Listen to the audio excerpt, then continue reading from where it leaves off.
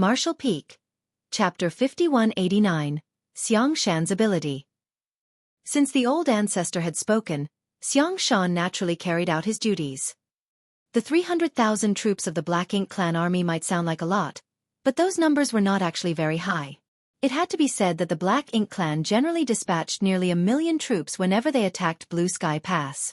This number did not include the troops that would continually be dispatched to the battlefield as reinforcements. If those numbers were included, then their numbers would swell even more.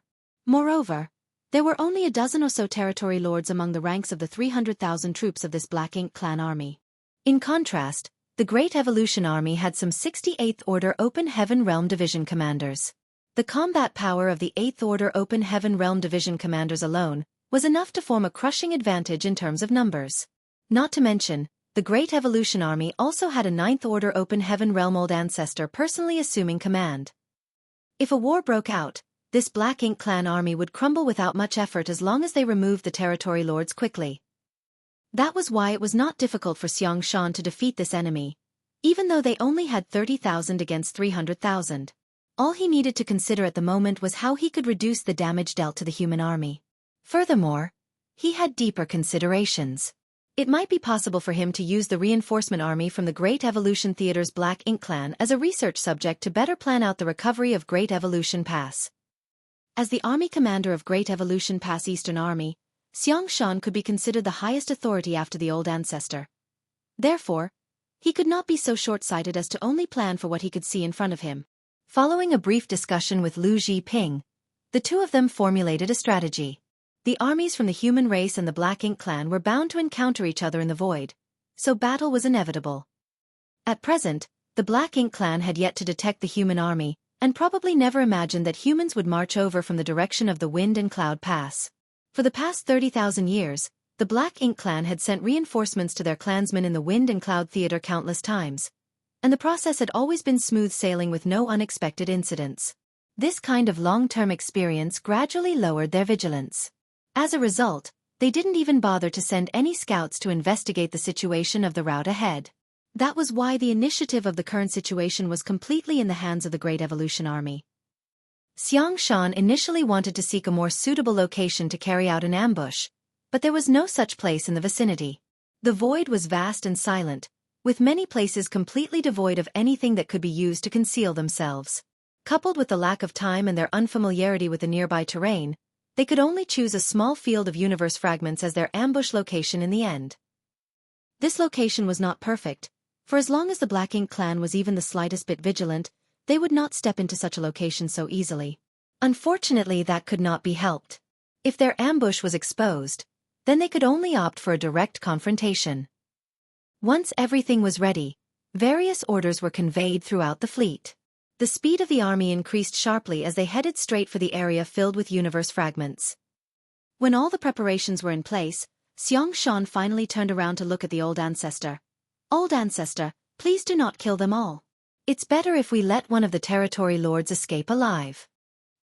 The old ancestor was astonished by his words. "Won't doing that alert the enemy of our presence?" He replied, "That's exactly what we want." She frowned slightly and asked, "Why? What's the purpose of doing that?" Xiang Shan answered succinctly, "Great Evolution Pass has been occupied by the Black Ink clan for the past 30,000 years. But, if my speculations are correct, the Royal Lord probably does not live in Great Evolution Pass. After all, his Black Ink nest is his foundation, so he most likely lives in the Royal City. As for Great Evolution Pass, there will only be a few territory lords overseeing the area at most. Old ancestor, would you rather fight the Royal Lord in the vicinity of the Royal City or the vicinity of Great Evolution Pass?" She smiled.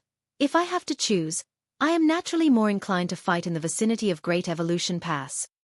If the battle took place near the Royal City, the Royal Lord would have the support of his Black Ink nest. Even if she had the opportunity to injure the other party, he would be able to rely on the strength of his Black Ink nest to recover from his injuries quickly and also boost his strength in moments of need. Not to mention, the Royal City was located in the depths of the Black Ink clan's territory. Fighting the Royal Lord there meant that the Black Ink clan would be able to receive large numbers of reinforcements in short order. On the other hand, it would be different if the battle took place near Great Evolution Pass. Without the royal lord's black ink nest, his rate of recovery would be greatly reduced. That would be beneficial to her. Xiang Shan broke into a grin. That's right. If the Black Ink clan learns about the arrival of a human army that appears to be trying to recover Great Evolution Pass, then the royal lord would definitely come forward in order to prevent the invasion of the human race. Luring the tiger from the mountain. The old ancestor's eyes lit up. She had to admit that Xiang Shan's idea was interesting. This move would allow them to secure control over the initiative of the battle and create an advantage for themselves in the process. After further consideration, she continued, this plan might have its advantages, but if there are only a few territory lords at Great Evolution Pass, why don't we secretly swoop in and secure Great Evolution Pass? This was not an interrogative question but a genuine inquiry of curiosity. She might have a higher cultivation compared to Xiang Shan, but from his various arrangements, it could be seen that his ability to conduct military strategy was superior to hers. With a simple deployment, he could pave the way for the future, which was something she could never hope to achieve. When she detected the Black Ink clan army approaching them, her first instinct was to simply obliterate it entirely. She never even considered allowing a territory lord to escape. It was only natural for her to inquire further since she thought of another possibility. Besides, she believed that it was impossible for Xiang Shan to overlook something so simple. Sure enough, Xiang Shan nodded. It is as you have said, old ancestor. If the army marched forward in secret, we would definitely be able to capture Great Evolution Pass with ease. From when the Black Ink clan took over Great Evolution Pass until now, we have never shown any signs of trying to take it back, so the Black Ink clan has no reason to station many troops there. Even if the Black Ink clan prepared many defensive mechanisms at Great Evolution Pass over the past 30,000 years, they will not be able to stop the might of our army without sufficient troops. But what happens after we retake Great Evolution Pass? The old ancestor followed his train of thought and soon came to a realization. Lu Zhiping, who was standing by the side, nodded and continued, even if our army can take back Great Evolution Pass, the Black Ink clan will not just stand by idly and watch. I'm sure they will gather a large army and attack us in short order. Indeed. Xiang Shan nodded. However, we will have just recaptured Great Evolution Pass and won't have had time to make any arrangements. When the time comes to face the Black Ink clan's attack, how will we defend ourselves? If we don't defend the Great Pass, then what was the point of attacking and retaking it in the first place? But, if we defend the Great Pass, without restoring the various facilities of Great Evolution Pass, our army will have no place to fall back to. We will be forced to engage in an all-out battle in the void against the Black Ink clan, where their advantage in numbers and willingness to sacrifice lives will be greatest. The Black Ink clan has never been afraid of suffering losses as thanks to the Black Ink nests, they can produce a steady stream of troops as long as they have resources. In comparison, how long can Great Evolution Pass's army of 60,000 last? 10 years? 20? There will come a day when our army simply cannot hold any longer. Lu Zhiping nodded lightly. As the former army commander of Yinyang Pass Western Army, though she had considerable talent in commanding military operations, she seemed like a novice when compared to Xiang Shan.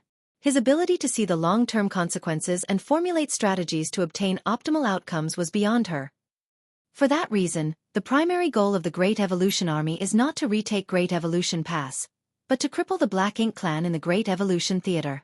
That is the only way we can gain enough time to recover and restore the Great Pass to its original glory. In order to recover Great Evolution Pass, they deployed troops from all the Great Passes and formed Great Evolution's 4 armies. Be that as it may, the primary objective of this campaign was not to recover Great Evolution Pass. Although these words sounded rather ridiculous, it was also the best method to achieve their goals. Lu Zhiping cupped her fist solemnly. Many thanks for your guidance. She had long heard of Xiang Shan despite belonging to a different Great Pass. As the former Blue Sky Pass Western Army's army commander, Xiang Shan was famed for being the nightmare of the territory lords in the Blue Sky Theater more than 3,000 years ago. During his active years, all territory lords trembled wherever he appeared. Lu Zhiping had never had any in-depth contact with him before though, so she only learned today that Xiang Shan was not only fierce in terms of personal strength, but he also boasted an extraordinary ability in strategy and tactics. It was no wonder the old ancestors allowed him to serve as the Great Evolution Eastern Army's army commander. Compared to him, she was greatly lacking in terms of ability. While the executives were analyzing the situation, The Eastern and Western armies had already entered the designated universe fragment field. This location was only a few days away from Wind and Cloud Pass, so it could be considered within the vicinity of Wind and Cloud Pass. There used to be several universe worlds here, but they had been picked clean by Wind and Cloud Pass long ago. After extensive mining and many years of drifting, these universe worlds had broken down into numerous universe fragments, which left behind a region filled with universe fragments. These universe fragments would provide cover for the Great Evolution Army to a certain extent. The warships flew towards different universe fragments and concealed themselves as best they could. Meanwhile, the members of each squad swiftly prepared various spirit arrays to disguise their auras and hide their figures. They could not do a thorough job since time was short, but their efforts were better than nothing. The reason this place was not considered a good spot for an ambush was that the number of universe fragments here was not very large.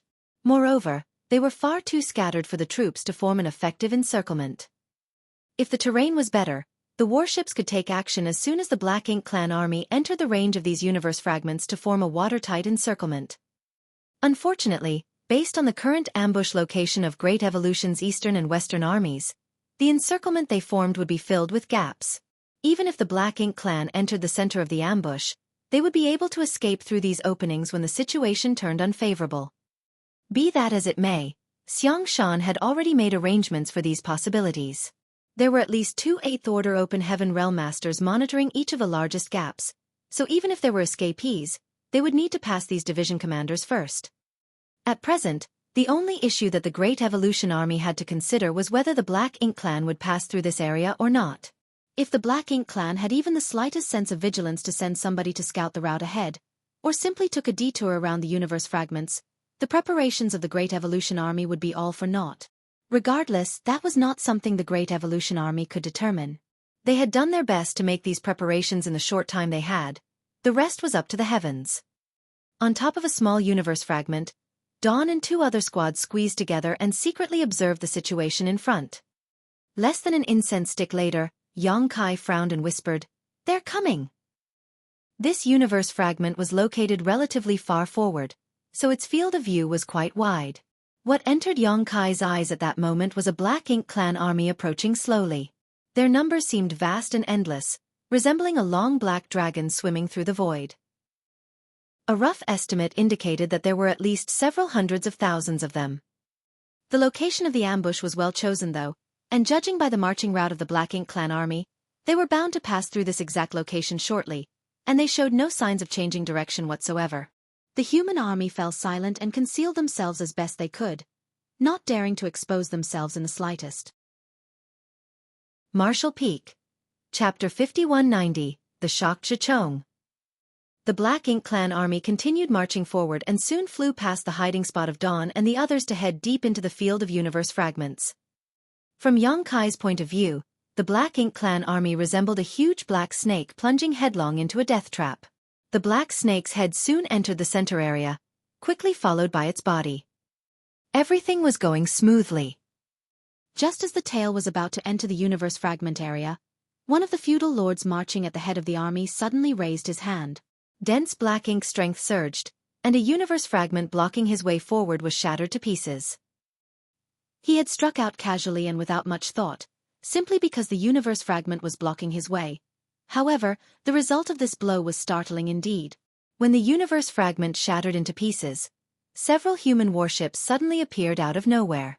Moreover, there were many silhouettes standing on the warships. The feudal lord was instantly stunned by the sight. Likewise, the humans on the warships were speechless. They had been hiding in ambush, using the universe fragment as a cover to conceal their figures and auras. How did they get exposed without any warning? When the universe fragment shattered to pieces, the humans thought that the Black Ink Clan had discovered their whereabouts. It was not until their gazes met those of the Black Ink clansmen that they realized this was nothing more than a coincidence. The feudal lord who attacked earlier would not have seemed so startled otherwise. Regardless of whether it was intentional or coincidental, these squads had already been exposed. Just as the squad leaders were wondering how they should deal with the situation in front of them, a loud whistle resounded across the void. It was the signal to attack. The squad leaders no longer hesitated. With the order given, The power of countless artifacts and spirit arrays aboard the warships was activated in an instant. A thick ray of light containing horrifying destructive power suddenly blasted into the middle of the Black Ink clan army. Before the stunned feudal lord could react to the situation, he was devoured by the light and suffered serious injuries. The many low-rank and high-rank Black Ink clansmen beside him also suffered heavy casualties. It was not just these few squads. When the signal to attack sounded, all the humans hiding in ambush behind the universe fragments attacked all at once. Thanks to the overwhelming power of the secret techniques and artifacts, the colorful brilliance instantly rendered the dead and silent void into a bright world, one filled with death and destruction. The sudden attack shocked and frightened the Black Ink clan. The 300,000 Black Ink clan army had been marching forward leisurely. After all, this was the standard route taken whenever they attacked Wind and Cloud Pass. The dozen territory lords overseeing the army had taken this route countless times and had never encountered any unexpected occurrences before. But today, a huge human army was actually lying in ambush for them. How could there be a human army lying in ambush here? The territory lords were in shock. Ever since Great Evolution Pass was occupied by the Black Ink clan, the humans at Wind and Cloud Pass had been heavily suppressed. It was impossible for the human race army to leave Wind and Cloud Pass and travel millions of kilometers away, let alone come to such a place and lay in ambush. After all, this place was more than just a few million kilometers away from Wind and Cloud Pass. Where did this army of humans come from? If they came from Wind and Cloud Pass, then what about their clansmen at Wind and Cloud Pass? However, if these humans weren't from Wind and Cloud Pass, where did they come from? The Black Ink clan had almost unimaginable advantages in conveying various messages to each other thanks to the Black Ink nests. Nevertheless, it was impossible to bring a Black Ink nest along when the army was on the march. Transmitting messages to each other was extremely inconvenient in the void, so how could the Black Ink clan army know that the Black Ink clan at Wind and Cloud Pass had almost been wiped out completely? That was why they had still been on their way to provide reinforcements to the Wind and Cloud Pass Black Ink clan as originally planned. In that brief moment when the territory lords fell into a daze, almost 10% of the 300,000 Black Ink clan army was either killed or critically wounded. The large number of humans shocked the territory lords. Although there was no way to accurately calculate the numbers, the dense number of warships in front of them indicated that there were at least tens of thousands of humans hiding in ambush here. The sight left them furious. Since when did the humans become so bold and reckless as to act in this manner? The Black Ink clan who came from Great Evolution Theater carried an arrogance that normal Black Ink clansmen did not have.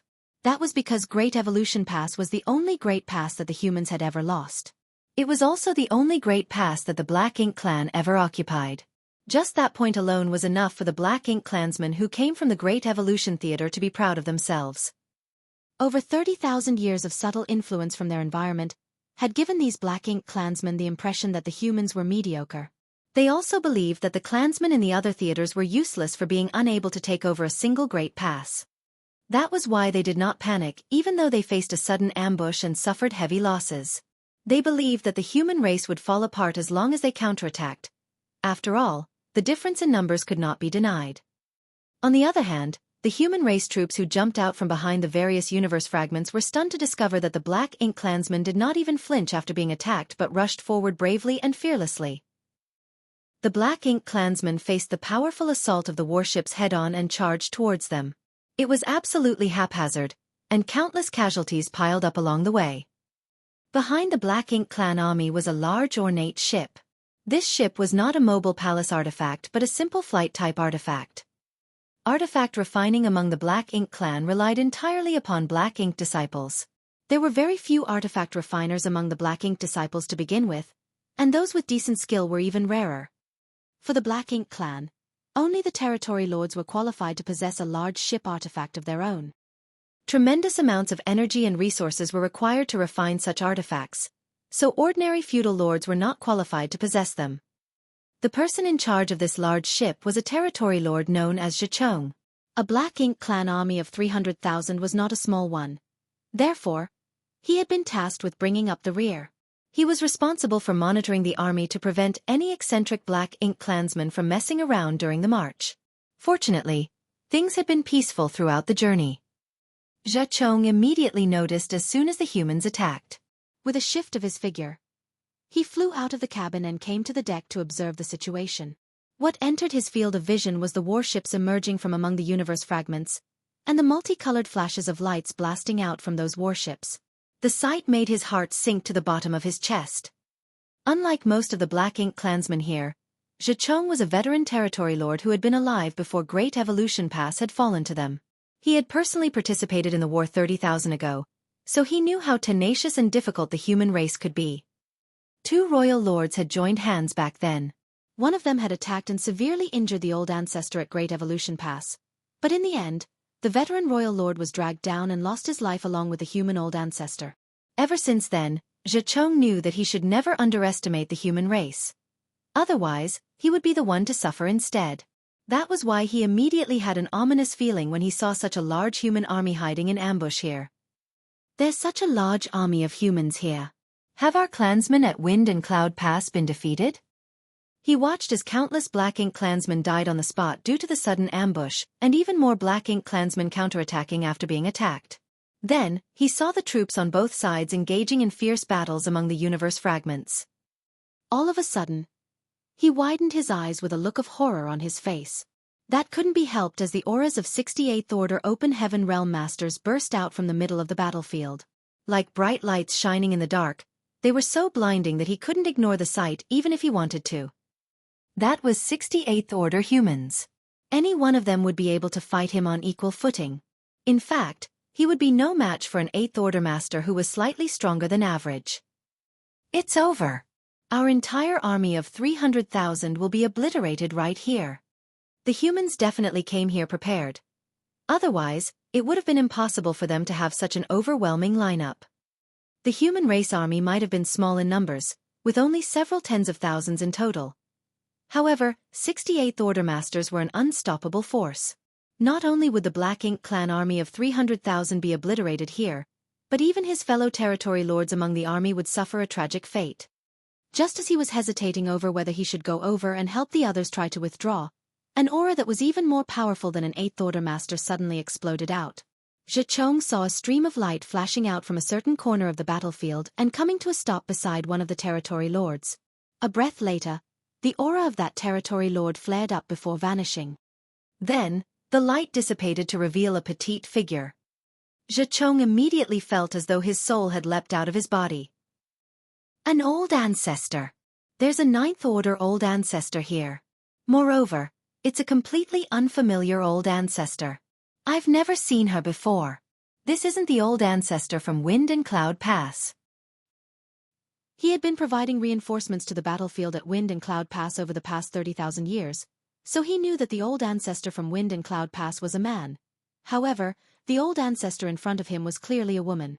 With the appearance of the old ancestor, it only took a breath for a powerful territory lord to be killed.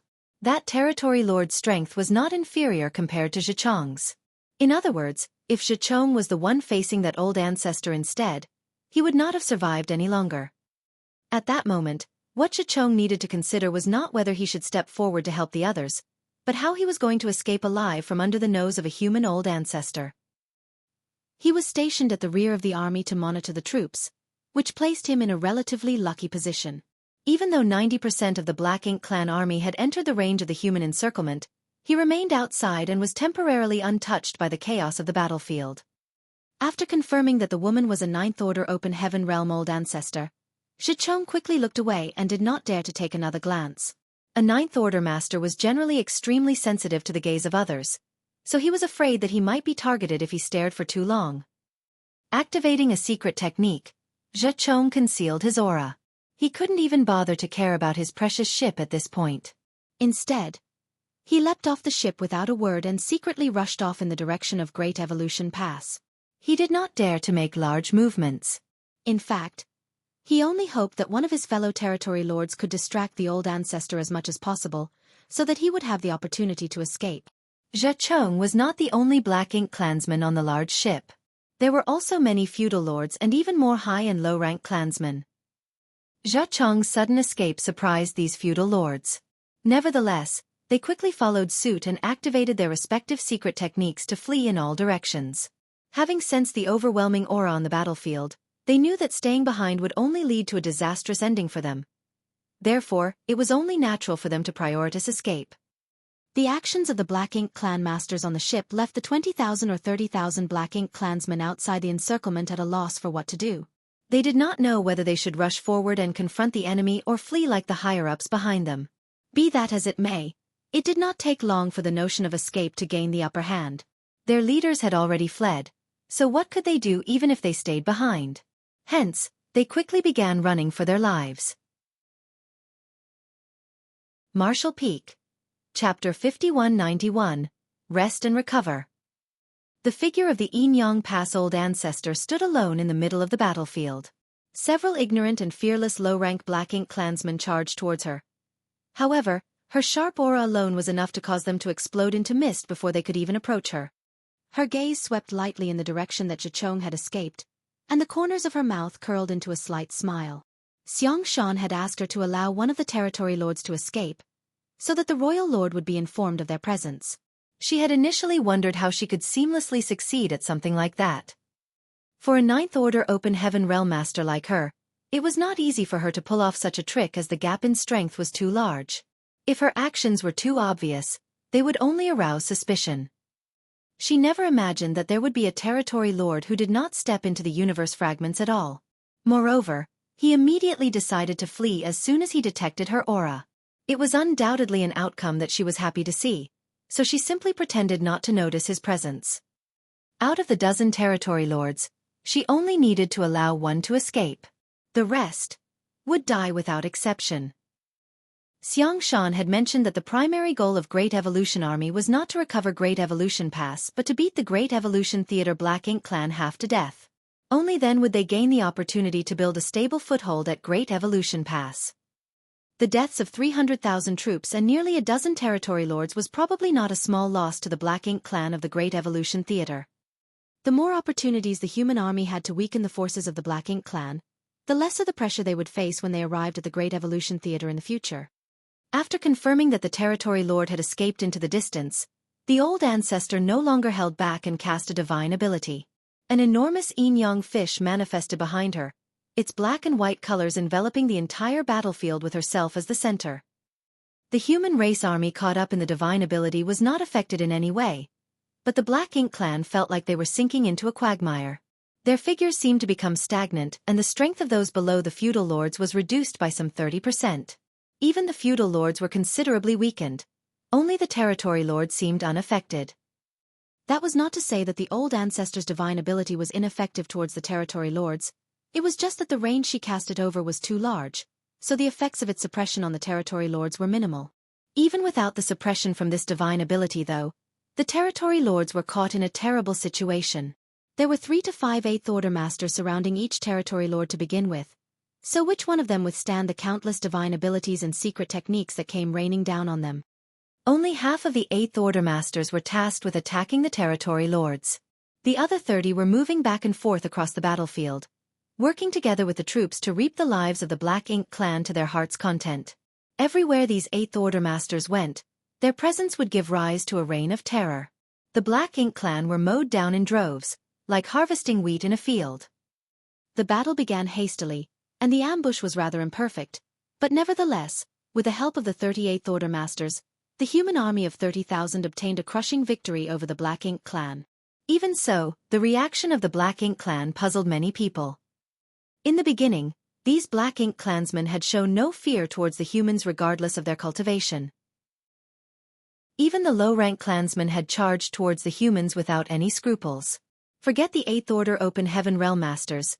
Many Black Ink clansmen even dared to attack the old ancestor. The reason for the situation naturally stemmed from the fact that these Black Ink clansmen came from the Great Evolution Theater, and most of them had never fought with the human race before. Every time Great Evolution Theater provided reinforcements to attack Wind and Cloud Army, only the territory lords who led the army and some lucky feudal lords would return alive. The rest generally died on the battlefield. Consequently, many of the Black Ink clansmen had never experienced a battle against the humans before. However, they were the Black Ink clan from Great Evolution Theater. Their ancestors were the only ones who successfully seized one of the Great Passes. Almost all the Black Ink clansmen below the feudal lords believed that the human race was extremely weak. That was why the Black Ink clan army of 300,000 had bravely fought back despite being ambushed and severely outmatched. As time passed though, and the number of clansmen decreased, they finally realized that the information passed down from ancient times did not match up to reality. The humans were not as weak as the rumors claimed. It turned out that every one of them was extremely strong. Not to mention, they could borrow the power of large artifacts that came in varying shapes and sizes to fight. As long as the defenses of these artifacts remained intact, the Black Ink clan could barely cause any damage towards them. After about half of the army had died in battle, the Black Ink clan finally understood their situation. The humans seemed to be much fewer in number, but they were still a force they could not compete with. Unfortunately, the realization had come too late. Under the command of Xiang Shan and Lu Zhiping, the entire universe fragment field had already turned into a perfect encirclement. Aside from the 30,000 or so Black Ink clansmen who had originally been outside the ambush zone, the remaining Black Ink clan army no longer had the opportunity to flee even if they wanted to. What followed next was a one-sided massacre. All the territory lords quickly fell in battle, leaving the surviving Black Ink clansmen leaderless. They all fought independently, resulting in an extremely chaotic situation. On the other hand, the human army had dozens of 8th Order Open Heaven Realm Masters and even an old ancestor assuming command. It was only natural that they would hold the absolute advantage. In just one day, the Black Ink clan army was completely obliterated. All the universe fragments in the nearby void had been shattered to dust. Severed limbs and hashed meat were everywhere.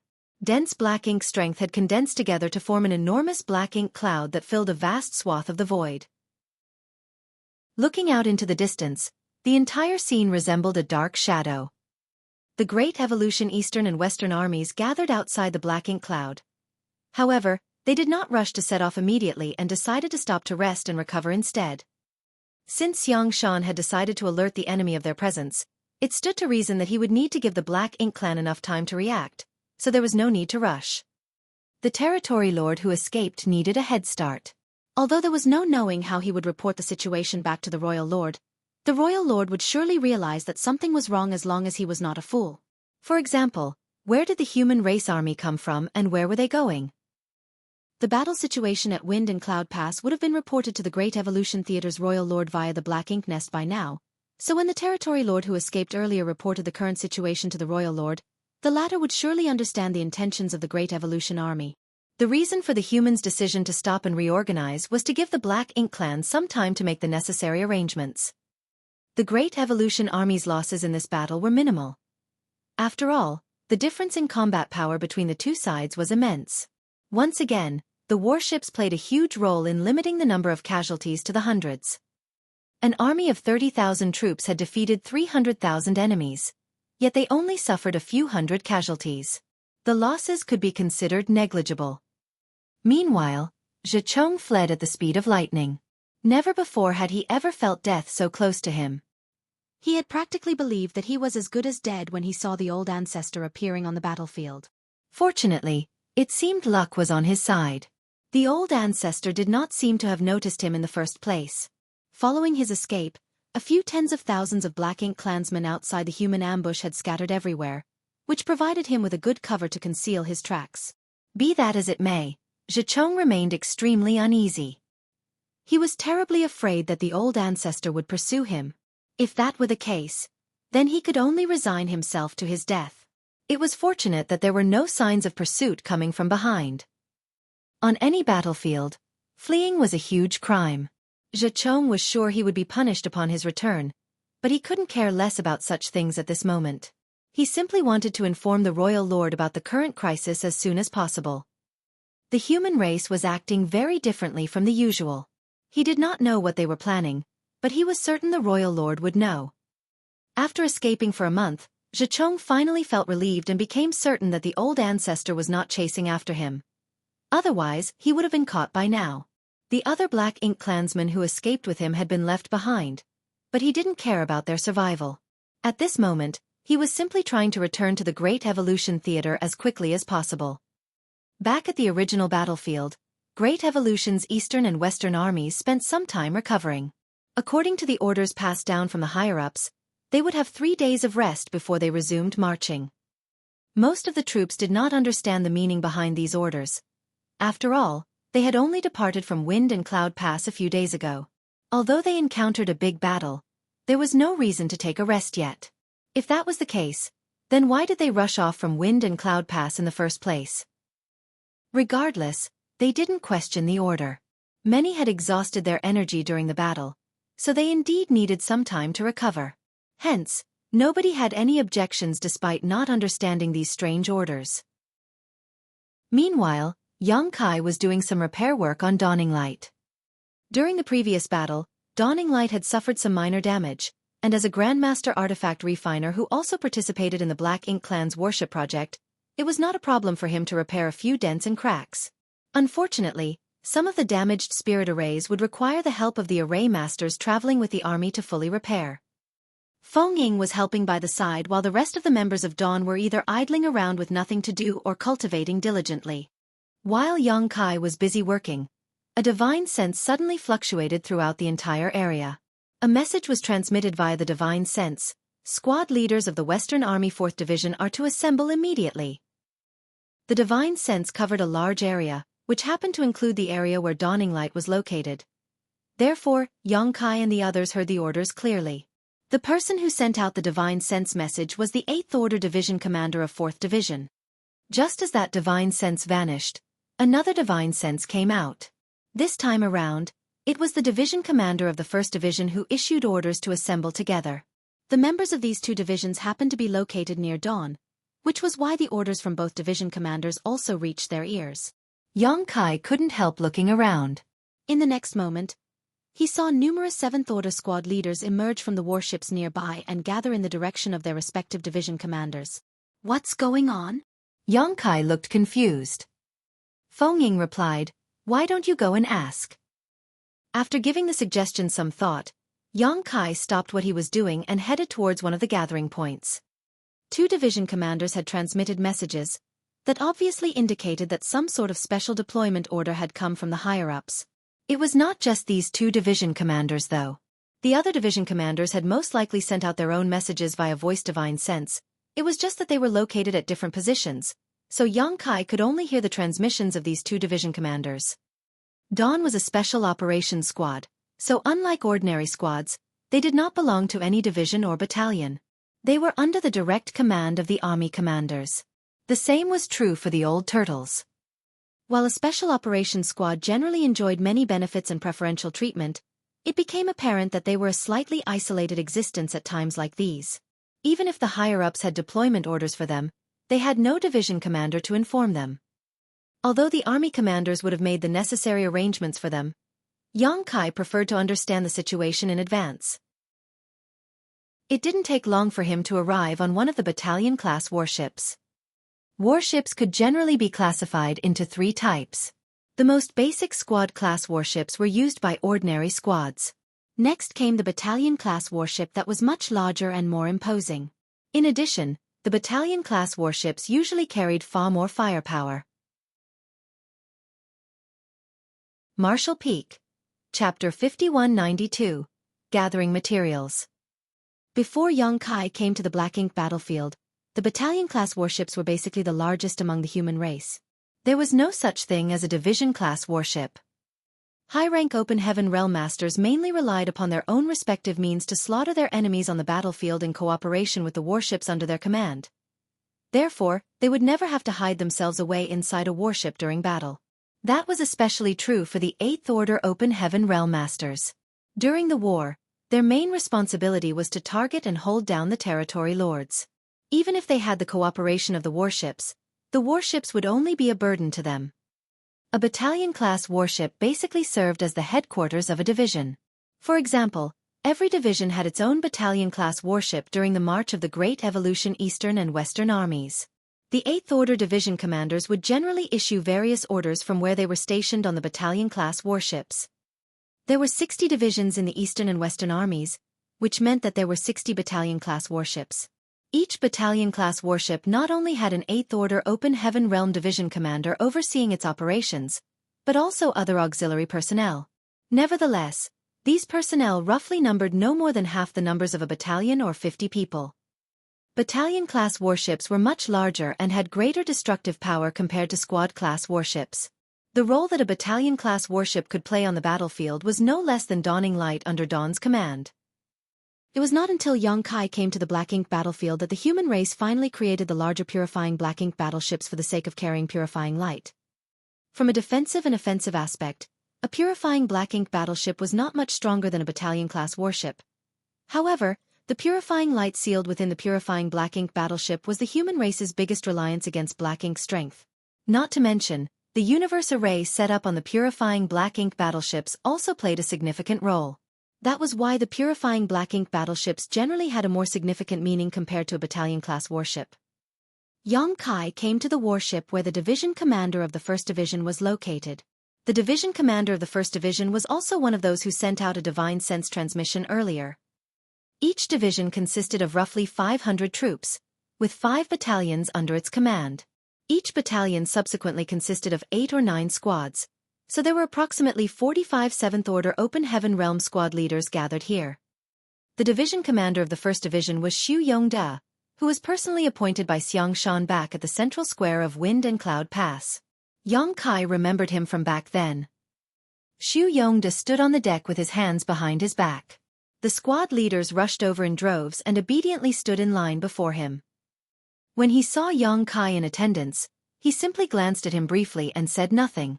It was evident that he knew Yongkai came here to obtain information as the squad leader of a special operations squad. Not long afterwards, the adjutant next to him leaned over and reported in a low voice, "Sir, everyone is here." He nodded and finally opened his mouth to speak. "I called you over because I have orders from above." While Xueqi was speaking, the adjutant reached up and swept his hand out before him. Materials of various elements suddenly appeared in front of him. There were almost a dozen of these materials in varying shapes and sizes. Moreover, these materials were of varying orders. Everybody was confused by the sight before them. Xueqi stepped forward and pointed at the materials. "When you return to your respective squads, you must collect the materials that are shown here. There are no requirements in terms of order, so just collect as many as possible." There were times when the same materials might not have the same order. Those with better formation conditions and enough time would have a higher order. On the other hand, the reverse would result in materials with a lower order instead. One of the 7th Order Open Heaven Realm squad leaders asked curiously, "Sir, what is the purpose of collecting these materials?" Xueqi replied, "The higher-ups have their own considerations. Don't ask so many questions and simply collect what you have been told to collect. The time limit is half a day.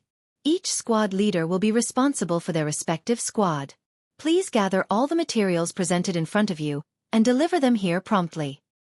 Yes. The squad leaders received the orders and dispersed back to their squads. There was an unwritten rule on the black ink battlefield that every cultivator would leave all their resources behind in their residence whenever they were dispatched from the Great Pass where they resided, especially during wartime. They normally did not carry many materials with them on the battlefield. This practice was to prevent the loss of resources should they fall in battle or suffer from any unexpected accidents on the battlefield. By leaving all their materials in their residence, the property they left behind could be used by others if they lost their lives in battle.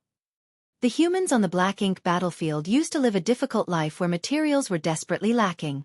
Although their situation had improved considerably, their deep-rooted habits formed over the years had not changed. However, the situation among the troops of the Great Evolution Eastern and Western armies was different.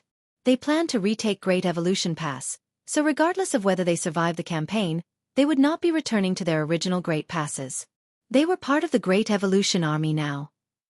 For that reason, they had packed and brought all their belongings with them before the campaign began. That was not all though, as the various Great Passes had also distributed large amounts of cultivation resources to the deployed troops, lest they lacked the necessary resources when they arrived at the Great Evolution Theater. Therefore, all the troops in the Great Evolution Eastern and Western armies could be said to be extremely wealthy. It would not be difficult to complete the order from the higher-ups to collect the specified materials, as there were 30,000 troops in the armies, and the number would not be too small either.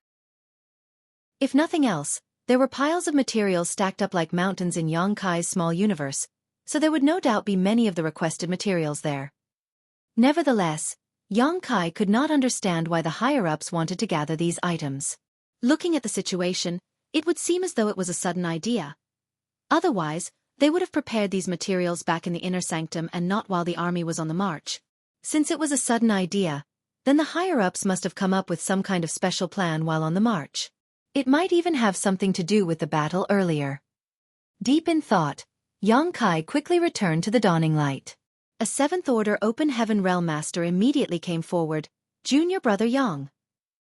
Yang Kai looked up and recognized that person as Li Xing, who also came from Blue Sky Pass. A total of 500 people had been dispatched from Blue Sky Pass, so even if he was not acquainted with all of them, Yang Kai would at least be familiar with their faces. Yang Kai was not close to Li Xing, but they had met each other at Blue Sky Pass on several occasions.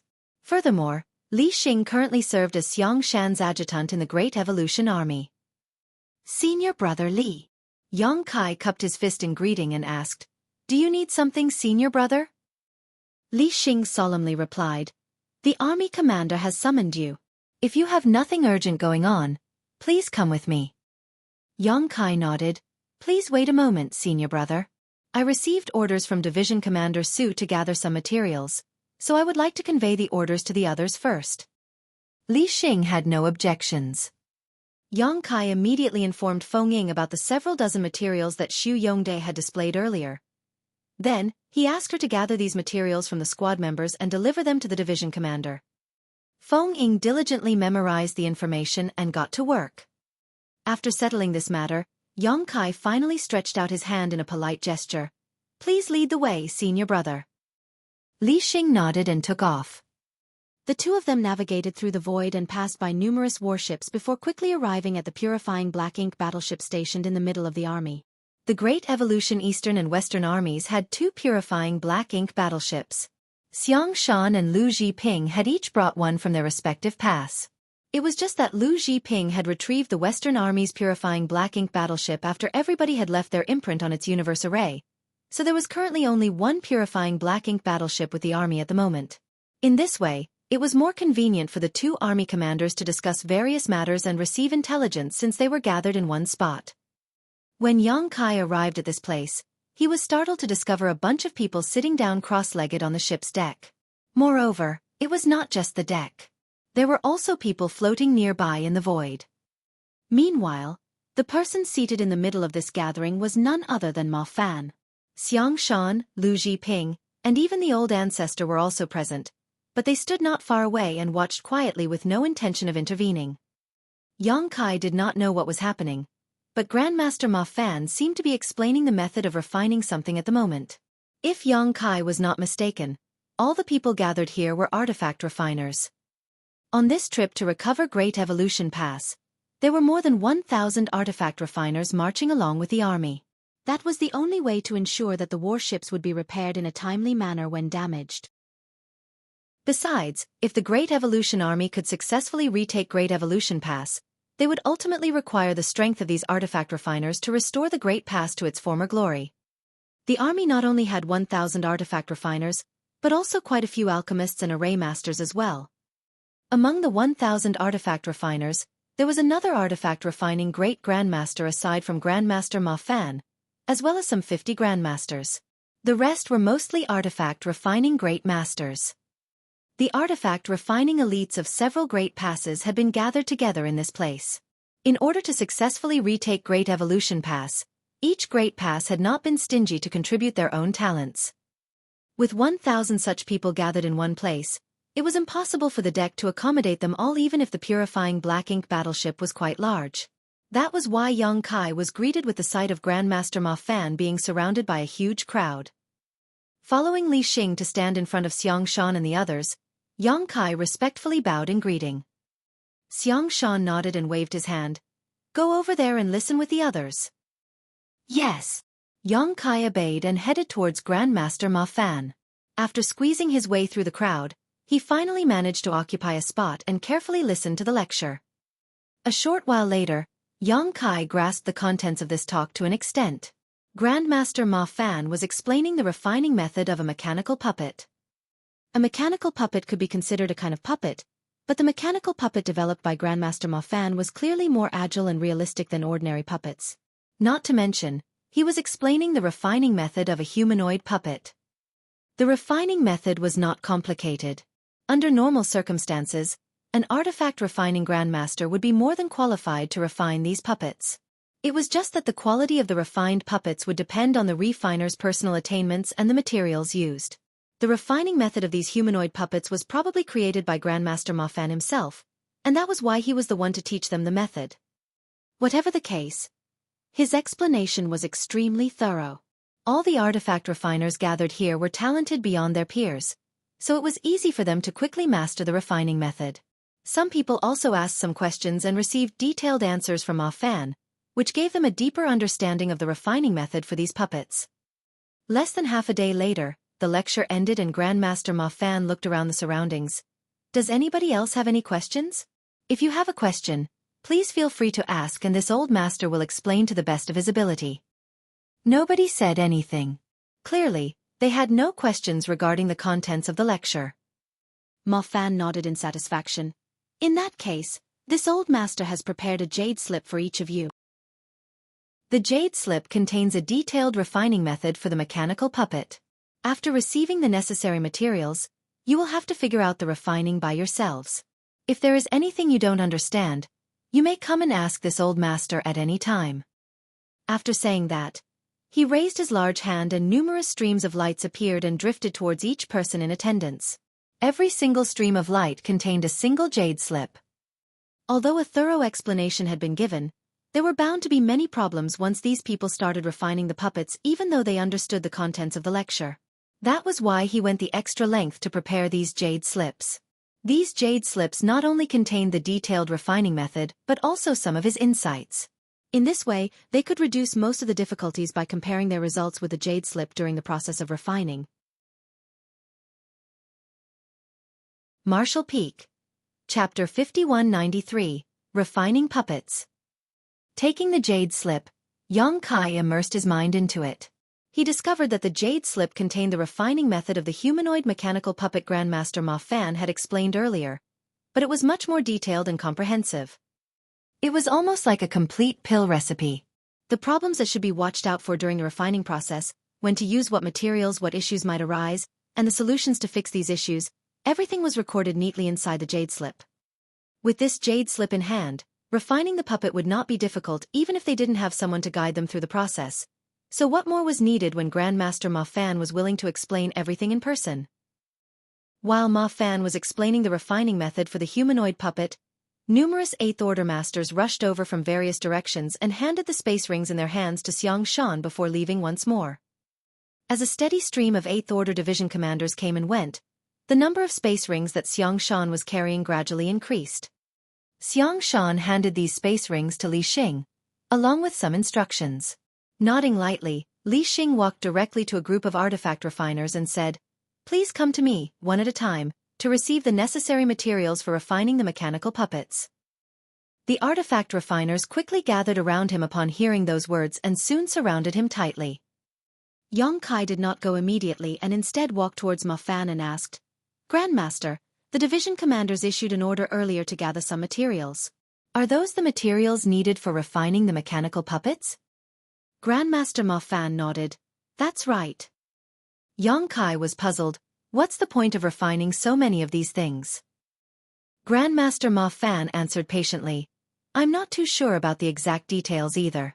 I simply received a request from Army Commander Xueqi to teach the refining method of these puppets. As for what he plans to do with them, that's up to his own considerations. However, the refining method of these puppets is something I learned on a whim when I was younger. Although they seem quite realistic from a distance, they aren't much use in reality. According to my guess, these puppets can only be used as a distraction at most." Xueqi seemed pensive. On the other side, Xueqi spoke up once most of the artifact refiners had received the supplies. "After receiving the materials, please refine them carefully. Do your best to refine as many puppets as possible." Everybody nodded in acknowledgement.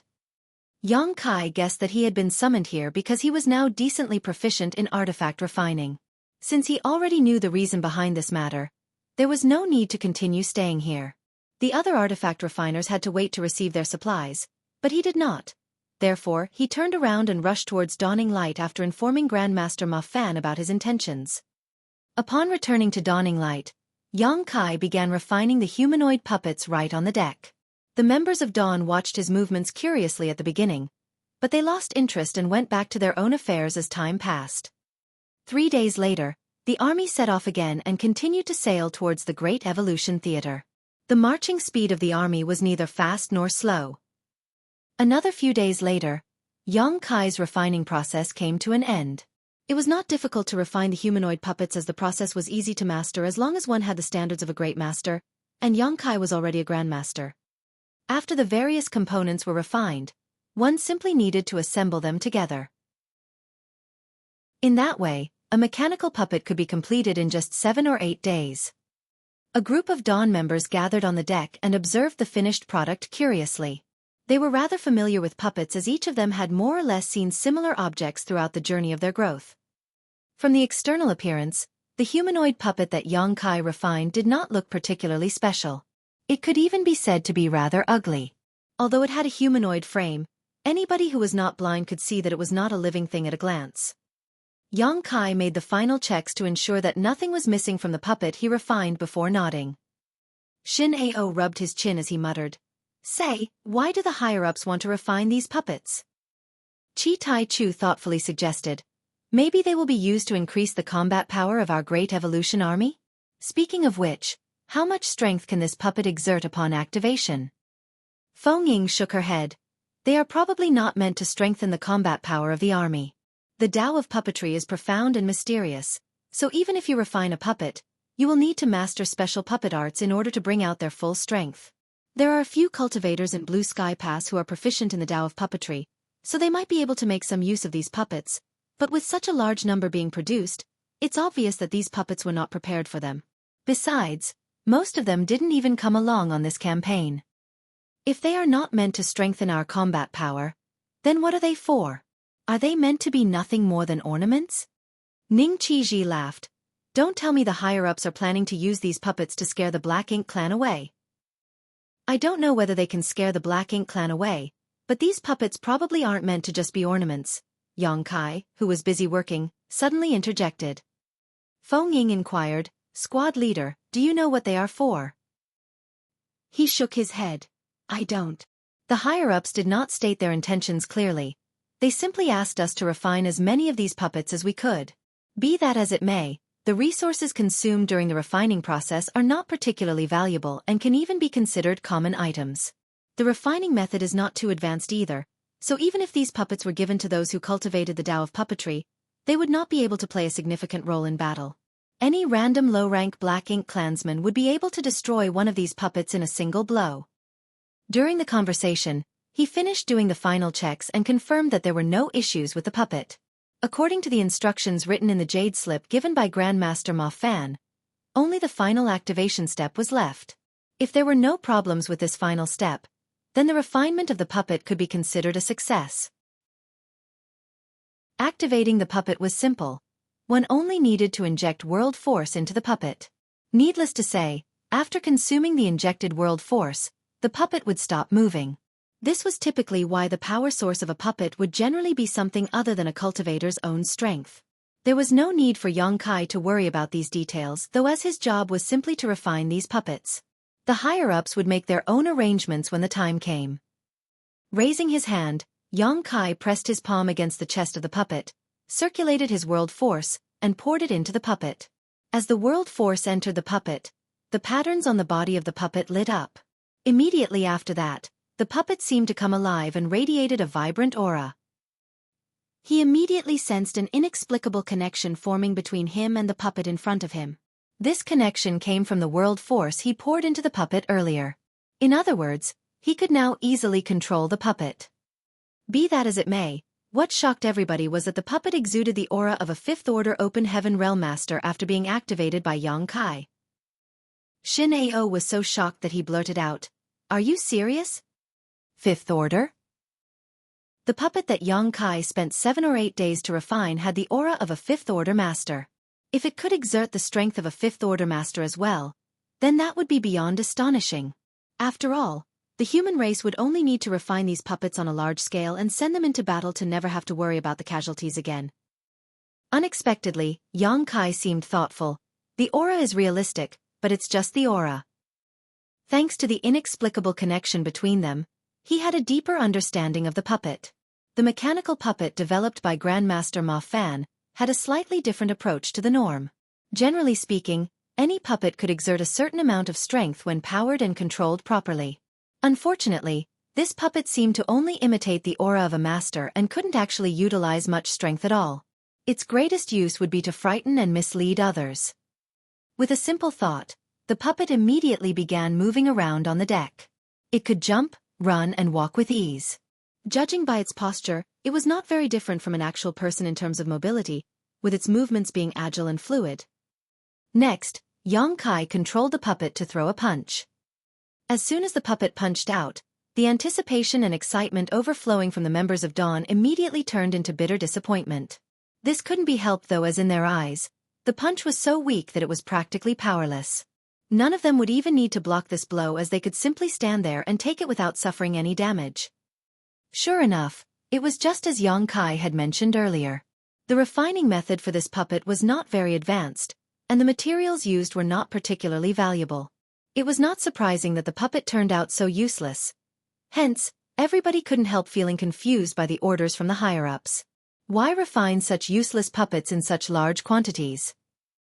Having satisfied their curiosity, the members of Dawn lost interest in the useless puppets and returned to their own affairs. Meanwhile, Xueqi gave the puppet the order to move around freely before he began refining a second one. The refining process went much smoother than the first time, and the time he took was shortened by half a day. Everybody would go through a period of practice before they became skilled at anything after all. Xueqi estimated that he would only need 4 to 5 days to refine another puppet to completion, once he became proficient in this process. After a series of checks, he confirmed that there were no problems with the second puppet. He then poured his world force into it for the final activation. The puppet once again released the aura of a 5th Order Open Heaven Realm Master, almost identical to the first puppet. The first puppet had already been stored in his space ring. Since Xueqi had not provided it with much world force to begin with, and did not continue to provide it with more, the puppet completely stopped moving after an incense stick or so. The army continued to march forward slowly, and the days gradually slipped by. During this period, Xueqi concentrated on refining the humanoid puppets, and his speed increased with practice. Half a year later, he only needed 5 days to finish refining one. In addition, as he became more proficient in this process, the aura released by the mechanical puppets he created were no longer limited to the 5th Order. Oftentimes, the puppets he refined would release the aura of a 6th Order Open Heaven Realm Master when powered up. When his luck was particularly good, the puppets he refined would release an aura that was comparable to a 7th Order Master. Unfortunately, that was his limit. Xueqi had the feeling that if Grandmaster Ma Fan and the other artifact refining Great Grandmaster were the ones to refine these puppets, they might be able to exude the aura of an 8th Order Division commander. In any case, regardless of how powerful the aura the puppets exuded, their foundation remained the same. They were still weak and useless existences that would be destroyed by any random blow from a low-rank Black Ink clansman. Another half a year later, Xueqi had refined almost 80 of these puppets. All of them had been stored inside a single space ring, ready to be delivered to the higher-ups at any time. After sailing for over a year, the Great Evolution Army had finally arrived within the Great Evolution Theater. They would be able to see Great Evolution pass from a distance if they continued marching forward for another 2 or 3 months. At this time, the Great Evolution Eastern and Western armies began to reduce the size of their formation. They used the power of various artifacts and spirit arrays to conceal the whereabouts of the 30,000 troops, and in addition, many teams of scouts were dispatched to investigate the route ahead and prevent any possibilities that their presence might be revealed. Marshall Peak. Chapter 5194. One Step Ahead. At the same time, the higher-ups suddenly issued another confusing order for collection. The last order for collection from the higher-ups had been to gather the various materials required for the refinement of the puppets. This time around, the order for collection was to gather spare clothing. They were neither limited to gender nor body shape or size. It was acceptable as long as the clothing could be worn. Combined with the order to refine the puppets in large quantities, many people were starting to understand the intentions of the higher-ups. First, it was collecting the materials to refine large amounts of humanoid puppets, then it was collecting various kinds of clothing. Their intentions no longer required much explanation at this point. Those puppets were going to be used as some kind of ruse. Every one of those puppets exuded the aura of a fifth-order open heaven realm master and above. It was conceivable that the puppet army would seem extremely imposing when gathered in one place. At the right time in the right place, they would easily be able to attract the full attention of the Black Ink clan. Meanwhile, the Great Evolution Eastern and Western armies would take advantage of this opportunity to take action. Although there were speculations about the purpose of these puppets, it was unfortunate that Xueqi and the others could not figure out the where and how these puppets were going to be used. Truthfully speaking, these puppets would easily be seen through if they were observed closely. While they could move around as smoothly as a real person and exude the aura of an open heaven realm master, that would only fool others when they were far away. However, just the open heaven realm aura exuded by these puppets alone would likely be enough for them to be mistaken for a real army if they were dressed in proper clothes and seen from a distance. The army had already stepped foot into the Great Evolution Theater, so there was a chance of encountering the Black Ink clan at any moment. The 30,000 troops prepared themselves for battle and conserved their energy so that they were ready for the possibility of war. The members responsible for controlling the various spirit arrays and artifacts on the squad-class warships were carefully inspecting their weapons to ensure that there were no issues before the battle began. The Great Evolution Army progressed through the void as silently as a phantom, exuding a chilling aura. Upon receiving a summons from Xueqi, Xueqi came to the purifying Black Ink battleship in the middle of the army once more. The old ancestor and the two army commanders were gathered together as though they were waiting for him to arrive. After Xueqi greeted them, Xueqi got straight to the point. "We have a mission for you." "Please give me your instructions, sir." Xueqi cupped his fist. Xueqi said, "If we march forward for another 2 months, we will reach Great Evolution Pass. I want you to circle around ahead and search for the Great Evolution Northern and Southern armies on the other side of Great Evolution Pass." At the moment, the Great Evolution Army had been split into 2 parts. One part was the Great Evolution Eastern and Western armies that had gathered at Wind and Cloud Pass, while the other part was the Great Evolution Northern and Southern armies that had gathered at Azure Void Pass. There were 2 reasons for this deployment. The first reason was that Wind and Cloud Pass and Azure Void Pass had always been besieged by larger than normal Black Ink armies. If the Great Evolution Army assembled at both these 2 great passes, then they could easily break these sieges. The second reason was that half of the troops from the Great Evolution Army came from these 2 great passes. Both Wind and Cloud Pass and Azure Void Pass had each dispatched 15,000 troops each to cobble together the Great Evolution Army of 60,000 troops. Therefore, the Great Evolution Army was bound to depart from these 2 great passes and advance together regardless of the circumstances. That was what Xueqi understood. What he didn't know was that the 2 armies departing from different great passes had originally agreed to march towards Great Evolution Pass at full speed so that they could arrive as soon as possible and join forces to launch a coordinated attack. However, the Great Evolution Eastern and Western armies had encountered the Black Ink clan reinforcement army from Great Evolution Pass along their march. That had given Xueqi the idea for a better strategy, and he quickly made various arrangements during the march. If there were changes to the original plan, then it was only natural to inform the Great Evolution Northern and Southern armies about the changes, so that they were not completely blindsided by the actions of the Great Evolution Eastern and Western armies. The inconvenience of communication on the battlefield could lead to extremely large losses. Since they wanted to inform the Great Evolution Northern and Southern armies about the changes, they had to choose a suitable candidate for the task. For Xueqi, the first person that came to mind was Xueqi. Xueqi was proficient in the Tao of Space, and as a result, his speed was something that even an 8th Order Master would not be able to match. Even if he ran into a territory lord on this journey, he would not be in danger as long as he was careful. Not to mention, Xueqi did not know the current whereabouts of the Great Evolution Northern and Southern armies, even though he had a prior agreement with their army commanders. If he sent somebody else, they might need to spend time searching slowly. On the contrary, the situation would be different if he sent Xueqi on this trip. That was because all the universe arrays on the purifying Black Ink battleships of each great pass had been installed by Xueqi himself. He had a unique advantage when it came to searching for the Great Evolution Northern and Southern armies. After Xueqi explained his reasons to Xueqi, the latter naturally did not refuse. "I exchanged communication artifacts with the Great Evolution Northern and Southern armies in the past. As long as we are within a certain distance of each other, we will be able to contact each other. But there's no need to go to such trouble to search for them. The Great Evolution Northern and Southern armies brought their purifying black ink battleships along, so when the time comes, you will only need to use the universe transference law to arrive directly at their side, Xiangshan explained. Yang Kai nodded.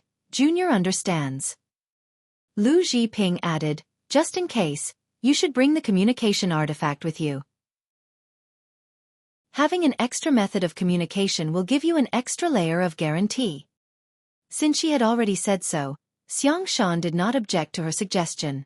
She thus handed a communication bead to Yang Kai, which he carefully stored away. When you locate the Great Evolution Northern and Southern armies, tell them that there have been changes to the original plan. The Great Evolution Eastern and Western armies will be taking action to draw the Black Ink Clan's attention as we charge straight into the Black Ink Clan's territory. I'm certain that the Black Ink Clan at Great Evolution Pass will receive news about the attack when the fighting breaks out. It would be great if the Black Ink Clan at Great Evolution Pass did not take any action, but that is unlikely, so the Northern and Southern armies need to intercept the enemy once the Black Ink Clan leaves Great Evolution Pass. Yang Kai was extremely surprised by those words. Is the Great Evolution Eastern and Western armies planning to attack the Black Ink Clan's territory? He had always assumed that the goal of this campaign was to retake Great Evolution Pass, so he never imagined that Xiangshan's plan would be so bold. Upon further consideration though, this plan was clearly more beneficial. If the Great Evolution Eastern and Western armies attacked the Black Ink Clan's territory, the Black Ink Clan at Great Evolution Pass would not be able to remain still once they received the news. They would surely head out to provide reinforcements, and at that time, the Great Evolution Northern and Southern armies would make their move and catch the enemy by surprise. This approach was clearly much better than attacking Great Evolution Pass directly. Yang Kai initially had some worries regarding this matter. The Black Ink Clan had taken over Great Evolution Pass some 30,000 years ago, so they were bound to have prepared various defensive measures. If the humans had attacked the Great Pass head-on, they would surely have suffered great losses. On the contrary, the situation would be different if they lured the snake out of its hole in this manner. Without Great Evolution Pass for protection, the Black Ink Clan would lose a huge advantage in this battle. If the humans could obliterate all the Black Ink Clan at Great Evolution Pass, they would be able to retake Great Evolution Pass with ease. It could even be said that if they could beat the Black Ink Clan in the Great Evolution Theater half to death, then the Great Evolution Army would gain ample time to establish a stable foothold in Great Evolution Pass after they retook it. Following the various thoughts that ran through his mind, Yang Kai vaguely understood Xiangshan's plan and couldn't help admiring the foresight of the army commander. Inform them that there's no need to provide aid to the Great Evolution Eastern and Western armies. They only need to keep the Black Ink Clan at Great Evolution Pass contained, and kill as many enemies as possible to ensure we aren't attacked from the rear. Yes. Yang Kai acknowledged the order. If you don't have anything to prepare, then please set off immediately. It was true that Yang Kai had nothing to prepare, but the 100 or so puppets that he refined previously were still inside his space ring, so he immediately took it out and handed it to Xiangshan. Then he cupped his fist in farewell. Junior will depart right now. Be careful and stay safe. The old ancestor, who had remained silent the entire time, suddenly urged. Yang Kai nodded and flashed out of the purifying black ink battleship. There was no need to inform Dawn. Even without him as the squad leader, Feng Ying and the others would be perfectly fine. After all, they were all people who had spent hundreds, if not thousands of years on the black ink battlefield. Manipulating space principles, Yang Kai's figure flickered and disappeared out of sight. When he looked back again, he could no longer see the great eastern and western fleets. There were various artifacts and barriers to conceal their whereabouts, so it was impossible to discover them unless one was close enough. Yang Kai did not linger. Making use of instantaneous movement over and over again, his figure flashed through the void without pause. According to the information given by Xiangshan, the marching speed of the Great Evolution Northern and Southern armies was probably faster than that of the Great Evolution Eastern and Western armies. Yang Kai guessed that the Great Evolution Northern and Southern armies were about to arrive in the vicinity of Great Evolution Pass. However, they would never carry out any rash actions before receiving contact from the Eastern and Western armies. Hiding in the shadows and observing the situation was definitely the safest method. What he needed to do at this moment was circle around Great Evolution Pass, locate the Great Evolution Northern and Southern armies, and deliver Xiangshan's message. After Yang Kai departed, the conversation continued inside the purifying black ink battleship, with Lu Zhiping saying, It's almost time. We should act according to the plan. Xiang Shan nodded, collect all the puppets. The order was conveyed to the others and soon, all the artifact refiners delivered the puppets they refined during the past year to the purifying black ink battleship. The puppets were personally inspected and counted by Ma Fan himself. There were more than 1,000 artifact refiners, including 2 great grandmasters and 50 grandmasters, so the results of the past year could be said to be extremely bountiful. As many as 70,000 puppets had been refined. Yang Kai alone had refined more than 100 puppets, with the other grandmasters achieving similar results. The 2 great grandmasters had refined even more. Although the number of puppets refined by the great masters was slightly lower, refining 70,000 puppets in this time frame was a terrifying feat nevertheless. That was a number that was accumulated from piling up various materials, but the preparations did not end there. Every puppet also needed to be charged and activated, which was another huge expense. It was fortunate that the Great Evolution Eastern and Western armies had brought enough supplies with them when they first set off on this journey to support such profligacy. It took several days to install energy sources for the tens of thousands of puppets. Afterward, the puppets were divided into 5 portions and stored into 5 separate space rings. These 5 space rings were carried by 5 8th Order Division commanders, who jointly set off in the direction of Great Evolution Pass. Following the departure of these 5 8th Order Division commanders, the huge fleet that had been marching straight towards Great Evolution Pass since they first set sail changed course. It was also on this day that Xueqi, Territory Lord, who had been fleeing for more than a year, finally arrived back at Great Evolution Pass. The reason he was able to arrive at Great Evolution Pass 2 months earlier than the Great Evolution Army was that he had been acting alone, so it was only natural that his movements were less restricted. He had mustered all his strength to escape back then and subsequently continued to run for his life for the next whole month. On the other hand, the Great Evolution Army had to maintain their formation, so it stood to reason that their speed could not compare to a lone territory lord. Be that as it may, it was the exact situation that Xiang Shan had been anticipating. It was crucial for Xueqi to return to Great Evolution Pass ahead of them so that the Black Ink clan had enough time to make some arrangements. Xueqi was a territory lord, but even his complexion was a little haggard at the moment. Traveling through the void for a year was no big deal for a master in his realm, so the reason he looked so disheveled was mainly due to the mental stress he had suffered. For some reason, he couldn't shake the feeling that his pursuers were right behind him. Marshall Peak. Chapter 5195, The Human Race is Planning to Attack Great Evolution Pass. When Xueqi was only a few days away from Wind and Cloud Pass, he was ambushed by a human race army. The 300,000 troops of the Black Ink Army had been completely annihilated, and all other territory lords other than him had lost their lives. However, fleeing for the past year had taken a huge toll on him. He felt as though there was an overwhelming sense of crisis pressing down on him, giving him the illusion that he was constantly being chased. Be that as it may, there were no signs of pursuers no matter how many times he checked his surroundings. Seeing the majestic Great Pass in front of him once more, Xueqi felt as though he had never found a more welcoming sight in his entire life. His tense nerves finally relaxed as soon as he stepped into Great Evolution Pass. More than 30,000 years had passed since the Black Ink clan conquered Great Evolution Pass. The troops that generally departed from here to provide reinforcements to the 2 adjacent theaters had always been defeated after arriving at Wind and Cloud Pass or Azure Void Pass. There was never once when they were ambushed and completely annihilated by the humans along the way. During his escape, Xueqi had been wondering about something. He simply could not understand how the humans at Wind and Cloud Pass could gather the manpower to prepare an ambush in that place. Logically speaking, the humans at Wind and Cloud Pass should have been overwhelmed by the siege of the Black Ink clan army by now. After much thought, a possibility occurred to him, one that left him feeling very uneasy. Great Evolution Pass was originally one of the great passes under the human race's control. It had taken countless generations of blood, sweat, and tears from the elites of Great Evolution Paradise to build up the Great Pass little by little. More than 30,000 years ago, this place was not that different from the other great passes. Tens of thousands of human troops had protected this place under the leadership of their old ancestor, and prevented the Black Ink clan from taking one step across the boundary. However, the entire Great Evolution Pass was now shrouded in a layer of dense black ink strength. There was also an enormous black ink nest standing tall in the middle of Great Evolution Pass Central Square. The black ink nest resembled a pitch-black flower bud that was on the verge of blooming. Whenever it contracted and expanded slightly, large amounts of thick black ink strength leaked out from within. This particular black ink nest was thousands of meters tall, and its base practically occupied the entire central square. Looking at it from a distance, it resembled a towering black mountain. It was clearly a mid-grade black ink nest. Black ink nests were the foundation of the black ink clan.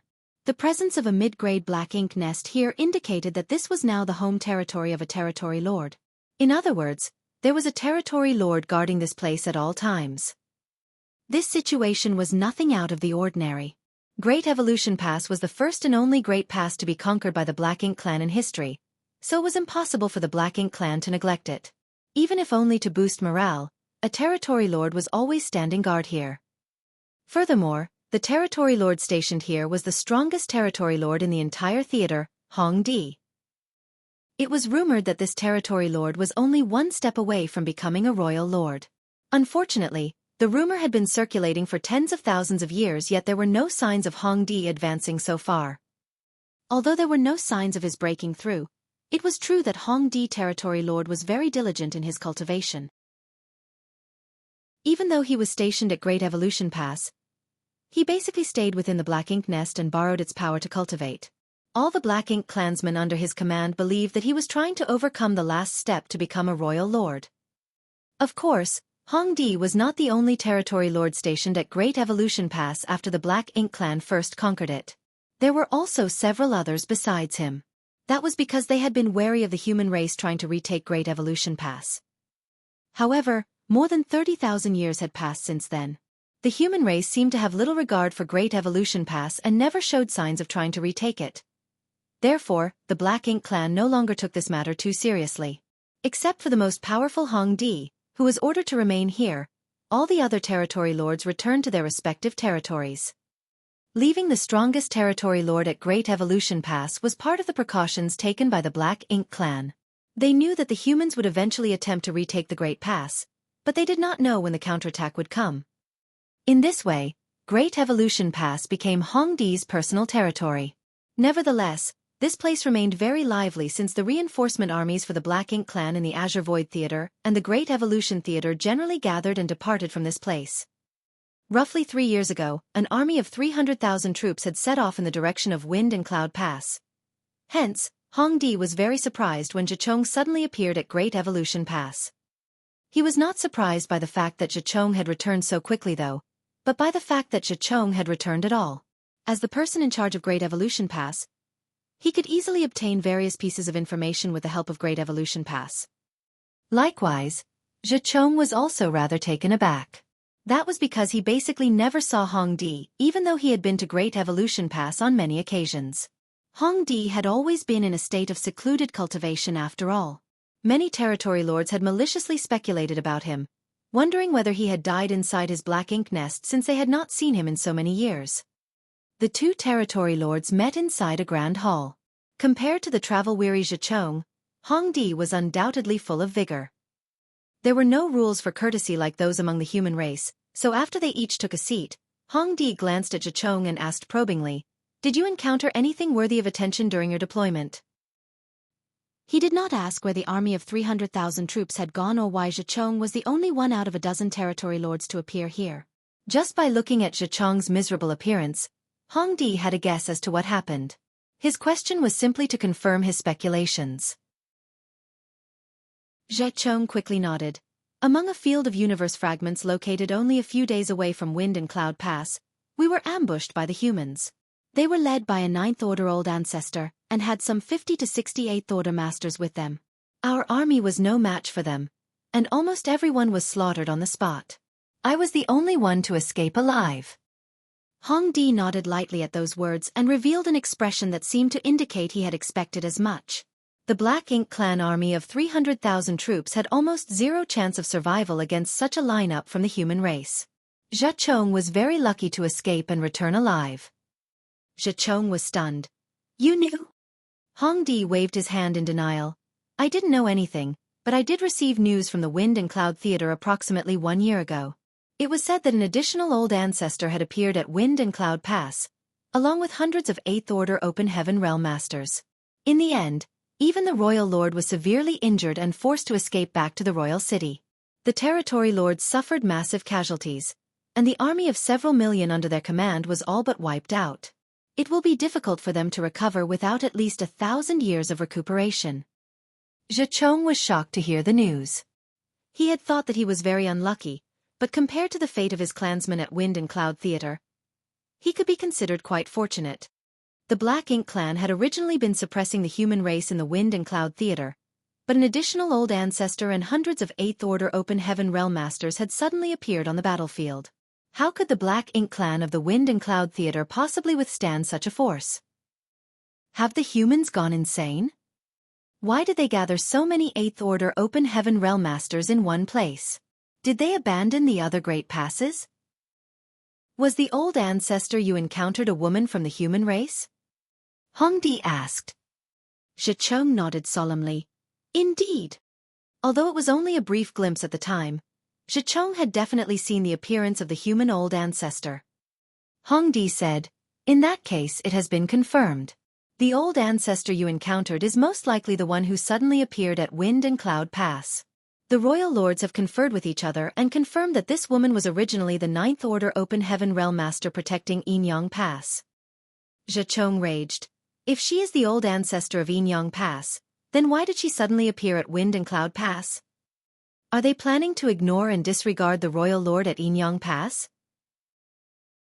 He was lucky to have escaped the notice of that 9th Order Master, which allowed him to survive by a narrow margin. But what if he had not been so lucky? He would have suffered the same fate as the other dozen Territory Lords and become nothing more than severed limbs and hashed meat floating about in the void by now. Xueqi had no place to vent all the bitterness and panic he felt while fleeing for his life. Furthermore, thinking about how a Territory Lord like him had never been in such a wretched position before, and learning that the 9th Order Open Heaven Realm Master was somebody from the distant Yinyang Pass, he forgot to be mindful of his speech in his annoyance. Watch your tongue. Hongdi glared at Xueqi. The prestige of a Black Ink clan Royal Lord was not something a mere Territory Lord could disparage. Xueqi immediately shrunk his neck. In the end, he heaved a heavy sigh. Taking pity on Xueqi, Hongdi explained the situation. To tell you the truth, there's a reason why that 9th Order woman from Yinyang Pass appeared at Wind and Cloud Pass. It's because a new 9th Order human has appeared at Yinyang Pass. That's why she could leave with peace of mind. Xueqi was stunned. The humans gained an additional 9th Order Open Heaven Realm Master. The 9th Order Masters and the Royal Lords were the strongest combatants among the human race and the Black Ink clan. The addition or loss of even one of them was something that could shake the entire Black Ink battlefield. That was why Xueqi lost his composure when he heard that there was an additional 9th Order Open Heaven Realm Master at Yinyang Pass. Hongdi nodded. When news that the 9th Order Old Ancestor from Yinyang Pass appeared at Wind and Cloud Pass, the Royal Lord in the Yinyang Theater probed the situation at Yinyang Pass and confirmed that there was a 9th Order Master there. It seems that one of the army commanders at Yinyang Pass broke through. Xueqi immediately gritted his teeth in fury. The human race sure is cunning. When a human advanced from the 8th Order to the 9th Order, the disturbance caused was extremely large. If they had chosen to advance in the Black Ink battlefield, then the Black Ink clan would have known about it a long time ago. Seeing as they suddenly gained a new 9th Order Old Ancestor out of nowhere, it could only be assumed that the newly advanced master had not chosen to advance on the Black Ink battlefield. The humans had been planning this from the beginning. They secretly nurtured a new 9th Order Old Ancestor, which led to the complete defeat of the Black Ink clan at Wind and Cloud Pass. Xueqi had simply gotten involved by extension. That can't be right. Hongdi suddenly seemed to realize something, and his expression changed slightly. Xueqi, did you say that you were ambushed by the human race army when you were a few days away from Wind and Cloud Pass? Xueqi nodded. In other words, you encountered each other on the road. Naturally, he secretly thought to himself, why is Hongdi asking such nonsensical questions? Hongdi's expression changed drastically. He had not been surprised by what happened to Xueqi because he had already heard about the situation beforehand. The Black Ink clan army had suffered a crushing defeat at Wind and Cloud Pass, so he naturally assumed that the reinforcement army led by territory lords like Xueqi had also been defeated on that battlefield. Therefore, He had been slightly surprised to see that Xueqi had returned alive. Many territory lords had perished in that battle, so Xueqi was very lucky to have survived. Be that as it may, it turned out that the reinforcement army had not participated in the battle at Wind and Cloud Pass. It was impossible for the humans to know about the reinforcement army dispatched from Great Evolution Pass, and set up an ambush in the middle of their route. In other words, it was because Xueqi and the others were unlucky that they were ambushed in the first place. They had encountered the human race army that had departed from Wind and Cloud Pass. But why would an old ancestor lead a human army out of Wind and Cloud Pass? This is bad. Hongdi abruptly jumped to his feet. They are coming to attack Great Evolution Pass. Xueqi frowned. Do you have evidence? The truth was that he had considered this possibility while on the run for his life, but there was no evidence to back up this speculation. Although he had encountered the human race army outside of Wind and Cloud Pass, he could not say that they were planning to attack and retake Great Evolution Pass. That was a huge claim to make, so Xueqi had not dared to voice his opinion even though this idea had crossed his mind. Marshall Peak. Chapter 5196. Northern and Southern Armies. Xueqi had originally planned to use the black ink nest at Great Evolution Pass to report his encounter to the Royal Lord. At the same time, he planned to mention his conjecture despite the lack of evidence. Unfortunately, there were various pros and cons to be considered. If his conjecture was true, then the Black Ink clan would have time to prepare themselves in advance. However, if he was wrong, then he would definitely be punished. There was also the fact that he had fled the battlefield during his encounter with the human race army. He was bound to suffer horribly if he was simultaneously condemned and punished for both crimes. Seeing that Hongdi had the same suspicions, Xueqi felt a sense of relief. It would save him the trouble of informing the royal lord himself. Hongdi quickly said, "If you consider the timing, you probably encountered the ambush from the human race army after the battle at Wind and Cloud Pass ended. It was also after the battle at Wind and Cloud Pass that the royal lord sent me a message, telling me not to enter retreat for the time being. I couldn't understand why he issued such a strange order at the time, but it would seem that he already anticipated this turn of events." The royal lord had indeed anticipated this situation. Hongdi was stationed at Great Evolution Pass, so the only information he could receive was the information circulating within the Great Evolution Theater. It was also information that the royal lord could access, but unlike Hongdi, the royal lord had a high-rank black ink nest. The royal lord could communicate with the other royal lords with their high-rank black ink nests and obtain information from the other theaters. Hongdi was only aware that the humans at Wind and Cloud Pass had significantly increased the number of their troops.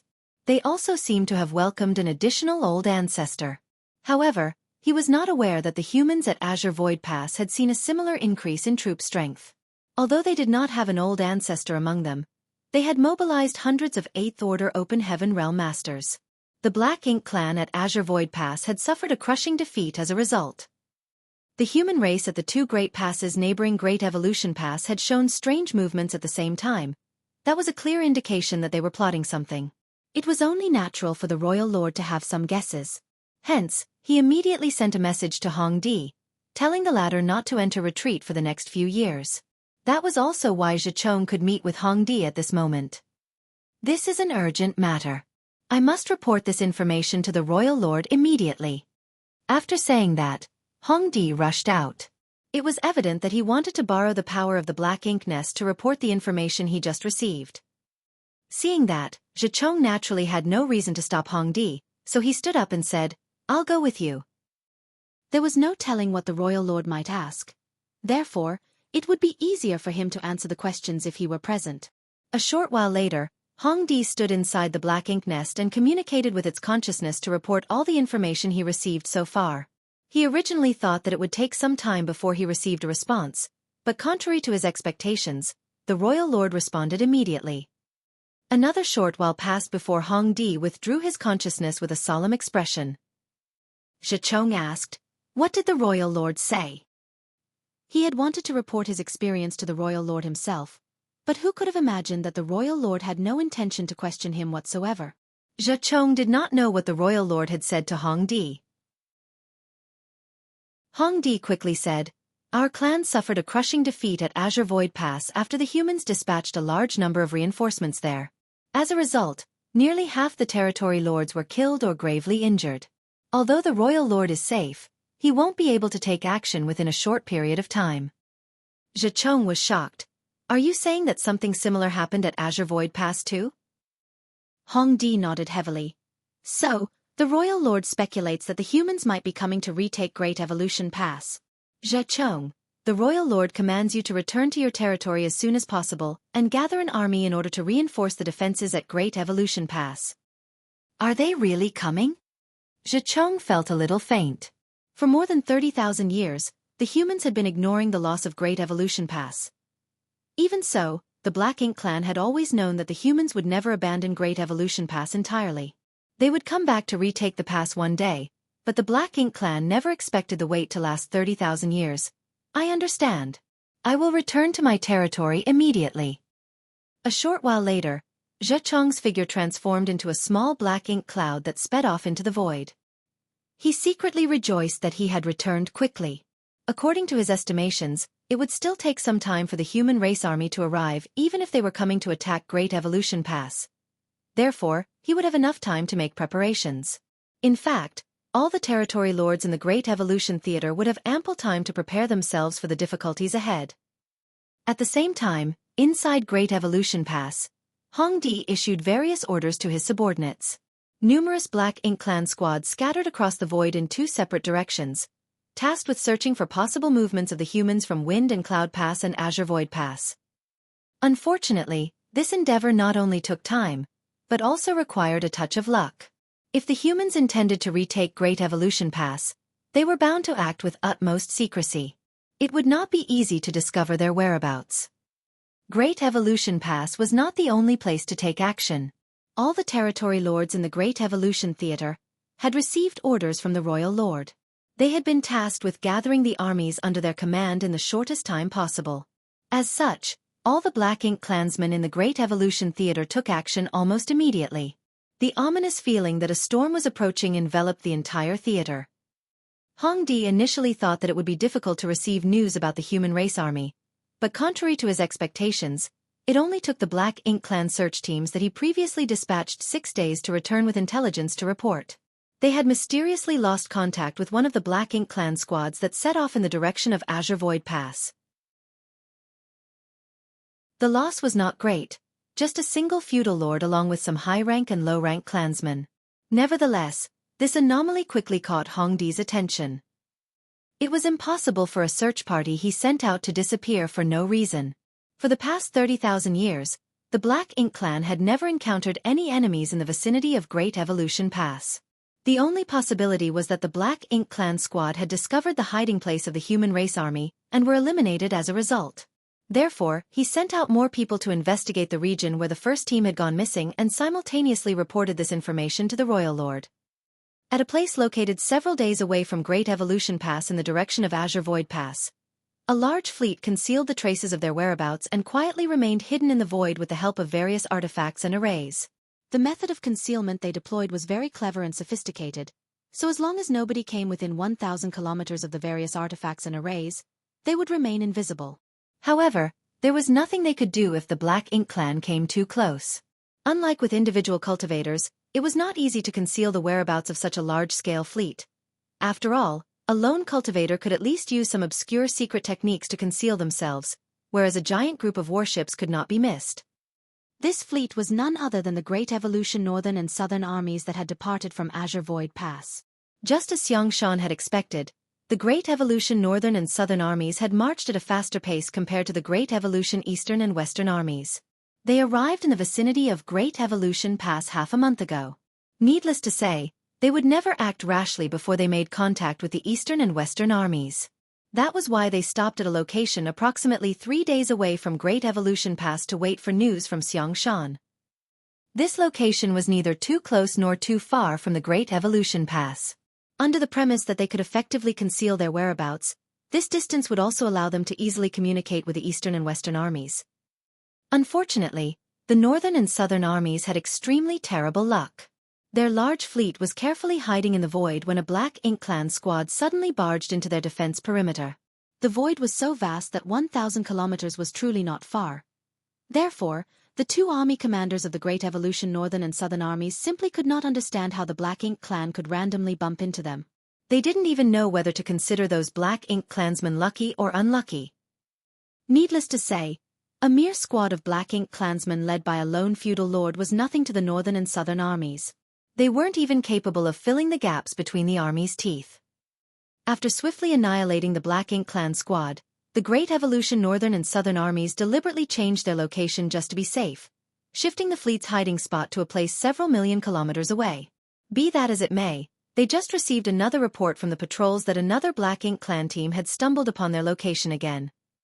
The Southern Army's army commander, Ouyang Lai, the Northern Army's army commander, Mi Jingluan, and several other 8th Order Division commanders gathered together aboard the main purifying Black Ink battleship. It was clearly not a coincidence for them to be found by two Black Ink squads in succession. There were no such coincidences in the world. What do you think? Ouyang Lai was a red-haired old man. Just from his name alone, one could tell that he had a fiery personality. Moreover, there was a hint of impatience coloring his brow while he was speaking. How could the others not know the reason for his impatience? The main reason was that the Great Evolution Northern and Southern armies were already in position, but there was still no news from the Eastern and Western armies. There was no way to tell where the Great Evolution Eastern and Western armies were currently located. Ouyang Lai could not wait to attack Great Evolution Pass, so he was naturally impatient at this delay. An 8th Order Division commander spoke up. According to the scouts who were previously dispatched, there seems to have been an increase in the number of Black Ink clansmen in the vicinity recently. Moreover, they seem to be searching for something. Ouyang Lai coldly snorted. What else can they be searching for? Clearly, they're looking for us. It looks like the news that our human race army is planning to retake Great Evolution Pass has been exposed. The Great Evolution Northern Army's army commander, Mi Jingluan, had a scholarly appearance. He had a feathered helmet on his head and a feather fan in his hand. Although he was not young, he had the appearance of a fair-skinned youth. Anybody who saw him for the first time would never associate him with the post of army commander. He smiled lightly. It's within our expectations. The movements at Wind and Cloud Pass and Azure Void Pass were not small after all. It's only natural for the Black Ink clan to guess our intentions. Ouyang Lai raged. I want to know where Xiang Shan led the Eastern and Western armies. We've already been here for some time, so why are they nowhere to be seen? Are they planning to give up on Great Evolution Pass? Mi Jingluan persuaded earnestly. Please calm down, Brother Ouyang. Judging by the number of days, the Great Evolution Eastern and Western armies should have arrived in the vicinity of Great Evolution Pass by now. I'm sure somebody will come and contact us soon. He knew that Ouyang Lai was upset that the old ancestor had appointed Xiang Shan as the Great Evolution Eastern Army's army commander. Combined with the current situation, Ouyang Lai couldn't hide his contempt for Xiang Shan in his words. What we need to do right now is to wait. But, since the Black Ink clan has taken precautions, it isn't safe for our Northern and Southern armies to remain here. This place is just 3 days away from Great Evolution Pass, which if the enemy is alerted is clearly too close.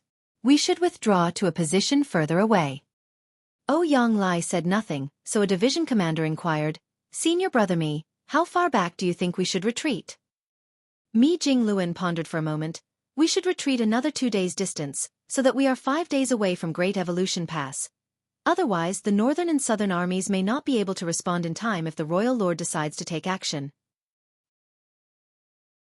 The other 8th Order Open Heaven Realm Division commanders who were participating in the strategy meeting nodded in agreement. Then, Mi Jingluan glanced at Ouyang Lai. Ouyang Lai said, We'll do as you say. Although the army can withdraw, we will still need to send somebody to approach Great Evolution Pass in order to better monitor the movements there. Mi Jingluan nodded at those words. Your words make sense, Brother Ouyang. Do you have any candidates in mind? Ouyang Lai stood up and said, I'll go myself. Mi Jingluan heaved a sigh in his heart, knowing that he could not dissuade the other party. Ouyang Lai had a rather irritable personality, and the more one tried to dissuade him, the more counterproductive it would be. In any case, it was not dangerous for him to go in person. He was an 8th Order Open Heaven Realm Master after all, so it would not be difficult for him to conceal his presence, unlike a large fleet that could not remain hidden no matter what they did. Martial Peak. Chapter 5197. Come take a walk with your master. Even if Ouyang went to scout in person, the Great Evolution Northern and Southern armies would still have Mi Jingluan in command, so nothing would go wrong. It was just that Ouyang could not be allowed to go alone. There was no saying what trouble he might cause with his violent temper otherwise. For that reason, Mi Jingluan said, you should bring your disciple with you, Brother Ouyang. That way, you can send him back to inform us if you discover anything. Ouyang immediately turned to look at Mi Jingluan. What's wrong? Are you afraid I might cause trouble? Are you trying to get my disciple to watch over me? Mi Jingluan burst out laughing. How could I possibly dare to do something like that? Although he said that, it was obvious he had that exact intention in mind. Ouyang considered the suggestion for a moment and coldly snorted. Fine. I'll bring him with me. Honestly speaking, Mi Jingluan was not the only one who was worried that he might cause a ruckus. Ouyang was worried that he might cause a ruckus too. Under normal circumstances, his strength as an 8th Order Open Heaven Realm Master would have prevented anything too troublesome from occurring even if he kicked up a storm. However, things were different this time. The Great Evolution Northern and Southern armies had not gotten in touch with the Great Evolution Eastern and Western armies, so they had yet to discuss their deployment strategy to retake Great Evolution Pass in detail. If he were to stir up trouble at this time, his actions would affect many other people as a whole. In the worst-case scenario, he might even disrupt the plans of the entire army. If he brought his disciple along with him, then his disciple would act as a constraint. Ouyang would first need to carefully weigh his actions before he caused any trouble. Brat, did you hear? Come take a walk with your master. He turned to look to the side. There was a young man leaning against a nearby pillar, with his arms folded in front of his chest. The 2 army commanders and several 8th Order Open Heaven Realm Division commanders in charge of deciding the movements of the army were currently in deep discussion with each other. In contrast, this young man looked extremely bored and almost seemed as though he was about to fall asleep while listening to their discussion. He would yawn widely from time to time until his eyes were watery. This young man was in the 7th Order Open Heaven Realm, so logically speaking, his cultivation should have allowed him to break free from the constraints of ordinary mortals. It should be impossible for him to feel sleepy or yawn. Be that as it may, he not only yawned, but also yawned without stopping. He looked so drowsy that he might fall asleep at any moment. Everybody else in the hall was in the 8th Order Open Heaven Realm, and he was the only 7th Order Junior present. Mi Jingluan and the other 8th Order Masters were not surprised by this youth's behavior though. Rather, it could be said that they had long gotten accustomed to it. Speaking of which, Ouyang and his disciple were definitely a pair of weirdos. The master had a fiery personality, and his general behavior was rather impulsive even though he was an 8th Order Open Heaven Realm Master. Therefore, it was rather surprising for him to take in such a lazy disciple who seemed so laid back and apathetic to almost everything. Their personalities could be said to be complete opposites of each other, but Ouyang had very high expectations of this disciple of his and usually spoiled him rotten. It was for these reasons that he always brought his disciple along with him whenever he felt that he might act recklessly and get into trouble. That was because he would constantly remind himself to act extremely carefully so as not to cause any trouble when his disciple was by his side.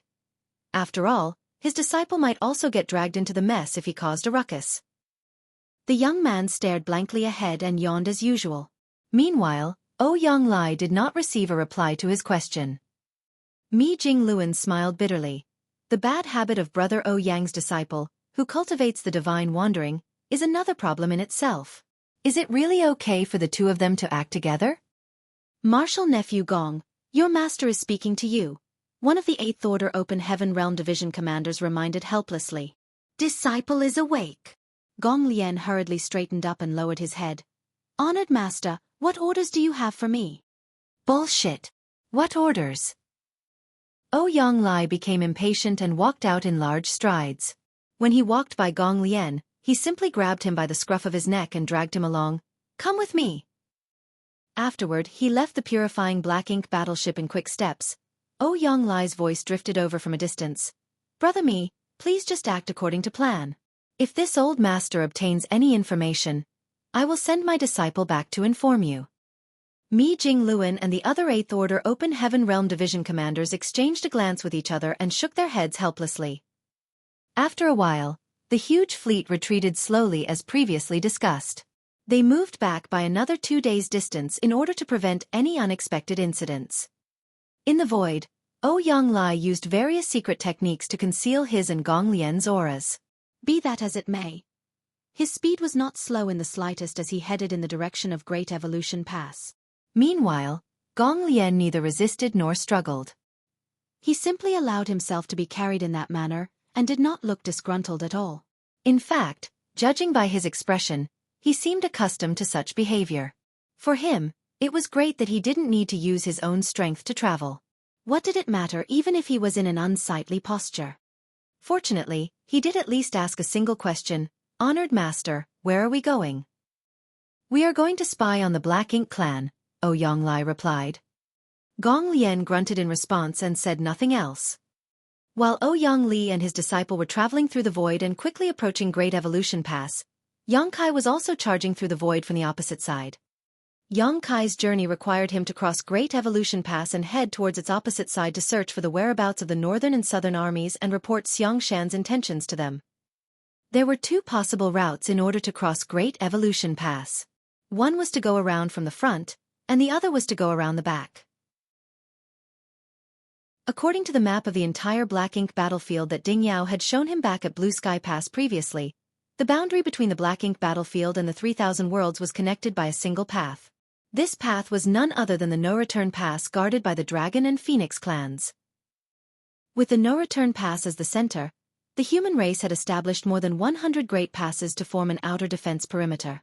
The distribution of these Great Passes in the Black Ink battlefield resembled an inverted semicircle that encompassed the No-Return Pass at its center. In other words, the No-Return Pass was located behind all the Great Passes. If one were to set off from any of the Great Passes and traveled in the direction of the 3,000 worlds, they would eventually arrive at the No-Return Pass. More than 30,000 years ago, the area covered by the semicircle was regarded as an absolutely safe area for the human race.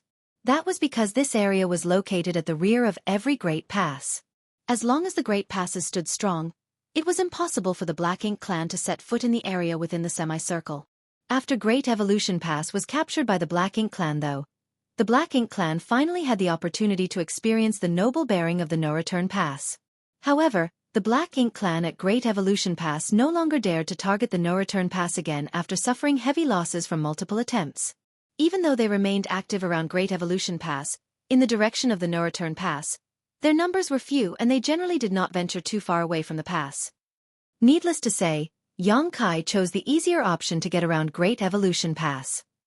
The area within the semicircle was relatively safer as there was a much lower chance of encountering the Black Ink clan there. If he went around the front of Great Evolution Pass instead, he might run into various troubles as a result.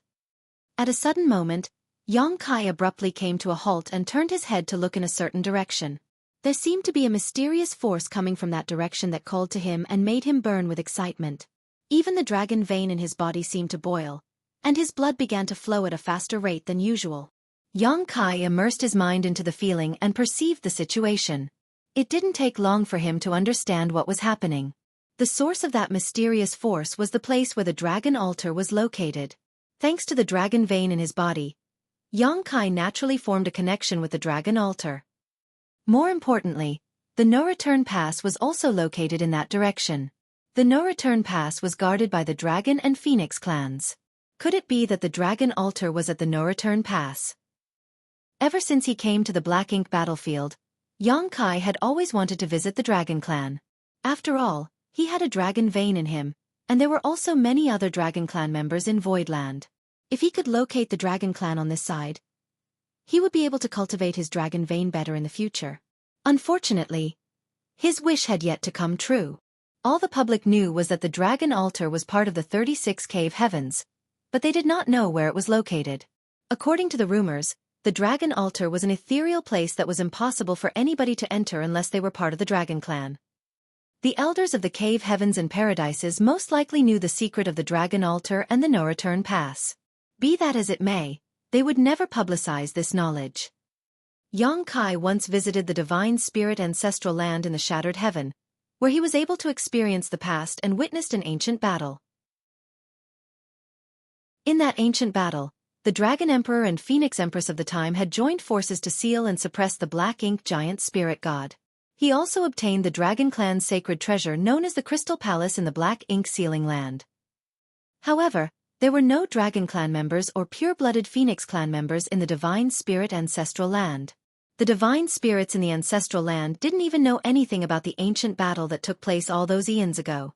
It was possible that the Dragon and Phoenix clans had left the ancestral land after that great battle to guard the no-return pass. Xueqi had failed to sense the existence of the Dragon Altar back at Blue Sky Pass because the distance between them had been too great.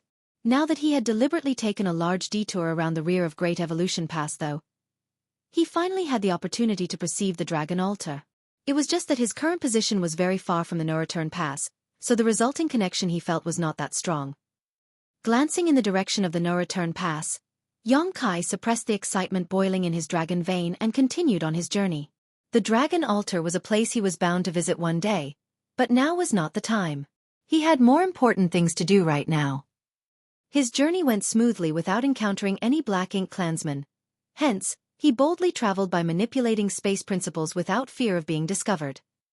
On the other side of Great Evolution Pass, Xueqi carried his disciple, Gong Lian, and snuck towards Great Evolution Pass. Along the way, he found a large number of Black Ink clan squads searching in all directions.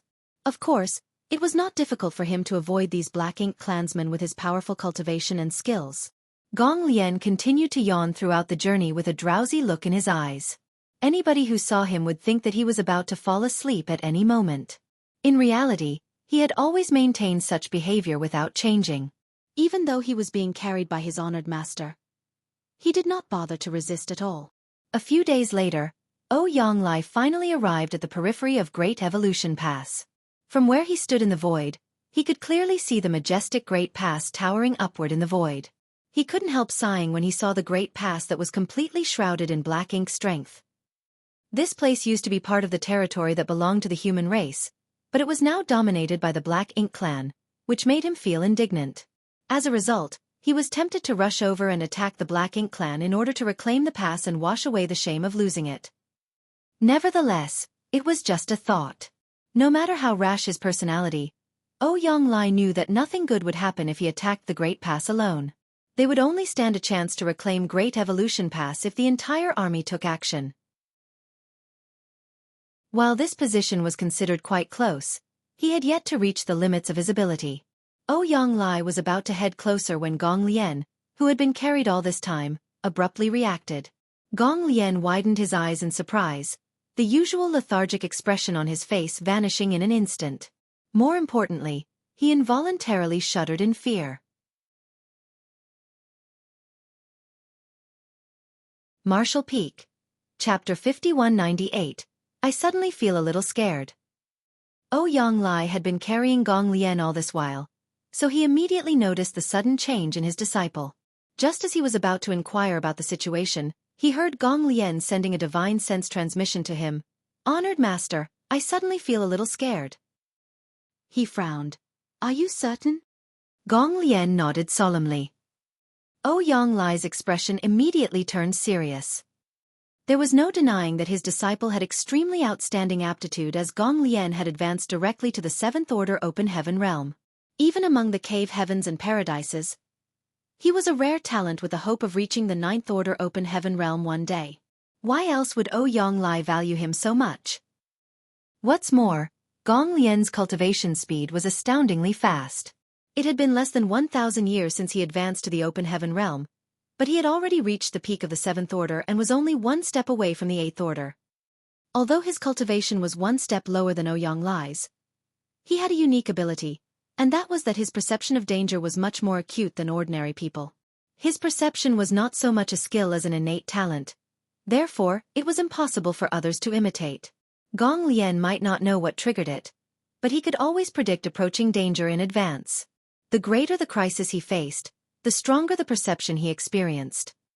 Similar incidents had occurred in the past, and Gong Lian had relied on his innate talent to avoid many dangers along his cultivation path. However, there had never been an incident where his perception of danger had caused him to panic. Being aware of his disciple's innate talent, Xueqi immediately knew that something was very wrong when Gong Lian trembled in fear and claimed that he was scared. Between the both of them, one of them was in the peak of the 7th order and the other was in the 8th order. Even if they encountered the Black Ink Clan army, they would be able to escape alive as long as they were not completely surrounded by the enemy. For that reason, the source of danger that Gong Lian sensed was most likely the Royal Lord. Only the Royal Lord, who was comparable to a 9th order open heaven realm old ancestor in terms of strength, could frighten him so badly. Ouyang Lai did not sense the aura of the Royal Lord, but he did not hold any doubts towards his disciple's ability. Hence, he immediately sought a hiding spot. It just so happened that there were some asteroids of varying sizes nearby, so he quickly sped towards one and hastily set up a spirit array to conceal their auras. Similarly, Gong Lian stopped being lazy and lent a hand in the preparations. Thanks to the joint efforts of both master and disciple, they completed a spirit array in less than half cup of tea's time. Ouyang Lai swiftly activated the spirit array after they slipped inside without delay. Almost at the same time, a majestic will swept past their hiding place and spread out into the distance at a rapid rate. It was immediately followed by a gigantic cloud of darkness that came from the depths of the void and rushed past them, no more than 10,000 kilometers away from their hiding spot. Ouyang Lai lowered his eyes and did not look in that direction. Then he stealthily sent a transmission, "What do you see?" In stark contrast to Ouyang Lai's cautious actions, Gong Lian's current behavior could only be said to be extremely bold and reckless. Gong Lian squinted his eyes slightly, his gaze slowly becoming slack again as he watched the gigantic figure rushing into Great Evolution Pass. From beginning to end, the gigantic figure did not show any reaction whatsoever despite being watched so fixedly. This could be said to be another of Gong Lian's unique abilities. If anybody else were watching that figure, it would have been difficult for them to escape notice even if they were in the 8th order open heaven realm. However, Gong Lian was different as he could practically reduce his presence to the point where he seemingly didn't exist. "It's the Royal Lord," Gong Lian replied via transmission. Both master and disciple would not have avoided the Royal Lord's perception if Gong Lian had not warned Ouyang Lai in time. In fact, they would likely have been exposed immediately. There was no doubt that they would be killed on the spot if they were seen. Tisk! Even though he had already formed a guess in his heart, Ouyang Lai couldn't help clicking his tongue in frustration when he heard Gong Lian's reply and he scolded irritably, "Xiang Shan's blunder has caused us to miss a great opportunity to win this battle." The Royal Lord had come from deep within the Black Ink Clan's territory. In other words, there was no Royal Lord guarding Great Evolution Pass previously. If the Great Evolution Eastern and Western armies under Xiang Shan's command had arrived just a little sooner and joined forces with the Northern and Southern armies, they would have been able to retake Great Evolution Pass easily with the additional support of a 9th order open heaven realm old ancestor. Now that the Royal Lord had arrived to guard Great Evolution Pass personally, it would not be easy to retake Great Evolution Pass anymore. Moreover, the Black Ink Clan army would not be far behind since the Royal Lord had already arrived at Great Evolution Pass. Sure enough, Black Ink Clan troops were not far from Great Evolution Pass. Just half a day after the Royal Lords arrived at Great Evolution Pass, a Black Ink Clan army of 20,000 to 30,000 rushed over under the leadership of a territory lord. It didn't take long for many other territory lords to arrive in quick succession with their respective troops. Over the course of 3 days, Ouyang Lai watched as dozens of Black Ink Clan territory lords arrived with their private armies. At this point, there were as many as 300,000 to 400,000 enemies gathered. Ouyang Lai's expression became solemn as the more prepared the Black Ink Clan was, the harder it would be for the human race army to retake Great Evolution Pass. However, there was still no news about the whereabouts of the Great Evolution Eastern and Western armies led by Xiang Shan. Several days passed, and during that time, more and more Black Ink clansmen had gathered in Great Evolution Pass. The busy figures of random Black Ink clansmen could be seen flitting around Great Evolution Pass at all times. They were setting up various deployments inside the walls in preparation to confront the human race army. 10 days later, Ouyang Lai and Gong Lian counted almost 800,000 to 900,000 Black Ink clansmen at Great Evolution Pass. In addition, there were dozens of territory lords and even a royal lord assuming command. It could be said that the Black Ink Clan's deployment at Great Evolution Pass practically left it impenetrable to attack. "Honored Master, the situation is not looking good for us." Even Gong Lian, who often spent his time cultivating the divine wandering, could see that the current situation was not good for the human race. Ouyang Lai remained silent with a sullen expression. The communication device he carried with him to contact the Great Evolution Eastern and Western armies could be used as long as both parties were within a certain distance of each other. However, there had been no contact even up until now. Just what is going on with the Eastern and Western armies? Why haven't they contacted me? Could it be that something has happened to them? But, they have the protection of an old ancestor. What can possibly happen to them? Ouyang Lai simply could not understand the situation. At Great Evolution Pass, many territory lords had gathered together inside the spacious Grand Hall. There was a throne at the highest position, a hideously shaped one made entirely from bones. Even after countless years, the bones continued to exude monstrous ferocity. After conquering Great Evolution Pass, the Black Ink clan had collected the corpses of countless human masters and used their bones to create this throne. Only the corpses of those in the Seventh Order Open Heaven realm and above were qualified to be used in its construction. The throne was immeasurably huge, so it was conceivable just how many bones from the human masters had been used to build it at the time. At the same time, it was also a glimpse into how many human masters had perished in that battle at Great Evolution Pass. This was the Black Ink clan's spoils of war. Despite being placed here all this time, even Hong Di, who was in charge of overseeing Great Evolution Pass, did not have the qualifications to sit on this throne. It was an exclusive throne specifically for the use of the Royal Lord. At this moment, the Royal Lord was sitting on this throne. Judging from his appearance alone, he was not very different from the humans. It was just that his body was several times larger, and he had a pair of jet-black wings on his back. He propped his face up on one hand and narrowed his eyes slightly, listening to the reports from the territory lords. It was mainly Hong Di's report. Great Evolution Pass was his home territory after all, so he had previously dispatched many Black Ink clansmen to investigate the surroundings, so he was now reporting the information he obtained in quick succession. Several of our squads have gone missing in the direction of Azure Void Pass. Although I've sent more people to investigate their disappearance, the investigation did not reveal any clues. We are fairly certain that those clansmen encountered humans and were eliminated. The human race army is most likely hiding somewhere there, but I don't know their exact location. On the other hand, nothing strange has been detected from the direction of Wind and Cloud Pass. All the scouts we dispatched have returned alive. There have been no losses and they did not discover any traces of an army there. At the moment, over 30 territory lords have arrived at Great Evolution Pass with a force of more than 900,000 troops. The defenses of Great Evolution Pass deployed over so many years would surely be enough to stop the invasion of the human race army. It's no big deal if they don't come, but if they do, they will not leave this place alive. The rest of the territory lords cheered loudly in response. Most of them had participated in the battle to conquer Great Evolution Pass more than 30,000 years ago. Back when the humans still had control over Great Evolution Pass, the Black Ink clan had suffered greatly every time they attacked the Great Pass as it acted as a huge defensive fortress. As a result, the humans often won many battles despite their fewer numbers. The time had finally come for the humans to have a taste of the helpless feeling that the Black Ink clan experienced whenever they attacked the Great Passes. Thus, the territory lords could not wait to see that scene before their very eyes. Needless to say, 30 territory lords and an army of more than 900,000 troops were not everything that the Black Ink clan in the Great Evolution Theater could muster. In fact, that number was merely half of the troops that the Black Ink clan could immediately mobilize. It was not that the Black Ink clan could not muster more troops, it was just that Great Evolution Pass could not accommodate more people despite its enormous size. An army of 900,000 troops was more or less the limit. If they added any more troops to the mix, those troops would only become a burden instead of a boon. That was why the Royal Lord had only ordered 30 territory lords and the respective armies to assemble. As for the other territory lords, they were on standby and ready to support Great Evolution Pass at any time. In reality, there should have been close to 100 territory lords in the Great Evolution Theater. However, they had been tasked with providing reinforcements to Wind and Cloud Pass and the Azure Void Pass in recent years. Almost 10 territory lords had died in battle on each side, leading to the loss of nearly 20 territory lords. Consequently, there were only some 70 territory lords left in the Great Evolution Theater.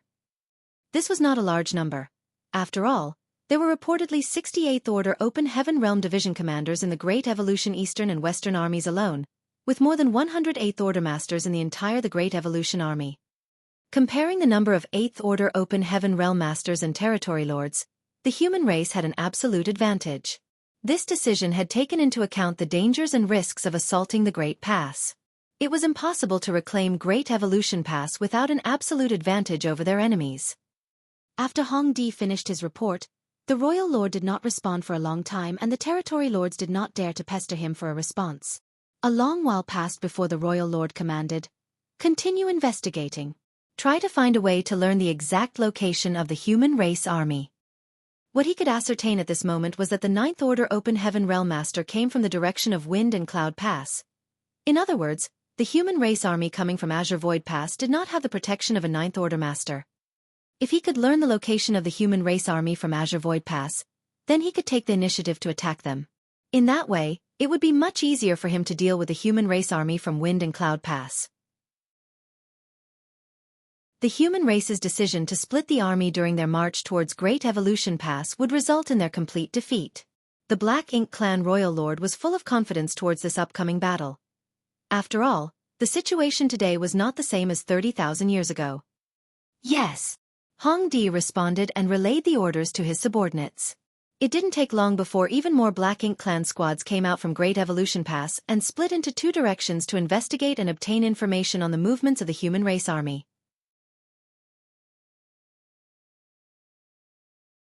Marshall Peak. Chapter 5199, Change of Plans.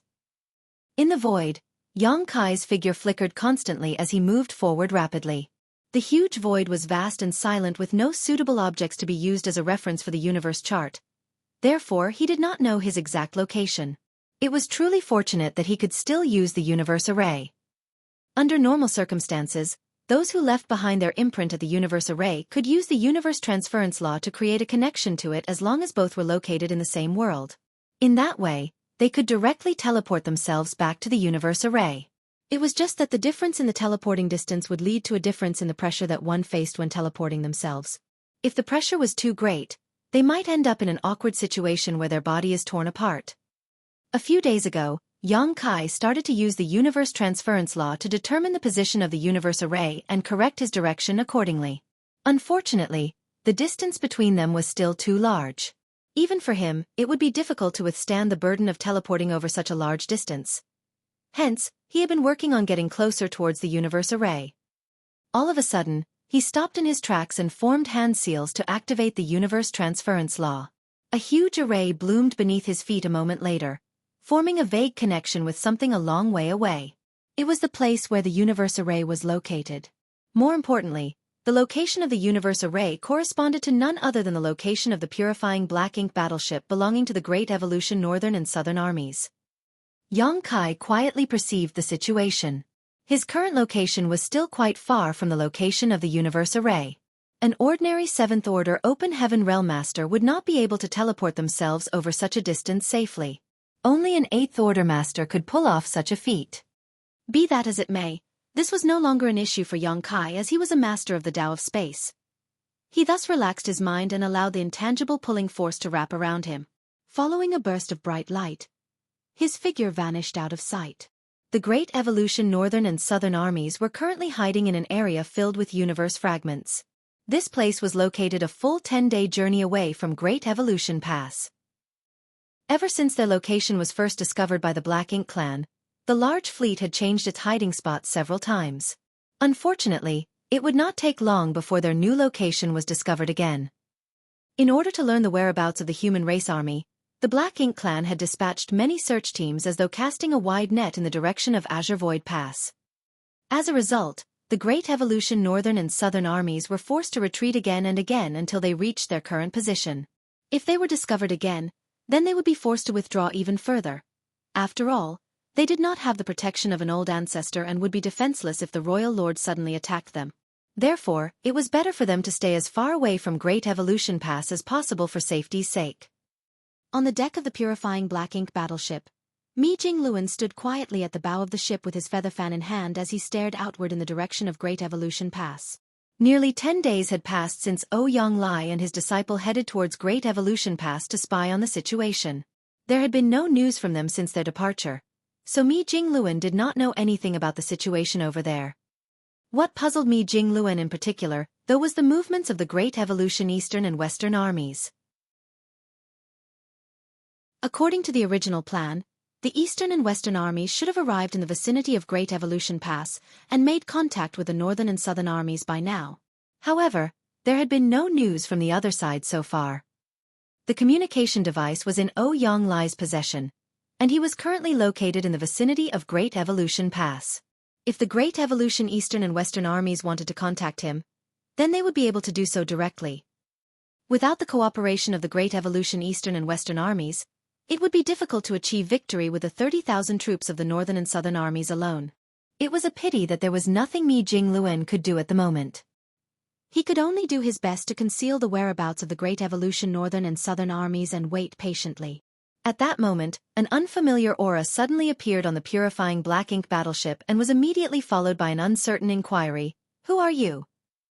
Mi Jingluen abruptly turned to look in that direction. That was where the space array was located. Moreover, this spirit array was linked to the secret room where the universe array was arranged on the purifying black ink battleship. If one of the soldiers returned to the black ink battleship with the help of the universe transference law, they would immediately be teleported into the secret room with the universe array. It was just that the purifying light was sealed inside the secret room, so there was another space array inside the secret room that allowed them to be teleported back to the deck of the ship without wasting any purifying light. For that reason, a special guard was tasked with monitoring the corresponding space array on the deck. The one who asked the question earlier was none other than the person guarding the space array. Somebody arrived on the purifying black ink battleship via the universe array. Mi Jingluen immediately snapped back to his senses and sent a transmission to the guard. "Quickly bring that person over." The guard responded affirmatively and brought a young man to Mi Jingluen a short while later. Needless to say, the person who arrived was Yang Kai. Looking at the person with a scholarly appearance in front of him, Yang Kai immediately recognized him and cupped his fist in greeting. "Junior greets Senior Mi." Mi Jingluen was slightly surprised. "Do you know me? I don't believe we've met, have we?" Yang Kai replied. "No. But this junior is familiar with the names of the two army commanders of the Great Evolution Northern and Southern armies. Senior Ouyang's name sounds like it belongs to a hot-tempered person, so he would never dress like you. Since you are not Army Commander Ouyang, then you must be the other army commander." Mi Jingluen smiled. "So that's how it is. You must be Yang Kai, right?" This time around it was Yang Kai's turn to look surprised. "Do you know me, sir?" Mi Jingluen explained. "Since you appeared on the purifying black ink battleship, it's obvious that you've left your imprint on the universe array. Be that as it may, you are not a soldier from the Northern or Southern armies. Throughout the various great passes, there is only one person who has left their imprint on all the purifying black ink battleships. After all, you were the one who arranged them on the purifying black ink battleships." Yang Kai nodded lightly. Mi Jingluen's expression turned solemn, and he directed the conversation to the main topic. "Did you come because you have a report for me?" Yang Kai cupped his fist. "I came here under orders from Army Commander Xiang Shan to inform the Great Evolution Northern and Southern armies that there has been a change to the original plan." Mi Jingluen raised his hand to interrupt. "Please wait a moment." His divine sense surged for a moment before he beckoned towards Yang Kai. "Come with me."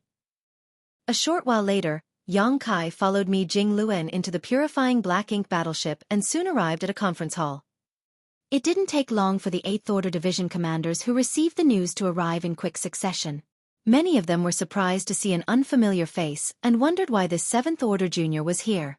Most just assumed that Yang Kai was part of the Great Evolution Northern and Southern armies. After all, the Great Evolution Army was composed of people who came from various great passes. It was impossible for the division commanders to recognize every single soldier in the army. However, there were actually a few 8th Order Open Heaven Realm Masters who had met Yang Kai before and recognized him. Back when Blue Sky Pass first spread the refining method of the purifying black ink battleship, every Great Pass had constructed 4 purifying black ink battleships. Afterwards, the Great Passes dispatched an 8th Order Master to bring the purifying black ink battleships to Blue Sky Pass so that Yang Kai could install universe arrays and seal purifying light within them. Needless to say, the 8th Order Masters who met Yang Kai before were the ones who went to Blue Sky Pass back then. Upon seeing Yang Kai standing here, these 8th Order Masters were slightly surprised but soon became delighted. That was because they remembered that the troops from Blue Sky Pass had been dispatched to the Great Evolution Eastern and Western armies. In other words, Yang Kai's arrival indicated that he brought news from the Eastern and Western armies. The Great Evolution Northern and Southern armies had been waiting for this day for a long time. Hence, the Eighth Order Open Heaven Realm Masters were filled with anticipation when the news secretly spread out among themselves. It didn't take long before all the Eighth Order division commanders arrived. Mi Jingluan then got straight to the point. Yang Kai came from the Great Evolution Eastern and Western armies. He has a report for us, so please give him your attention. Yang Kai cupped his fist and bowed in greeting. Yang Kai greet seniors. I have come under orders from Army Commander Xiang Shan to inform the Great Evolution Northern and Southern armies that there have been changes to the original battle plans. He did not know what the original plans discussed by the higher-ups of the Great Evolution Army were, but it must have been something along the lines of gathering the strength of the four armies to attack Great Evolution Pass. However, the Great Evolution Eastern and Western armies seemed to have new ideas after their encounter with the Black Ink Clan's reinforcement during their journey. What's going on? Why have there been changes?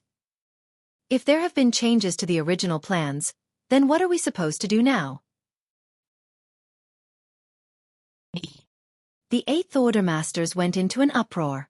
It was not that their hearts were not strong enough, but rather that such important military matters concerned both the recovery of Great Evolution Pass and the lives of tens of thousands of soldiers.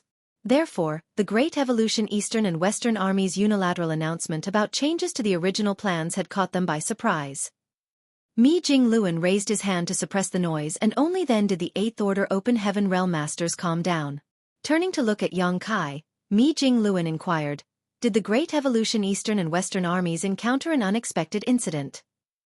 Yang Kai replied succinctly, there were no unexpected incidents, but we did encounter a Black Ink Clan reinforcement army heading towards Wind and Cloud Pass a few days after our departure. Although the enemy had 300,000 troops, it was an easy victory for our side under the leadership of the old ancestor. Mi Jingluan nodded lightly. A force of 300,000 troops might sound like a lot, but they were simply the reinforcements dispatched by Great Evolution Pass to Wind and Cloud Pass. It was obvious that they did not have many territory lords among them, so it was not difficult to defeat them with the strength of the Great Evolution Eastern and Western armies. What did senior brother Xiang say? He probed further. Yang Kai continued. The army commander said that the Great Evolution Eastern and Western armies would figure out a way to attract the attention of the Black Ink Clan at Great Evolution Pass and use this opportunity to charge straight into the Black Ink Clan's territory. When the news reaches Great Evolution Pass, the Black Ink Clan at Great Evolution Pass will surely make a move. If they dispatch their army back to reinforce their territory, he hopes that the Northern and Southern armies will intercept them so that the Eastern and Western armies do not get attacked from the rear. As soon as those words left his mouth, the Eighth Order Masters who had fallen silent earlier showed signs of causing a commotion again. Although the orders that Yang Kai delivered were exact and accurate, there were many puzzling points too. Mi Jingluan frowned. The Great Evolution Eastern and Western armies planning to draw the attention of the Black Ink Clan at Great Evolution Pass? How will they achieve that? Yang Kai pondered for a moment before responding. During the march, the army commander summoned all the artifact refiners who came along with the Eastern and Western armies and gathered large amounts of materials to refine an extremely unique type of puppet. These puppets are humanoid in shape, and although they did not have great combat abilities, they can exude the aura of a Fifth Order Open Heaven Realm Master and above once they were activated. It should be enough to confuse them for real people from a distance after dressing them up a bit with the spare clothing that was later collected. Puppets. Mi Jingluan was slightly taken aback. Collecting materials for refining and spare clothing while on the march indicated that the Great Evolution Eastern and Western armies came up with a plan on the fly. It was not something that was premeditated. Otherwise, they would not have left the Northern and Southern armies in the dark. Besides, Xiang Shan should have known that the army was supposed to proceed forward with great caution. Rashly changing the original plans could only mean that he had a better plan in place. Although Yang Kai was only explaining what the Great Evolution Eastern and Western armies had done during their march and did not provide any speculations of his own, just hearing the words, puppets, and clothes, was enough to make most people come to the same conclusion. The Great Evolution Eastern and Western armies clearly wanted to use these refined puppets to draw the eyes of the Black Ink Clan at Great Evolution Pass. How many of these puppets did you refine? Mi Jingluan's question hit the nail on the head again. A small number of puppets would not achieve any effect. They would only attract the attention of the Black Ink clan if they refined an astounding number of them. I refined more than 140 puppets myself, and there were 1,000 or so artifact refiners who came along with the Eastern and Western armies. Considering that each person's attainments in the Tao of artifact refining is different and the number of puppets that they could refine is also different, this junior conservatively estimates that around 50,000 puppets were refined. The number might be even higher than that.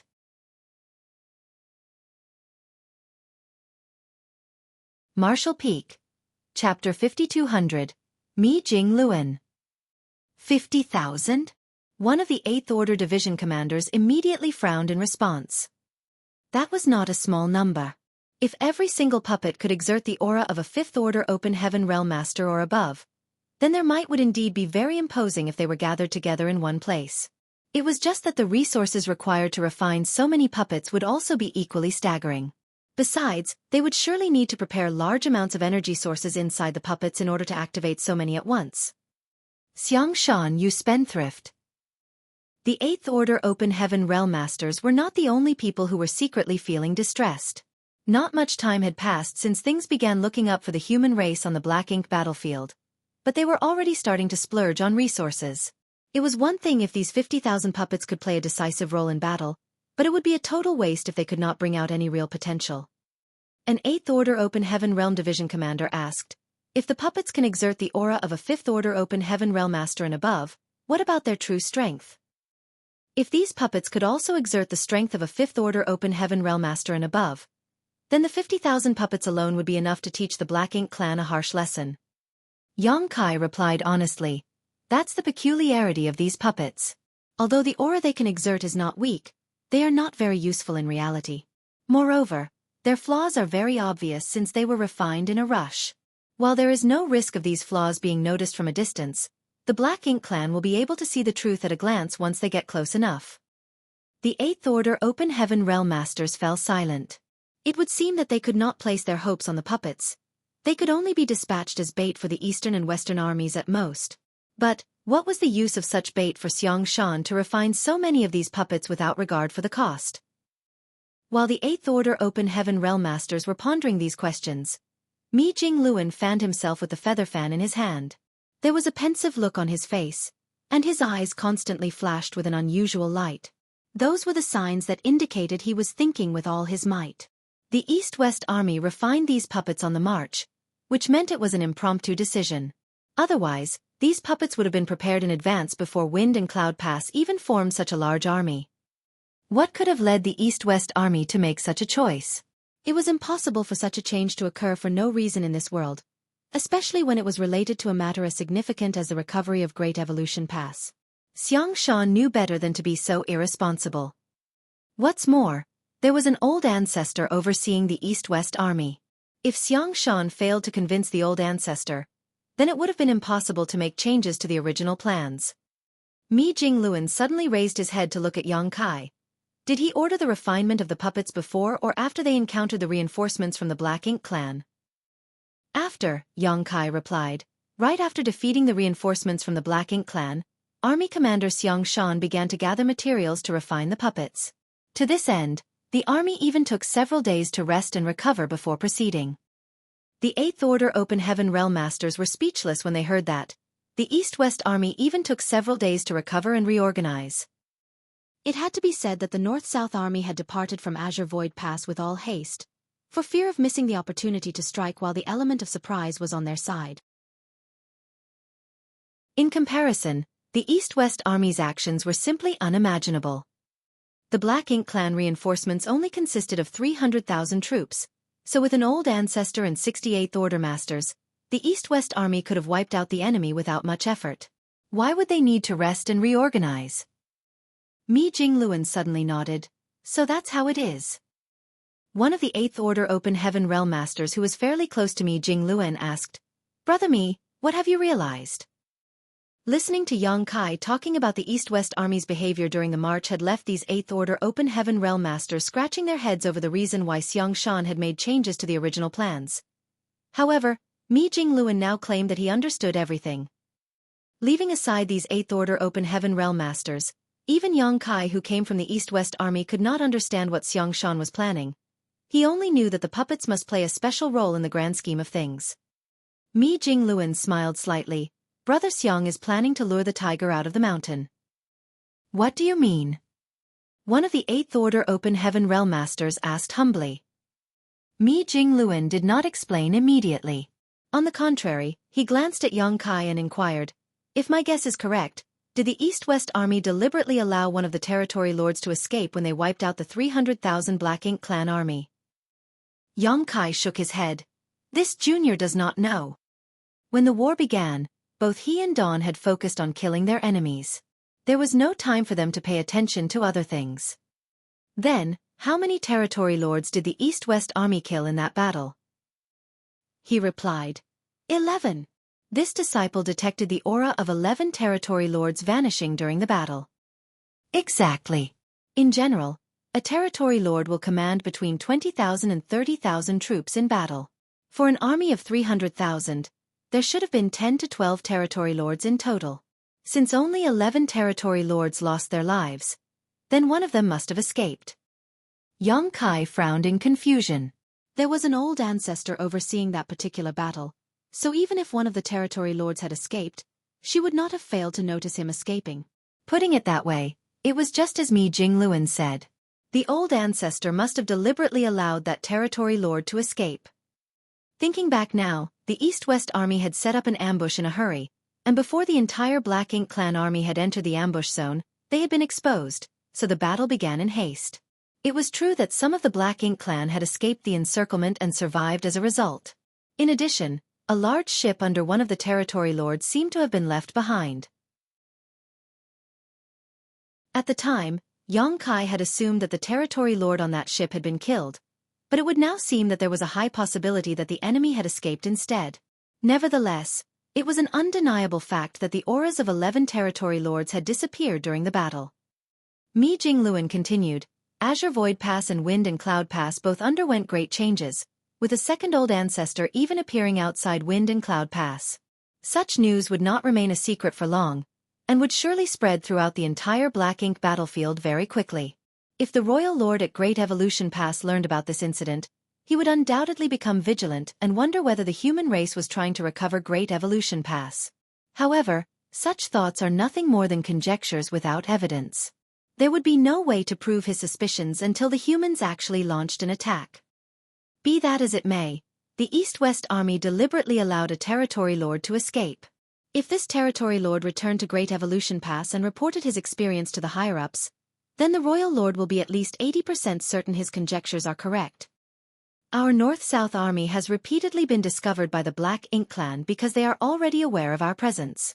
Therefore, it is not a secret to the Black Ink clan that the human race is trying to recover Great Evolution Pass anymore. The 8th Order Masters listened quietly. Likewise, Yang Kai was also listening.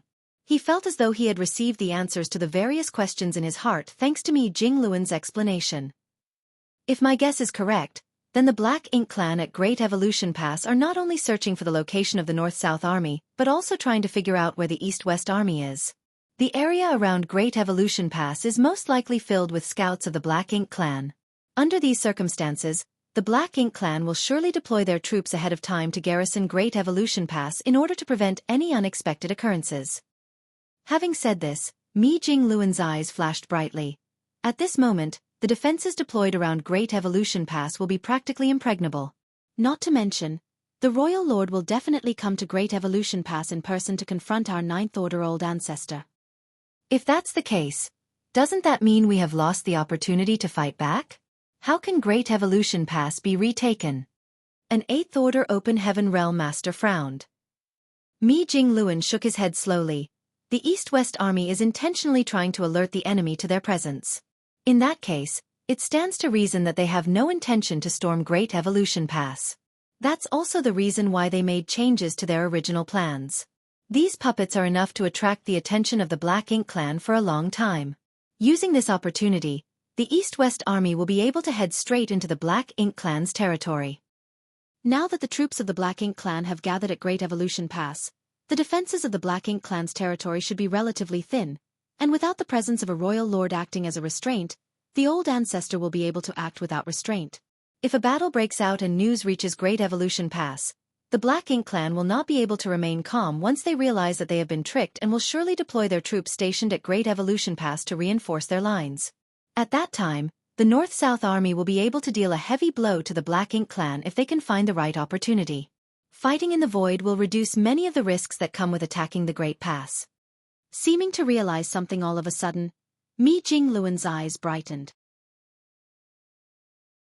He struck his fan closed against his palm and exclaimed, "Amazing! Brother Xiang is a genius. How absolutely admirable. I can't believe he saw that far into the future. Brother Mi, your explanation is so obscure that we look like fools in comparison." One of the Eighth Order Open Heaven Realm Masters couldn't resist complaining. Many people chuckled in response. Even Mi Jingluan smiled slightly. To put it in another way, if we followed the original plans, the North-South Army and the East-West Army were supposed to launch a quick, decisive strike. We should have joined forces nearly a month and a half ago, then subsequently launched an attack on Great Evolution Pass. Our current Great Evolution Army is mighty, and the Royal Lord was not in Great Evolution Pass back then. The only troops stationed there would have been a few territory lords and their respective armies, so it would not have been difficult to recover Great Evolution Pass. Everybody nodded in understanding. Recovering the Great Evolution Pass with a swift and sudden strike was the original plan formulated by the higher-ups. There was no nuance to the plan, only an emphasis on speed. In other words, they had planned to conquer Great Evolution Pass before the Black Ink clan had time to react.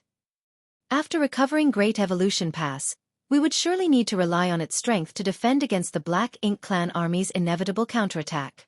Although the Great Evolution Army is mighty and consists of more troops than any other Great Pass, we would not have much time to prepare ourselves once we took Great Evolution Pass. Hence, we would not be able to exert most of Great Evolution Pass power when the Black Ink clan army arrived and could only meet them head-on. The Black Ink clan army would have endless reinforcements coming to their aid, while we would be few in number and our reinforcements would come from afar, if they came at all. Without any foundation to rely on, we would surely suffer great casualties. In the worst-case scenario, Great Evolution Pass would be retaken by the Black Ink clan. However, there would be nothing we could do to stop them. But, things will be different if we act according to Brother Xiang's plans, Mi Jingluan explained excitedly. The East-West Army will charge into the Black Ink clan territory and reduce the Black Ink clan's strength as much as possible. Simultaneously, the North-South Army will be able to restrain the Black Ink clan at Great Evolution Pass. It's not a big deal if they do not come out, but if they do, we will find a way to ambush them and weaken their strength. If things continue in this manner, then the Black Ink clan will eventually be overwhelmed and run out of troops. At that time, we will have enough time to build up our strength after conquering Great Evolution Pass. When we regain a firm foothold in Great Evolution Pass, why would we need to fear the trivial Black Ink clan? The realization dawned upon them after listening to his explanation. They had originally felt unhappy with the East-West Army for making unauthorized changes to the original plan. Nevertheless, looking at the current situation, the new plan was indeed much better than the original one. To put it simply, Xiang Shan's plan was to ignore Great Evolution Pass for now. Be that as it may, their end goal was still to recover Great Evolution Pass. In the long term, this plan had a higher chance of success, which was why Mi Jingluan fully endorsed it. Since they had a better plan than before, it stood to reason that the North-South Army would cooperate. After some consideration, Mi Jingluan suddenly asked, "Yang Kai, how long did it take for you to travel here from the East-West Army?" "About 20 days or so," Yang Kai replied.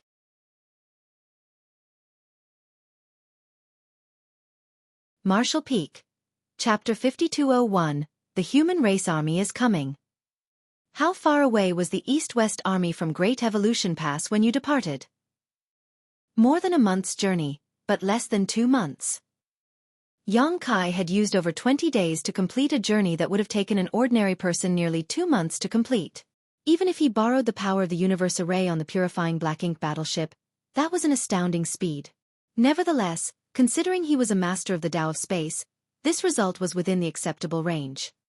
Mi Jingluan quickly made some calculations before saying out loud. In other words, if the East-West Army charges straight for Great Evolution Pass, then they are currently less than 20 days away from contact. But, I believe the East-West Army has changed direction already. They are planning to attack the Black Ink clan's domain after all. It should be almost time. In approximately half a month, the East-West Army will launch an attack on the Black Ink Clan territory. At that time, their whereabouts will be exposed. But before that, they will release the thousands of puppets as bait to distract the Black Ink Clan garrisoned at Great Evolution Pass. Once it becomes known that the East-West Army appeared in the Black Ink Clan's territory though, the Black Ink Clan at Great Evolution Pass will surely take action. Mi Jingluan seemed to be talking to himself, but he also seemed to be explaining the situation to the Eighth Order Open Heaven Realm Masters around him. What the North-South Army needs to do right now is find a suitable position to set an ambush. When the Black Ink Clan at Great Evolution Pass show themselves, we will greet them with a painful assault. With a snap of his fan, he made up his mind. He raised his head and looked at Yang Kai. Do you have any other orders aside from delivering this message? Yang Kai shook his head. The army commander only asked me to inform the North-South Army of the change in plans. He did not give me any other orders. Good. In that case, please cooperate with the North-South Army for the time being. Yes. Yang Kai cupped his fist. Did you bring the communication device with you? Yang Kai nodded and took out a communication bead. The army commander gave this to me before I left. Mi Jingluan nodded. There's no need to trouble another when one alone is enough for a task. Since you are proficient in the Tao of Space, I would like to ask you for a favor. Please give me your orders, sir. Head towards Great Evolution Pass and use this communication device to search for Army Commander Ouyang Lai and inform him about the situation here. He has been monitoring the movements around Great Evolution Pass for some time. Ask him whether the Royal Lord has arrived at Great Evolution Pass, and whether the Black Ink Clan are showing signs of building up their defenses. After getting the answers, deliver the information back here as quickly as possible. Also, ask him to remain in place to monitor the movements of the Black Ink Clan. If the Royal Lord leaves Great Evolution Pass, he should inform us as soon as possible. Understood. Proceed with caution. The Black Ink Clan at Great Evolution Pass have dispatched many of their troops as scouts to try to locate the North-South Army. Do your best not to be discovered. Yang Kai nodded again.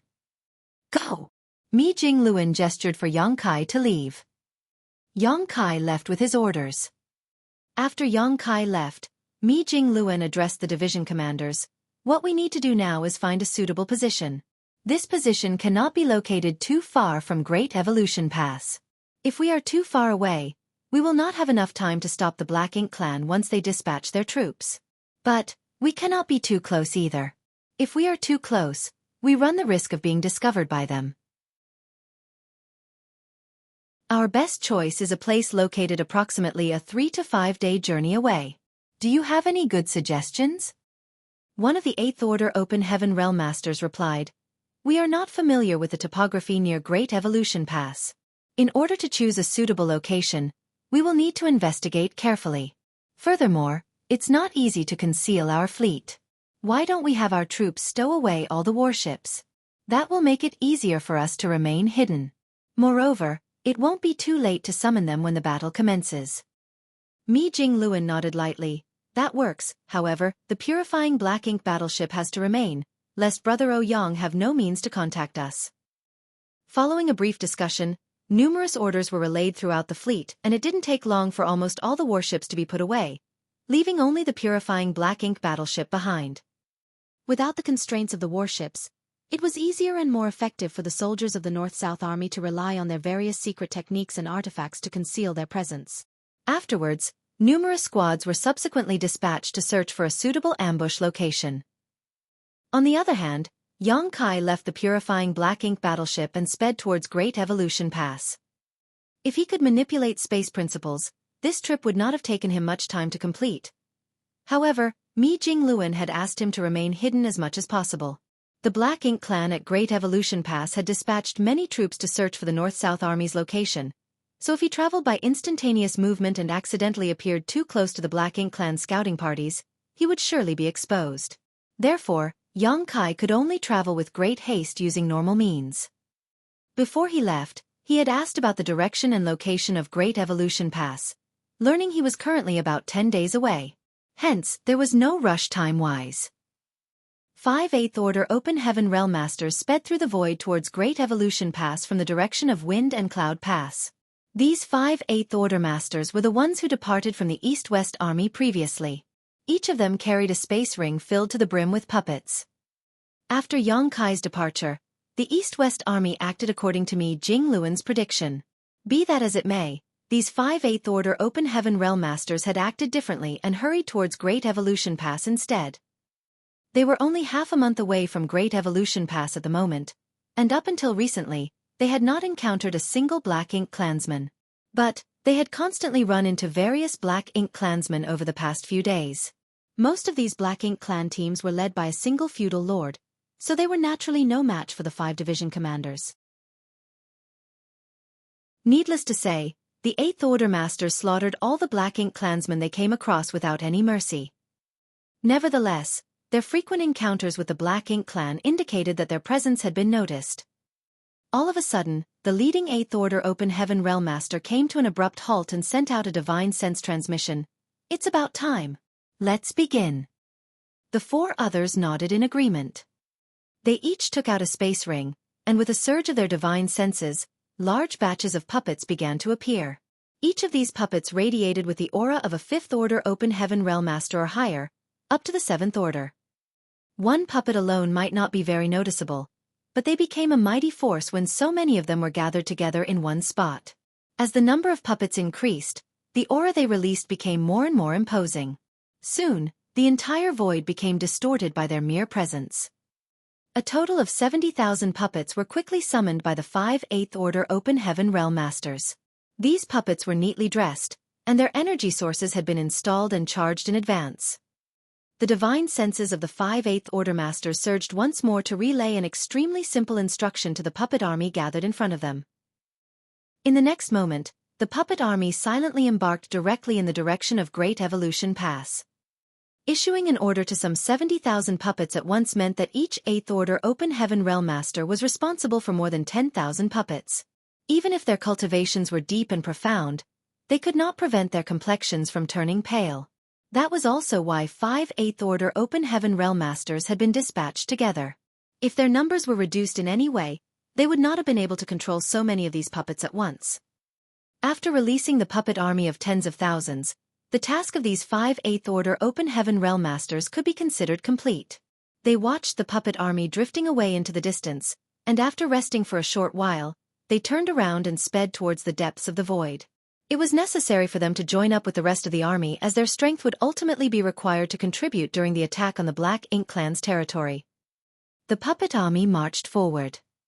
In less than an hour, a Black Ink clan search party soon detected the aura of this army from a distance.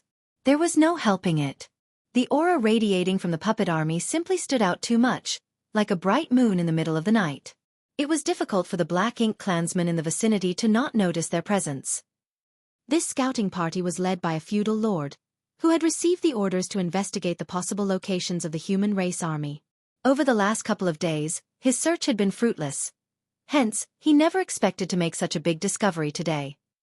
He originally wanted to investigate more carefully, but he was frightened by the overwhelming aura and did not dare to approach too closely.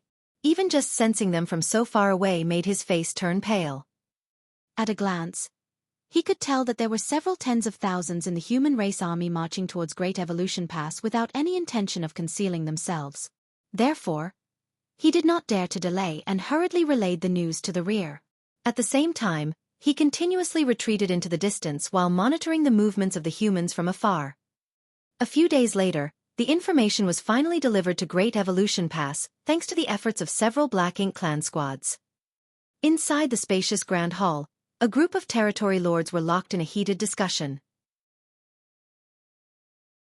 Meanwhile, the gigantic royal lord with a pair of pitch-black wings on his back simply sat there with his head resting on his hand and his eyes closed. He looked as though he had not moved at all since arriving. All of a sudden, a feudal lord rushed into the Grand Hall and whispered something to Hong Di before he quickly left again. The territory lords fell silent and turned to look at Hong Di. Hong Di stepped forward and bowed deeply. "Royal Lord, we have discovered the movements of the human race army." The royal lord opened his eyes slightly. "Speak." "I received a report just now, stating that the human race army has been detected in the direction of Wind and Cloud Pass a few days ago.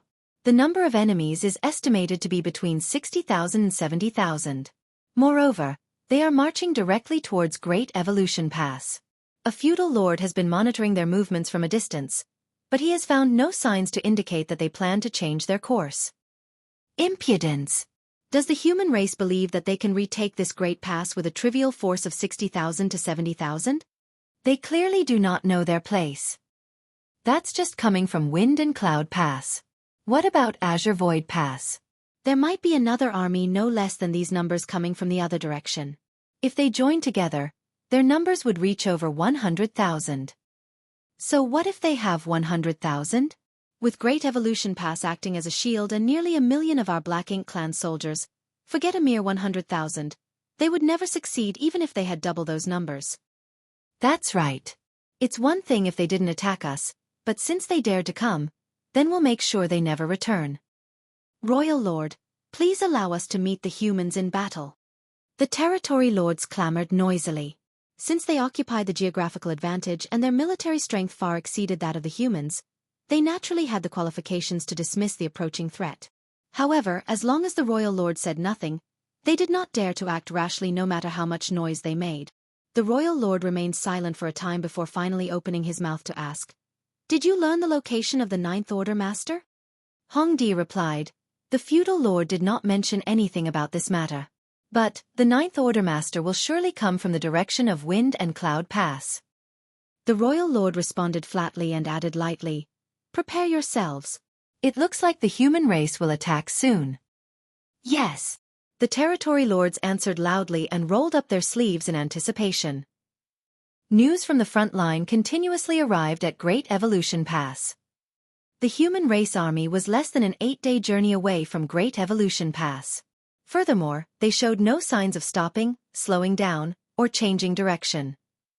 The human race army was less than a 5-day journey away from Great Evolution Pass. The human race army was less than a 3-day journey away from Great Evolution Pass. The human race army was only 1 day away from Great Evolution Pass. Somewhere outside Great Evolution Pass, Ouyang and his disciples secretly concealed themselves in one of the scattered asteroids. Their current location was much closer to Great Evolution Pass compared to their previous hiding spot. It could even be said that they were so close that they were being reckless.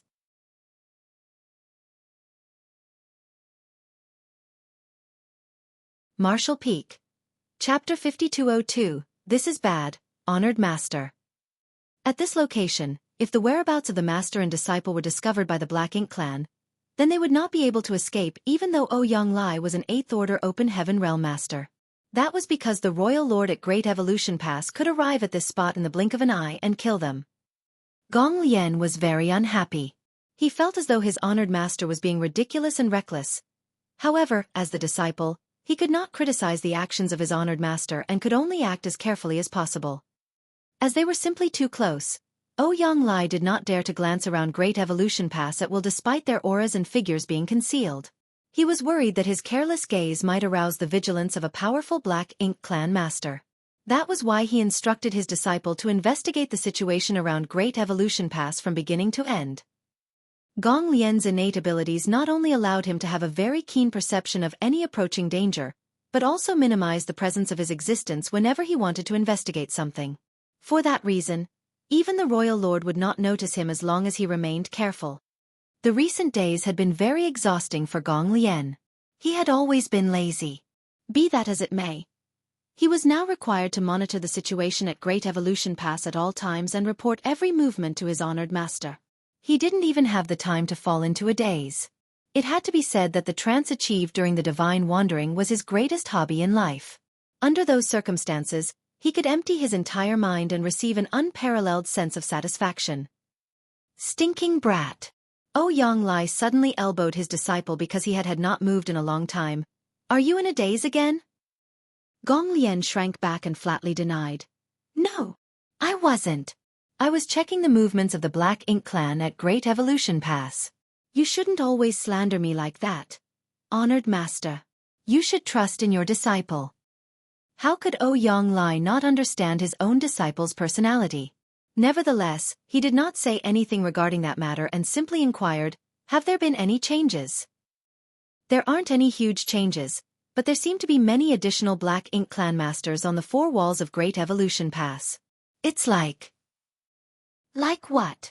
Ouyang Lai asked. Like they're preparing for something? Gong Lian replied with uncertainty. The corners of Ouyang Lai's mouth twitched. They have gathered nearly 1 million troops here. It's obvious that they are guarding against an attack from our army. It's not the same, Gong Lian shook his head. Although they stationed their troops here in the past, they've never mobilized such a great force before. Their current movements give me the sense that our human army is about to attack, and they're making final preparations. Ouyang Lai raised his brow. The Black Ink clan is making preparations for war? Could it be that Brother Mi has made a move? But that shouldn't be. If Mi Jingluan were to make a move, he would surely find a way to communicate with me. He wouldn't attack without notifying me first. But, if it isn't the North-South Army, then, could it be the East-West Army? He quickly probed further. Which direction is the Black Ink clan's defense focused on at the moment? Is it the left? Or the right? If it was the left, then the Black Ink clan was defending against the East-West Army. If it was the right, then they were defending against the North-South Army. Gong Lian replied. From where I stand, it's the left. There are more than a dozen territory lords standing on the walls and looking out into the distance. Ouyang Lai scowled at those words. The Black Ink clan at Great Evolution Pass seems to be guarding against something from the direction of the East-West Army. But, if that's the case, why didn't the East-West Army contact me beforehand? Is the East-West Army planning to attack the Great Pass alone? Xiang Shan can't be that reckless, right? Besides, even if Xiang Shan is unreliable, there's still the old ancestor. While Ouyang Lai was stewing in his doubts, Gong Lian suddenly frowned. Honored Master, I can sense something coming from over there. What is it? Is it the Royal Lord? Ouyang Lai was startled. Gong Lian shook his head. It's not the Royal Lord. There is no sense of danger coming from that presence, but the aura of what's coming is very strong. Extremely strong. Ouyang Lai could not understand what his disciple was saying, but he also understood that his disciple would not speak nonsense. Therefore, he was resentful of the fact that he could not act recklessly while he was currently in this position. Otherwise, he could have extended his divine sense to perceive his surroundings. Fortunately, there was no need for him to carefully probe his surroundings, as not long after Gong Lian finished speaking, Ouyang Lai detected the powerful presence his disciple mentioned just now. It was certainly extremely powerful. Even though there was a great distance between them, the aura transmitted clearly across the void.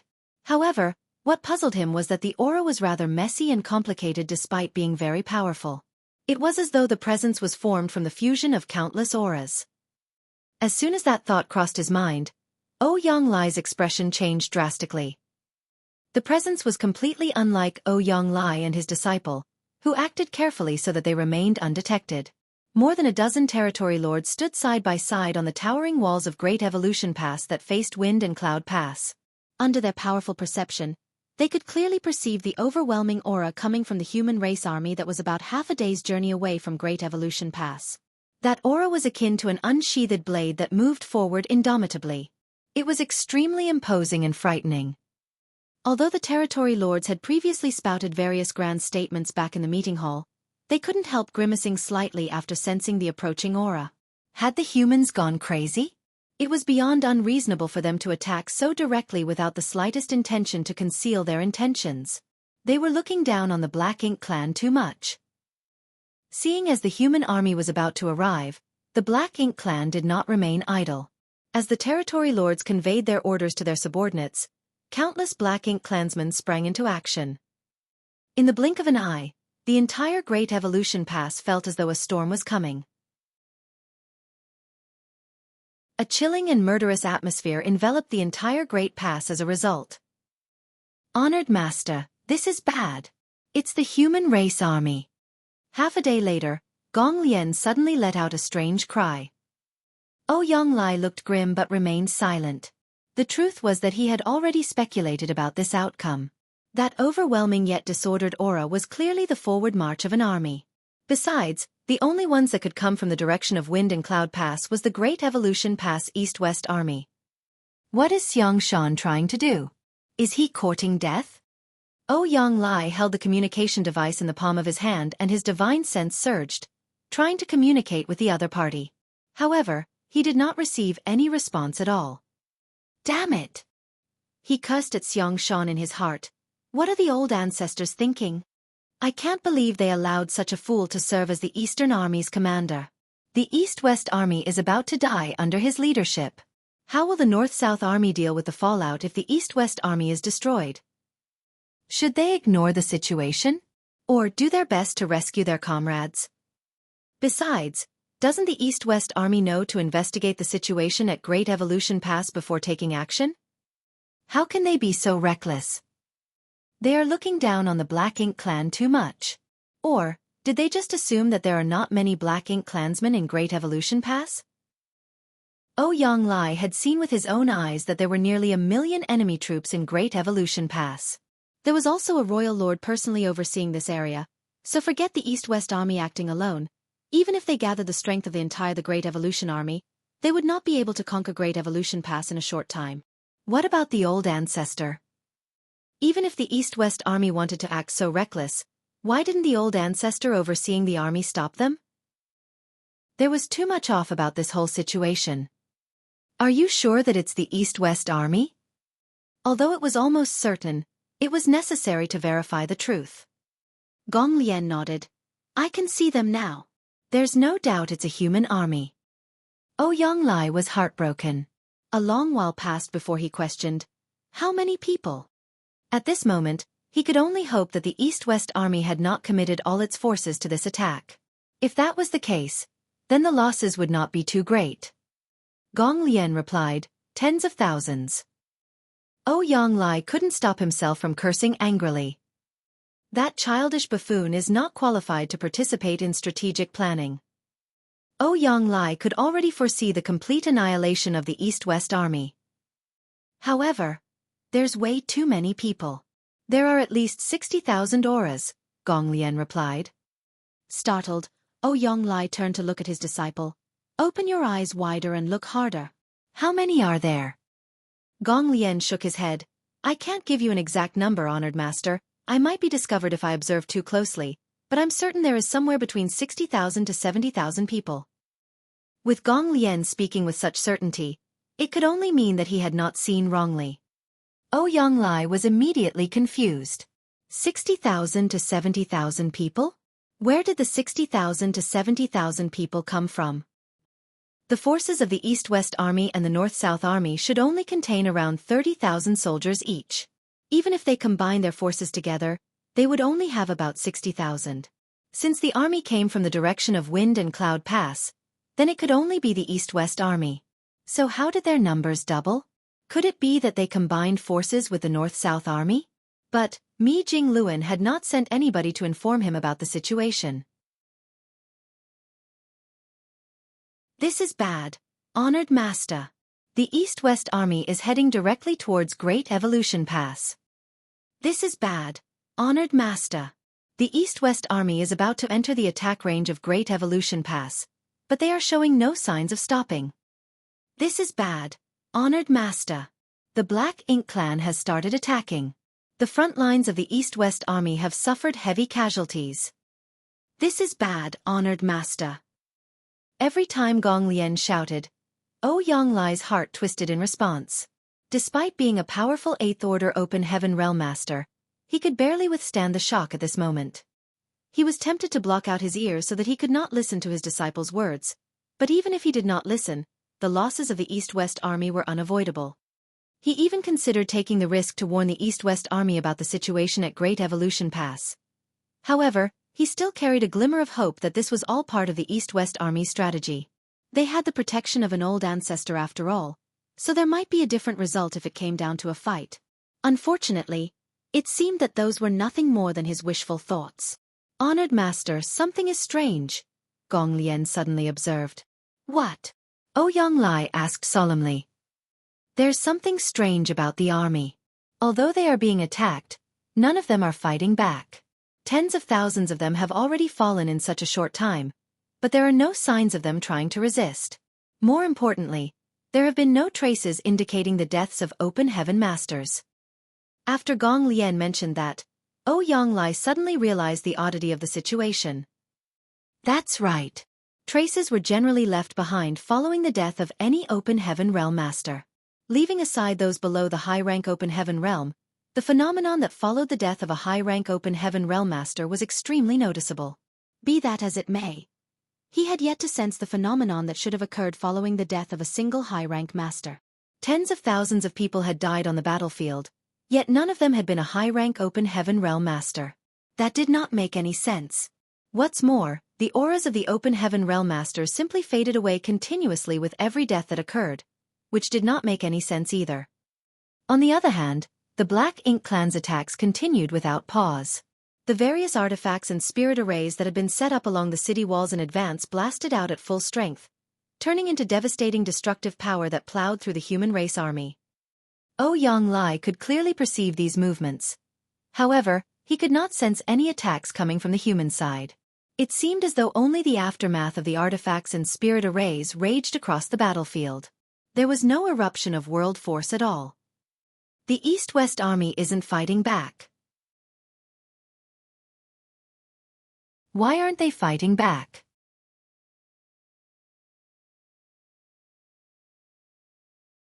Marshall Peak. Chapter 5203, the human race army was completely wiped out. Even just by watching from afar, both Yonglai and his disciple could sense the abnormality of the human race army. Therefore, it was impossible that those powerful Black Ink clansmen in Great Evolution Pass had failed to detect the oddity. The truth was that they had noticed this abnormality much earlier than Yonglai and his disciple. The human race army of 60,000 to 70,000 people had arrived with such an imposing force. Although the Black Ink clan seemed nonchalant about the matter on the surface, the truth was that they had responded to the attack with extreme prudence. Therefore, the Black Ink clan did not dispatch their troops to fight in the void. Their current strategy was similar to what the human race at Great Evolution Pass had done more than 30,000 years ago. They relied on the defenses of the Great Pass and used various artifacts and arrays to hit the human race army from afar. That was why the spirit arrays and artifacts set up across the walls began to blast out with countless attacks under the orders of the territory lords as soon as the human race army entered their attack range. The quality of these spirit arrays and artifacts could not be compared to those at any other Great Pass. Although their numbers were large, their strength was vastly inferior. That couldn't be helped though, as both artifact refiners and array masters were very rare among the Black Ink clan. Their only source of artifact refiners and array masters came from the Black Ink disciples who were corrupted by Black Ink strength. Many Black Ink clansmen had devoted themselves to cultivating the Tao of artifact refining and the Tao of spirit arrays over the years, but whether due to a difference in races or something else, the Tao of artifact refining and the Tao of spirit arrays of the human race could not be perfectly mastered by the Black Ink clan. The Black Ink clansmen could never attain significant achievements in these Taos. Therefore, the quality of the refined artifacts and the prepared spirit arrays remained extremely low. It was only natural that their strength would not be too impressive either. Nevertheless, the preparations that spanned over 30,000 years resulted in a rather large number of spirit arrays and artifacts. According to the estimation of the territory lords, they might be able to cause some casualties to the human race army by borrowing the power of these spirit arrays and artifacts. Nonetheless, they expected the number of casualties to be low. The humans were not fools after all. They would naturally know how to construct defenses in preparation for their invasion. In any case, the most important factor was to take down the humans' arrogance by a notch. Contrary to their expectations though, when the war broke out, the power of these spirit arrays and artifacts achieved an unexpected effect that shocked the entire Black Ink clan. Under the shroud of the countless rays of light, the humans collapsed like flies and exploded upon death.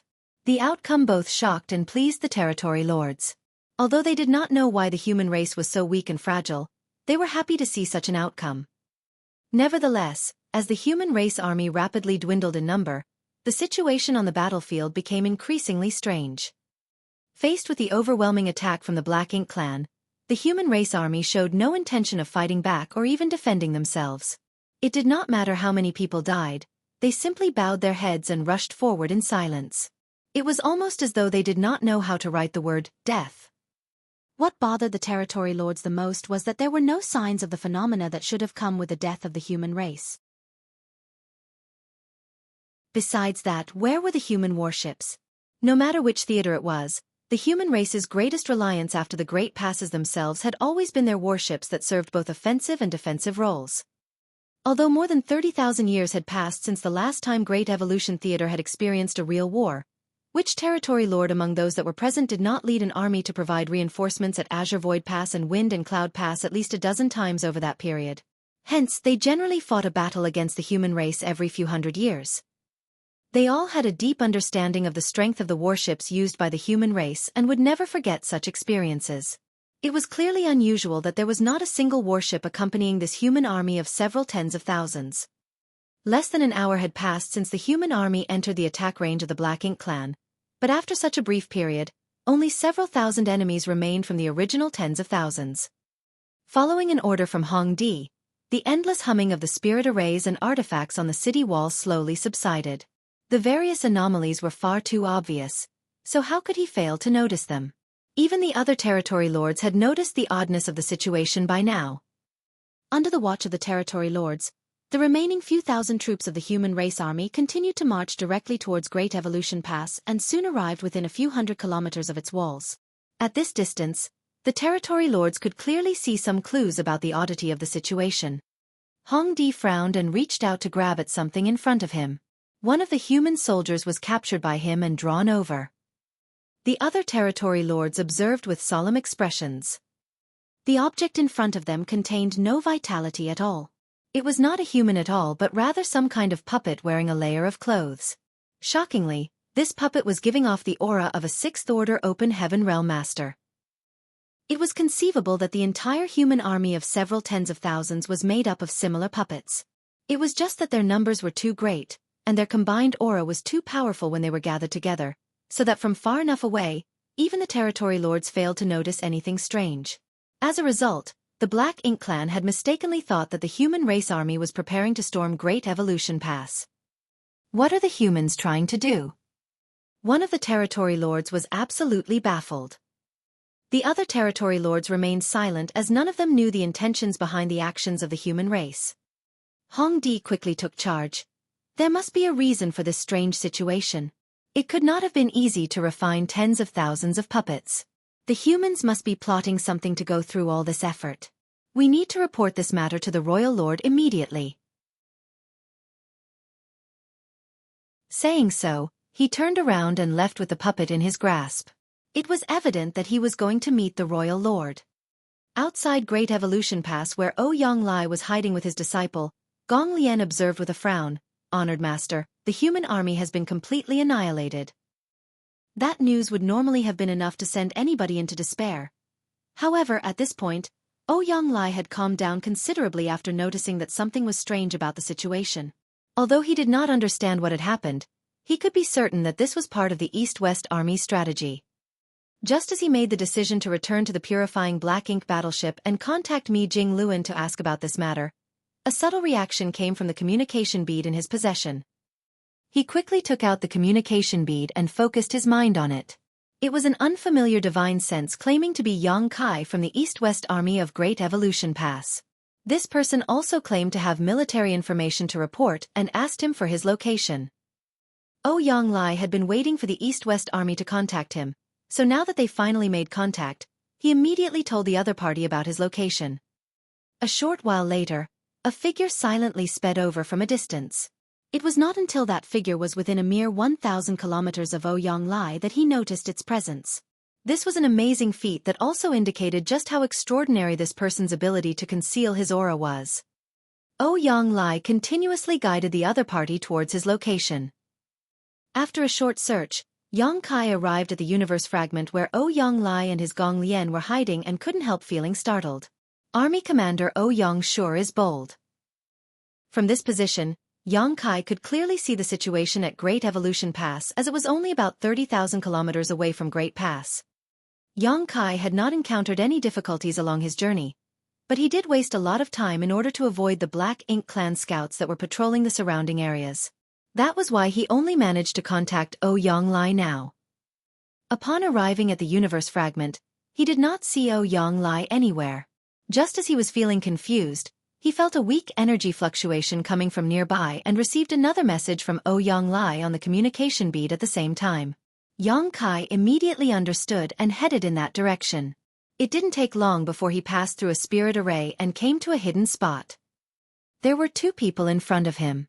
One of them was a burly red-headed old man, while the other was a young man who looked no older than himself. However, for some reason, Yang Kai couldn't help thinking of the word lazy when he looked at the young man. The young man's entire body seemed to be radiating a lethargic and carefree aura. Junior Yang Kai greets Senior Oh Yang. Yang Kai cupped his fist in greeting. Are you from the East-West Army? Oh Yang Lai examined Yang Kai carefully. Yes, Yang Kai replied. Why does it feel as though Army Commander Oh Yang is barely holding back his anger? What military information does Xiang Shan have for me? Why hasn't the East-West Army met up with the North-South Army? Oh Yang Lai questioned grimly. Yang Kai explained, the East-West Army will not be rendezvousing with the North-South Army for the time being. There have been some changes to the original plans. Oh Yang Lai forced himself to calm down and patiently asked, explain the situation. Therefore, Yang Kai reiterated his previous conversation with Mi Jingluan. Oh Yang Lai originally listened with a gloomy look on his face, but his expression was changing constantly as time passed. When he finally understood the whole plan, his displeased expression finally relaxed. I knew it. I was wondering how Xiang Shan could be so stupid. So that's how it is. He rubbed his chin. In other words, the army of 70,000 that the Black Ink clan annihilated just now were merely puppets. Yang Kai was taken aback. This junior felt some movements coming from Great Evolution Pass just now. Was that the annihilation of the puppets? Oh Yang Lai nodded. Those 70,000 or so puppets have almost been wiped out completely. Pausing for a moment, he abruptly continued. Now that we have attracted the attention of the Black Ink clan, the East-West Army must have made their move, right? This junior does not know, but since Army Commander Xiang Shan has a plan in place, I'm sure he will have arranged the timing perfectly. In addition, when this junior separated from Senior Me earlier, Senior Me instructed me to ask whether the Black Ink clan at Great Evolution Pass was showing signs of mobilizing. Oh Yang Lai nodded. The Black Ink clan gathered nearly 1 million troops in Great Evolution Pass recently. Even the Royal Lord rushed over to oversee this place in person. After saying that, he couldn't help snorting softly. Xiang Shan, that old fox. He lured the Royal Lord here but led the army to attack the Black Ink clan territory instead. I wonder just how mad the Royal Lord will be when he learns about it. Yang Kai said nothing. At this point, combined with the information he learned recently, he was beginning to form a clear understanding of the plan designed by Xiang Shan. Thus, he was filled with a sense of admiration. If Mi Jingluan's inference was correct, then this series of plans was all a result of encountering the Black Ink clan's 300,000 reinforcements. It might be that Xiang Shan thought up this new strategy when he first discovered the Black Ink clan's reinforcement army, and all his actions afterwards were in preparation to carry it out. This plan might have been made up on the spot, but the preparations taken during the march of the army were enough to make it foolproof. It was truly a blessing for the Great Evolution Army to have such a far-sighted army commander. It was just as Oh Yang Lai mentioned earlier. Xiang Shan had lured the Royal Lord to Great Evolution Pass but led his army to attack the Black Ink clan's territory instead. The Black Ink clansmen left behind to oversee their domain were surely in for an unpleasant surprise. Mi Jingluan was amazing too. He had managed to deduce the East-West Army's plan with only a few clues. Compared with these old foxes who had lived on the Black Ink battlefield and fought the Black Ink clan for countless years, Yang Kai felt like a blank slate of naivety. Nevertheless, as just one of the soldiers of the human race army, Yang Kai did not need to consider too much. With his current cultivation and status, all he needed to consider was how to lead Dawn so that he could kill more enemies on the battlefield. As for the big picture and the deployment of troops, he could leave such matters to the people above him. It might be that he would only be eligible to participate in various high-level decisions once he advanced to the Eighth Order.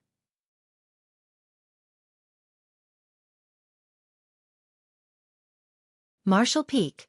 Chapter 5204, The Panicked Royal Lord. Inside the main conference hall of Great Evolution Pass, the Royal Lord remained seated on the throne of bones as usual. In addition, there were more than a dozen territory lords lined up on both sides below him. More than 30 territory lords had currently gathered at Great Evolution Pass. In order to confront the human race army of 70,000 that came from the direction of Wind and Cloud Pass, nearly two-thirds of the territory lords had been deployed to defend the walls under Hong Di's leadership. Meanwhile, the other third of the territory lords stayed in the main hall and quietly waited for news. The current arrangement was due to the presence of a large human race army hiding nearby, in the direction of Azure Void Pass. Nobody knew when this particular human race army would appear, so the Black Ink clan had to conserve a certain amount of strength for their defenses. They originally thought that the human army would march on them from both sides and attack Great Evolution Pass in a pincer maneuver, but contrary to their expectations, only one side experienced a fierce battle while the other remained completely silent.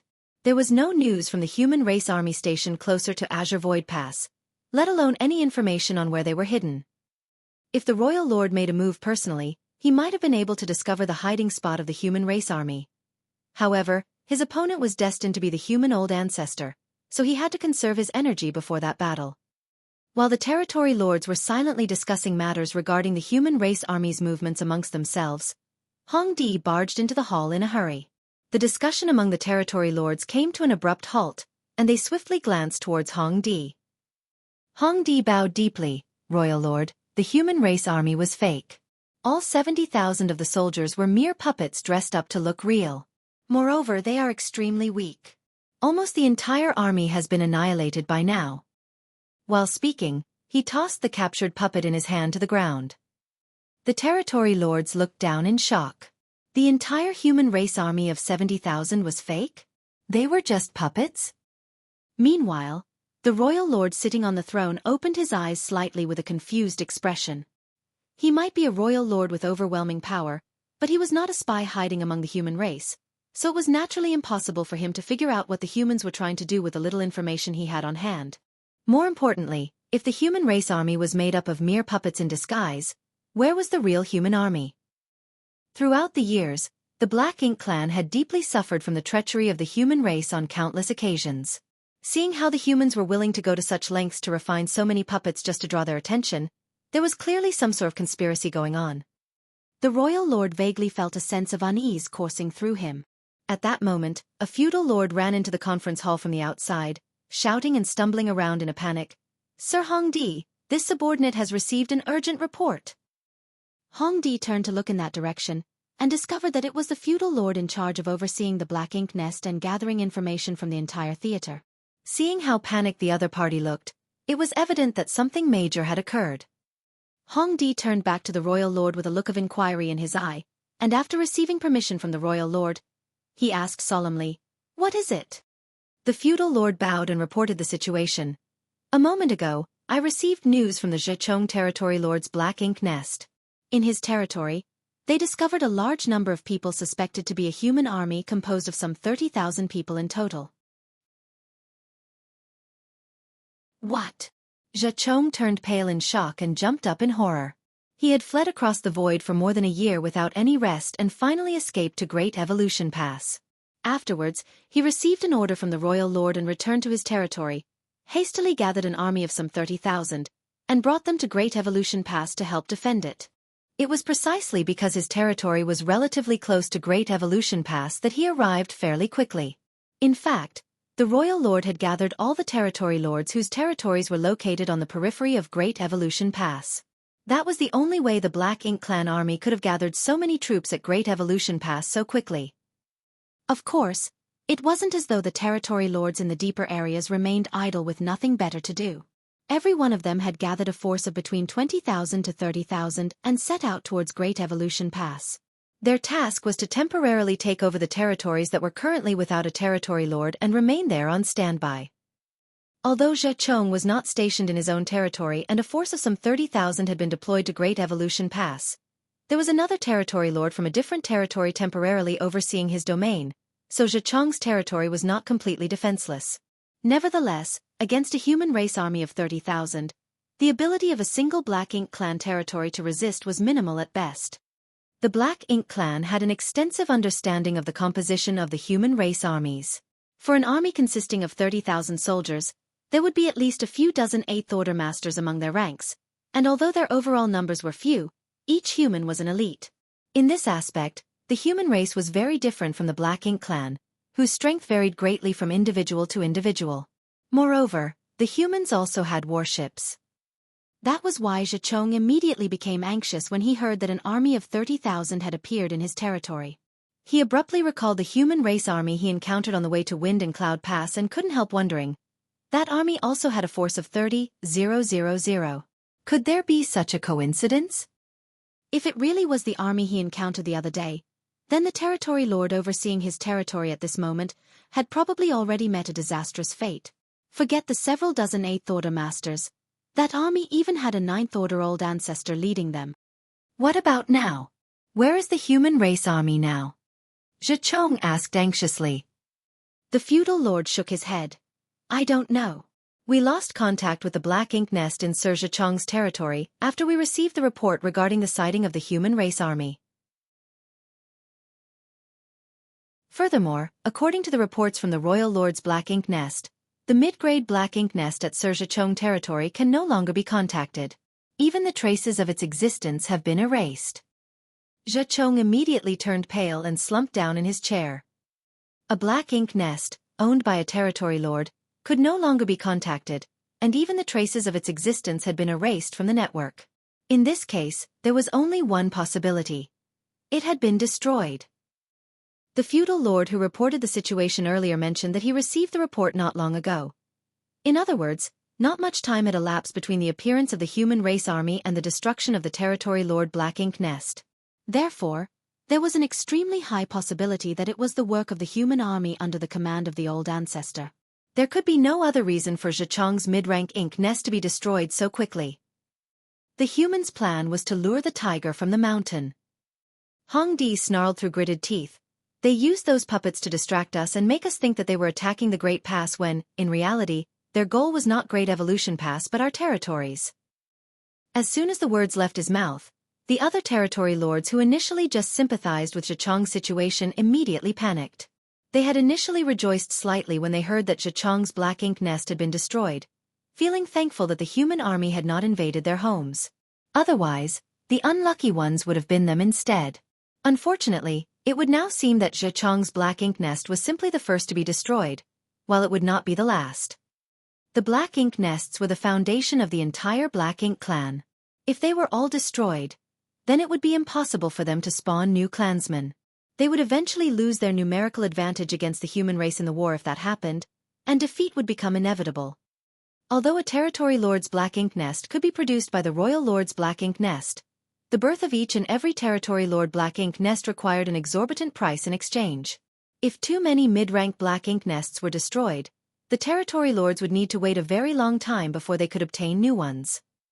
If the royal lord's Black Ink nest was destroyed, the territory lords couldn't help shuddering in fear, not daring to let their thoughts continue down that road. On the other hand, a sudden and thunderous rumble resounded throughout the conference hall before Hongdi could even finish his sentence. The rumbling sound was accompanied by a black shadow shooting out at the same time. The territory lords looked in that direction only to see that the royal lord, who had been sitting on the throne of bones, was now nowhere to be seen. The dark shadow that rushed past them earlier was none other than the royal lord himself.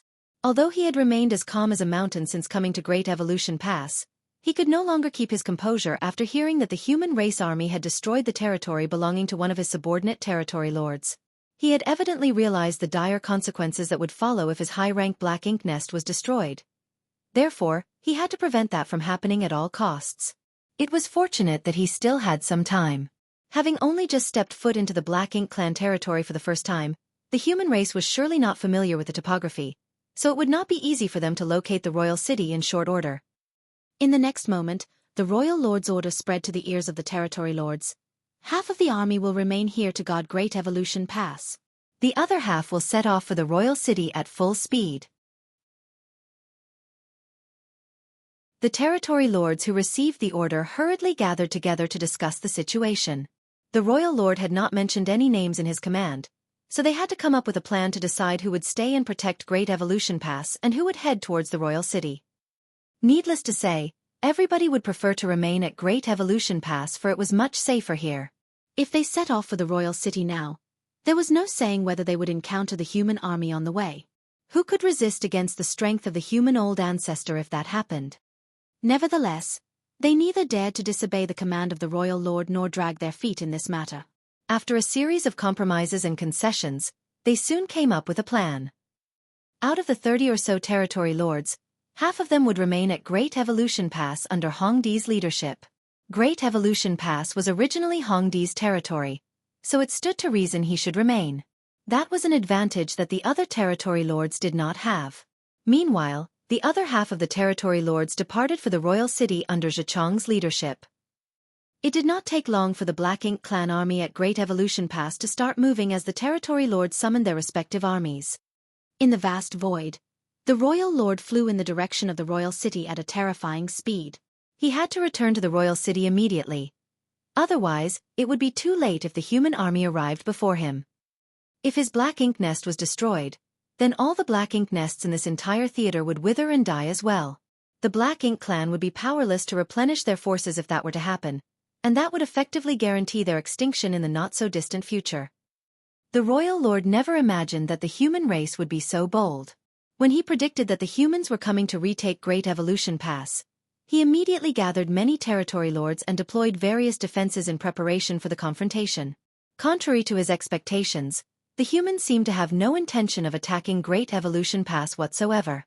They simply sent out an army of puppets to distract him while their real army marched directly into the Black Ink clan territory. They made a fool of me. The royal lord was filled with fury. Along the way, he suddenly raised his hand and dense black ink strength condensed and twisted in the palm of his hand, gradually transforming into the shape of a miniature black ink nest. This was not an actual black ink nest, but he could borrow its power to communicate with his own high-rank black ink nest and then issue commands to the other territory lords through it. The human race army with a force of 30,000 soldiers had already appeared in the Black Ink clan's territory. There was bound to be an old ancestor and a few dozen 8th Order masters among their ranks. With such strength, it was impossible to repel the humans with the military strength of a single territory alone. The only way for the Black Ink clan to stand a fighting chance was if they rallied together at one spot. In this case, the royal city was the battlefield chosen by the royal lord. That was because the human race would surely target the royal city. Regardless of whether they knew about the secrets behind the black ink nests or not, they were bound to aim for the destruction of his high-rank black ink nest as their biggest goal. If he wanted to protect his black ink nest, then he had to gather the strength of all the territory lords under his command. However, doing so would completely deprive the other territories of any troops even if the royal city did not suffer any consequences. In other words, the Black Ink clan would be abandoning a vast swath of their territory. There would be countless slaughtered Black Ink clansmen and destroyed Black Ink nests as a result of this decision. Despite being completely heartbroken by the losses, the royal lord had no other choice. He had never imagined that the human race would be so cunning and difficult to handle without the constraints of a great pass.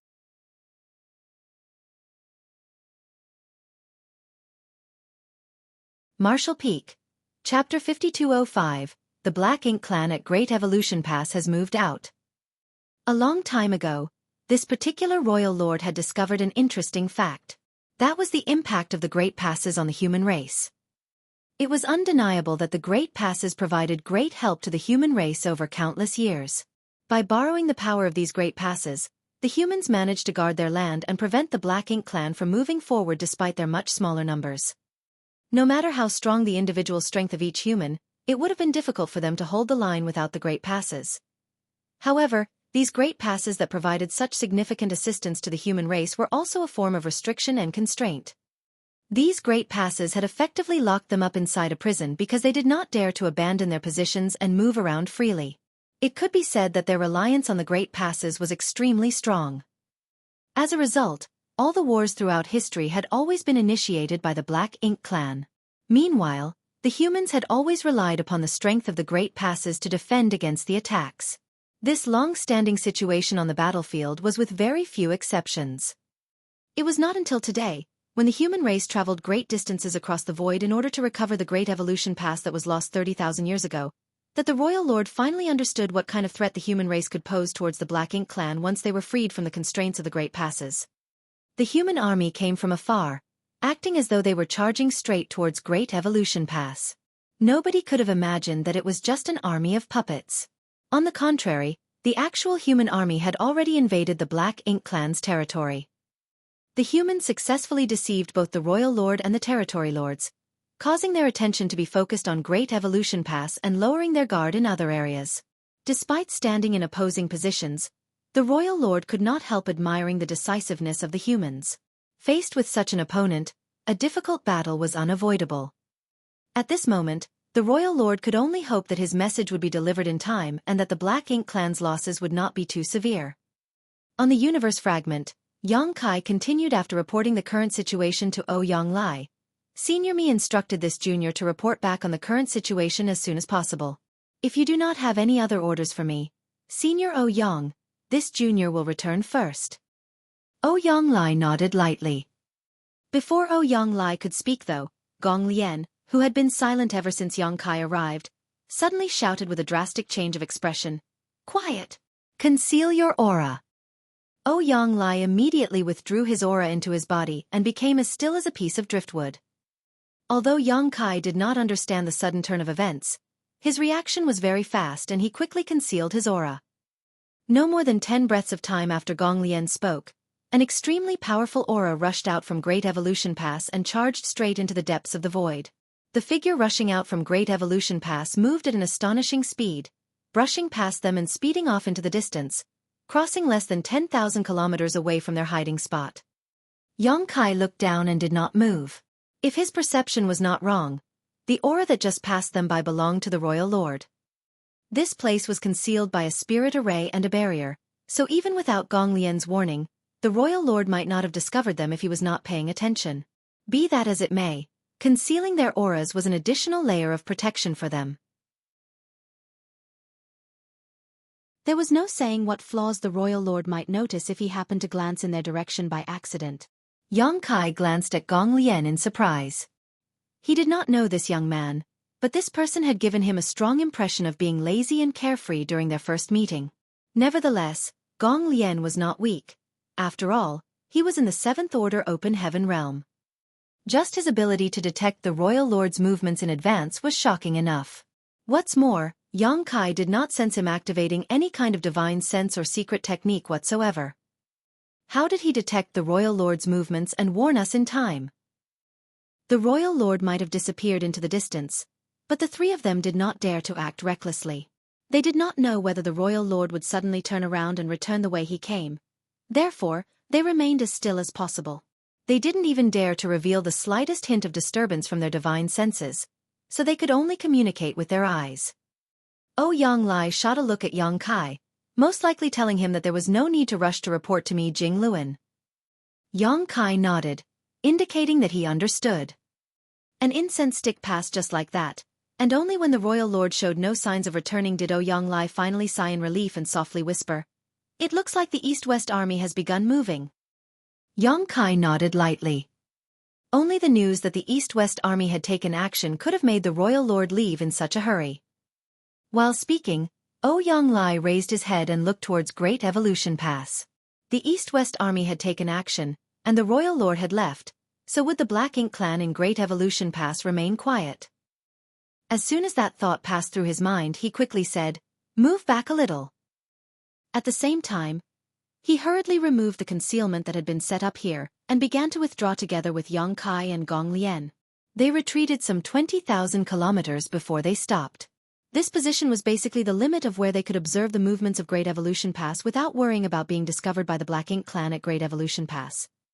Only then did Ouyang Lai turn to look at Yang Kai. "Go back and report everything you witnessed to me, Jing Luan. This old master will stay here and continue to gather information." Yang Kai cupped his fist and responded, "Senior Me also asked that you continue gathering information and monitoring when the Black Ink clan would depart from Great Evolution Pass, Senior Ouyang." Ouyang Lai nodded. "This old master will be fine. Go now." Only then did Yang Kai turn around and rush off into the distance. His movements might alert those in Great Evolution Pass if he activated the universe transference law at this position. Therefore, he planned to withdraw further before doing so.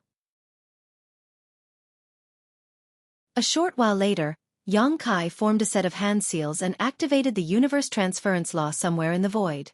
The array lit up beneath his feet, and after waiting for a moment, A bright light erupted and enveloped him. He felt the world spinning around him, and by the time he came back to his senses, he was already standing in the purifying black ink battleship of the North-South Army. Approximately 10 breaths later, Yang Kai met up with Mi Jing Luen aboard the purifying black ink battleship and gave a report on the situation with Ouyang Lai. Mi Jing Luen and several other 8th Order Division commanders nodded after listening to the report, with one of the 8th Order masters observing, "It's just as you predicted, Senior Brother Mi. The Black Ink Clan has been gathering its troops at Great Evolution Pass." Mi Jing Luen nodded. "The East-West Army has painstakingly arranged for this situation to occur. Even we could not have known in advance whether the Black Ink Clan would be fooled, but in any case, the Royal Lord has left Great Evolution Pass. The East-West Army must have done something for him to leave in such a rush. I'm afraid the nearly million-strong Black Ink Army guarding Great Evolution Pass will mobilize soon." With a snap of his fan he continued, "Give the order. Each squad and battalion is to summon their warships and travel at full speed. We need to arrive at the predetermined ambush location within 3 days." In order to hide better, the North-South Army had stored away all their warships except the purifying black ink battleship. Then they searched for a suitable place to launch an ambush. However, in this situation, there was no need to hide anything anymore. The East-West Army had already made their move, so the rest was completely up to the North-South Army. If the North-South Army could successfully stop the Black Ink Clan army coming from Great Evolution Pass, then the East-West Army would not be attacked from behind. On the other hand, if the North-South Army failed to stop the Black Ink Clan, then the East-West Army was bound to suffer heavy casualties. The success of the entire plan hinged on the North-South Army getting the timing right, so they had to travel as quickly as possible. The orders were conveyed throughout the army, and the soldiers who had been in hiding all this time immediately summoned their respective warships. In an instant, a huge fleet took shape and sailed out of their hiding place in a mighty procession. It just so happened that there was a Black Ink Clan search party in the void nearby. They had received orders from Great Evolution Pass, and had been scouting in this direction for traces of the possible presence of the human race army. Unfortunately, their search had not been fruitful despite many days of effort. They never expected to detect a large number of energy fluctuations out of nowhere. The feudal lord in the lead took a good look and immediately became dumbfounded. A mighty fleet had suddenly appeared in the void that had been empty just a moment ago. "The human army!" One of the high-rank Black Ink clansmen in the team exclaimed in shock. There was no need to say anything though, for as soon as the feudal lord laid his eyes on this fleet, he knew that it was the target that the territory lords had been searching for. "Let's go!" The feudal lord shouted and turned around to lead his subordinates away. He had to report this information as soon as possible, no matter what happened. Just as they turned around to retreat though, one of the larger warships suddenly released numerous flashes of lights and brilliant divine abilities rained down on them. The terrifying power swept outward like the waves of a stormy sea, swallowing up the Black Ink Clan squad within its deathly embrace. When the dust settled, the entire Black Ink Clan team had practically been annihilated on the spot. Only the feudal lord survived. Although he was alive, he was in a terrible condition and his aura was flickering weakly. He didn't even dare to look back as dense black fog erupted from his body and he hurriedly fled the scene. Aboard the warship, an 8th Order Division commander coldly snorted but showed no intention to pursue the other party. As far as the current situation was concerned, there was no need to conceal their presence any longer now that the North-South Army had decided to act. Even if a feudal lord escaped, how could he affect the situation in any way? Besides, after taking a direct hit from that divine ability, he would not survive for long even if he wasn't dead yet. Everywhere the North-South Army passed, the Black Ink Clan was annihilated on the spot. These Black Ink Clan scouts had been searching for traces of the North-South Army, but they never imagined that the moment they caught a glimpse of the humans would also be the moment of their deaths. Approximately an incense stick after Yang Kai arrived back, Gong Lian also returned to the purifying Black Ink battleship and rushed straight towards the conference hall. "Where is your honored master?" Mi Jing Luen glanced behind Gong Lian but did not see Ouyang Lai. Gong Lian replied, "Honored master says he wishes to monitor the movements of the Black Ink Clan army and confirm the direction of their march so that we can find the best opportunity to strike." Mi Jing Luen's eyes flashed. "Has the Black Ink Clan at Great Evolution Pass begun to move?" Gong Lian nodded. Before this junior returned, the Black Ink clan at Great Evolution Pass dispatched around 15 territory lords along with an army of 400,000 to 500,000. They are marching towards the Black Ink clan's territory. An 8th Order Open Heaven Realm Division commander observed, 15 territory lords along with an army of 400,000 to 500,000. In other words, half of the Black Ink clan forces at Great Evolution Pass. Mi Jingluan smiled. It looks like the Black Ink clan has not forgotten us. Leaving behind half of their forces is clearly a precaution against our army. They are afraid that we might take the opportunity to attack Great Evolution Pass. The 8th Order Division commander who spoke earlier immediately broke into a smile. The Black Ink clan probably never imagined that we have no intentions of attacking Great Evolution Pass whatsoever. It was evident that the human race army had traveled across a great distance to recover Great Evolution Pass. However, one of the armies had charged straight into the Black Ink clan's territory to wreak havoc while the other army was planning to intercept the Black Ink clan army marching out from Great Evolution Pass. They were completely ignoring the Great Pass itself.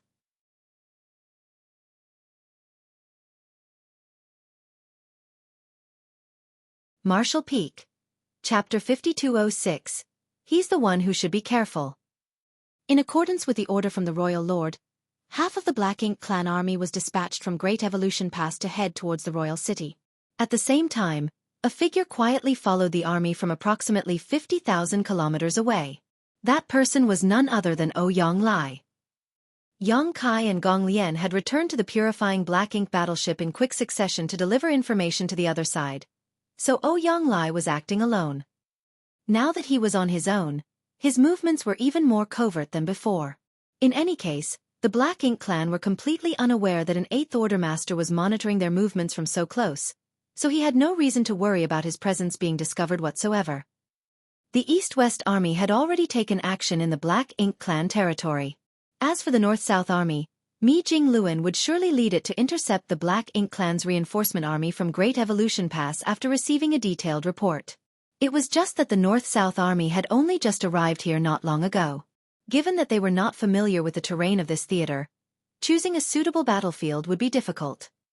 By following the march of the Black Ink clan's reinforcement army from Great Evolution Pass, Ouyang Lai would be able to grasp their movements instantly. When the timing was right, he could then return directly to the North-South Army and guide the army in the right direction himself. On the other side, the East-West Army headed by Xiang Shan and Lu Zhiping was sailing rapidly through Black Ink clan territory. The speed of the warships had been adjusted to the highest, so the huge fleet streaked across the void like a river of lights. The 30,000 troops of the East-West Army arrived at the first Black Ink clan territory several days ago.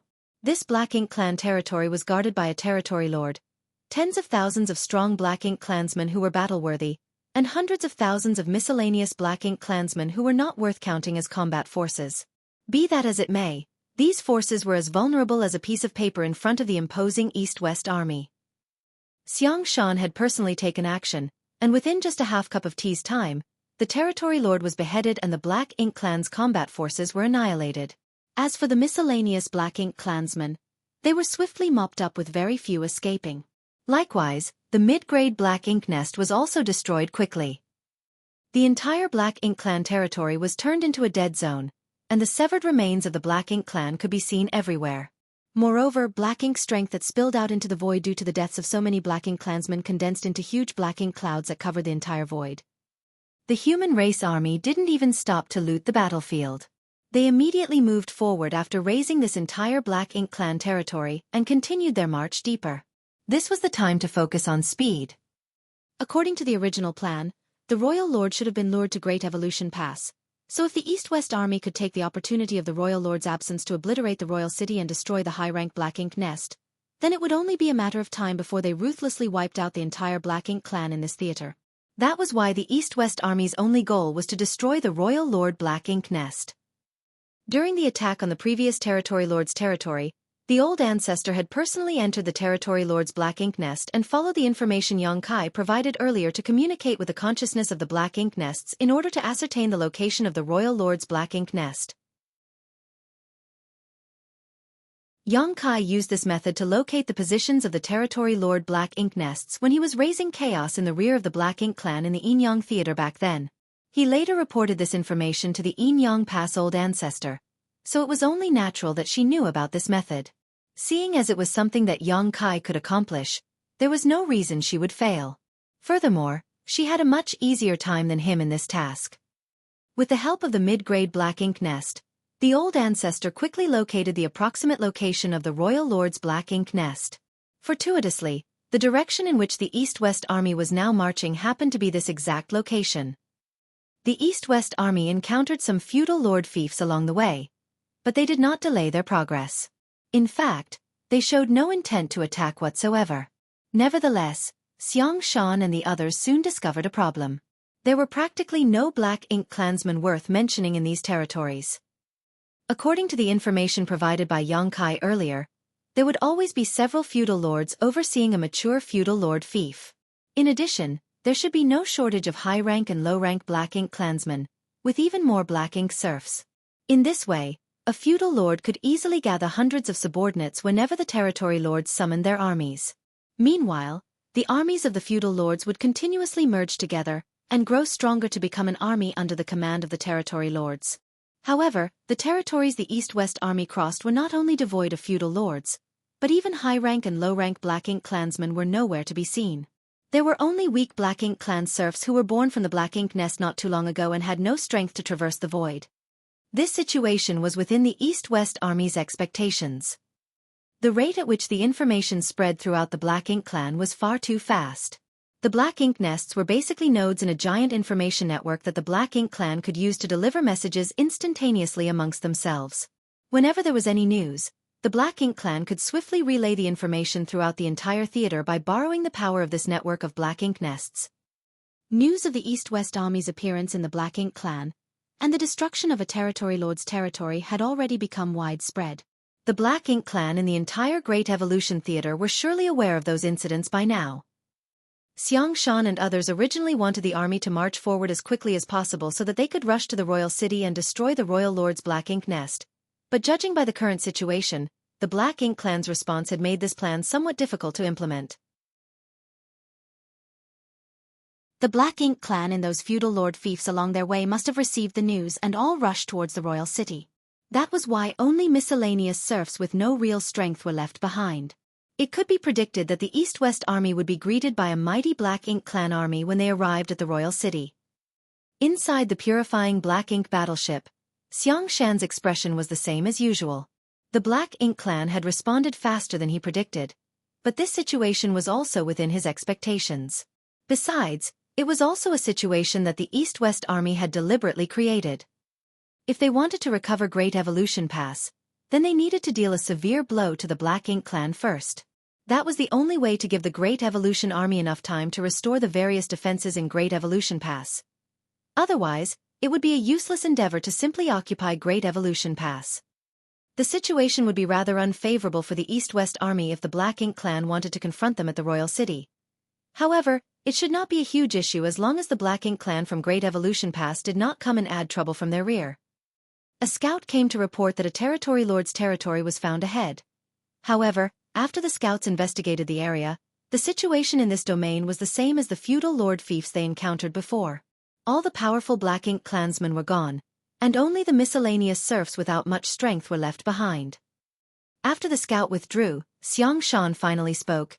It looks like the Black Ink clan is planning to confront us at the royal city. Lu Zhiping nodded lightly. Since that's the case, it's better if the old ancestor travels ahead. The Black Ink clan army is coming from various directions to gather in the direction of the royal city, and the royal lord will also need some time to travel from Great Evolution Pass to the royal city. If the old ancestor leaves now, she might stand a chance to destroy the royal lord Black Ink nest before the enemy can muster a resistance. Although the East-West army was marching rapidly, their speed could not compare to the speed of the old ancestor traveling on her own. It was just as Lu Zhiping mentioned. The Black Ink clan army was gathering from various directions towards the royal city, so it would take them some time to assemble. Moreover, the royal lord was currently absent from the royal city, so the old ancestor would be unparalleled and unmatched if she rushed there right now. The old ancestor sitting next to Lu Zhiping smiled at those words though and shook her head. No. Although I have roughly determined the position of the high-rank Black Ink nest with the help of the previous Black Ink nest, it is still unclear how far away or exactly where it is located. Even if I move alone, It will take some time for me to search for the target. Besides, the royal lord is on his way back to the royal city. What if the East-West Army encounters him when I am absent? The East-West Army had 68th Order Open Heaven Realm Masters and 30,000 troops. While they were not afraid of being completely wiped out by the royal lord, or even repelling him, the casualties they would suffer would be extremely severe if the old ancestor was absent. If nothing else, at least 10 8th Order Open Heaven Realm Masters were likely to lose their lives just to force the royal lord back. The Great Evolution Army had a total of 60,000 people, but they would need their forces to guard Great Evolution Pass in the future, so minimizing their losses was pivotal to their long-term strategy. Lu Zhiping immediately fell silent and said nothing more after listening to the old ancestor's reasoning. Xiangshan said, "In that case, let's proceed with the original plan. The East-West Army will ignore the Black Ink Clan and charge straight towards the royal city. Since the Black Ink Clan wishes to confront us there, we should heed their wishes." In the battle between the human race and the Black Ink Clan, strategy was the biggest factor that determined the success or failure of the war. Nevertheless, being strong enough to defeat one's enemies was the ultimate guarantee of victory. The words had just left Xiangshan's mouth when the old ancestor sitting beside him abruptly turned to look in a certain direction. Her bright eyes seemed to penetrate across tens of thousands of kilometers of space. Immediately after that, she smiled and said, "I can't believe he found us." Xiangshan's expression turned serious. "Is it the royal lord?" The old ancestor nodded lightly. "N. Is he simply passing by? Or are his actions intentional?" The old ancestor pondered in silence for a while before grinning.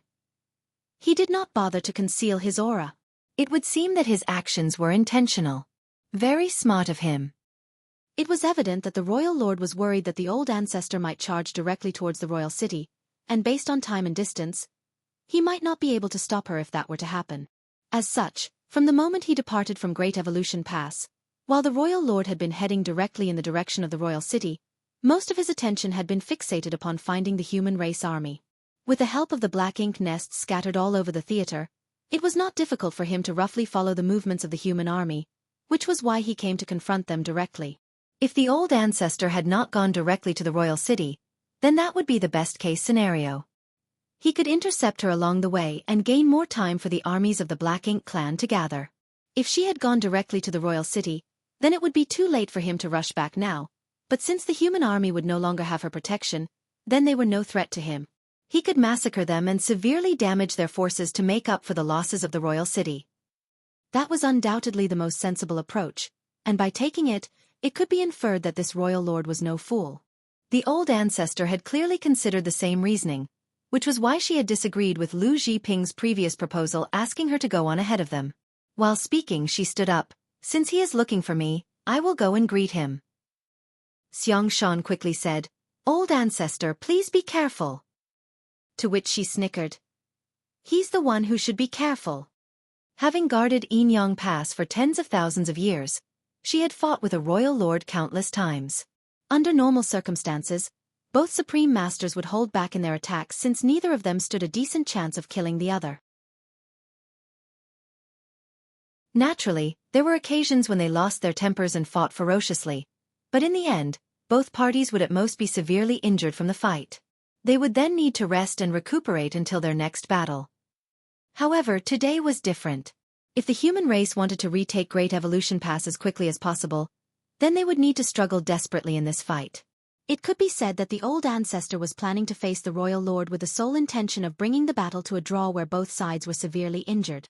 When Xiangshan first made his plans, he had intended to lure the royal lord out of the royal city so that the royal lord could not use the power of the black ink nest to heal his wounds. It would now seem that the plan was not going to work. If the royal lord wanted to set the battlefield at the royal city to obtain the geographical advantage there, then there was nothing the Great Evolution Army could do to stop him.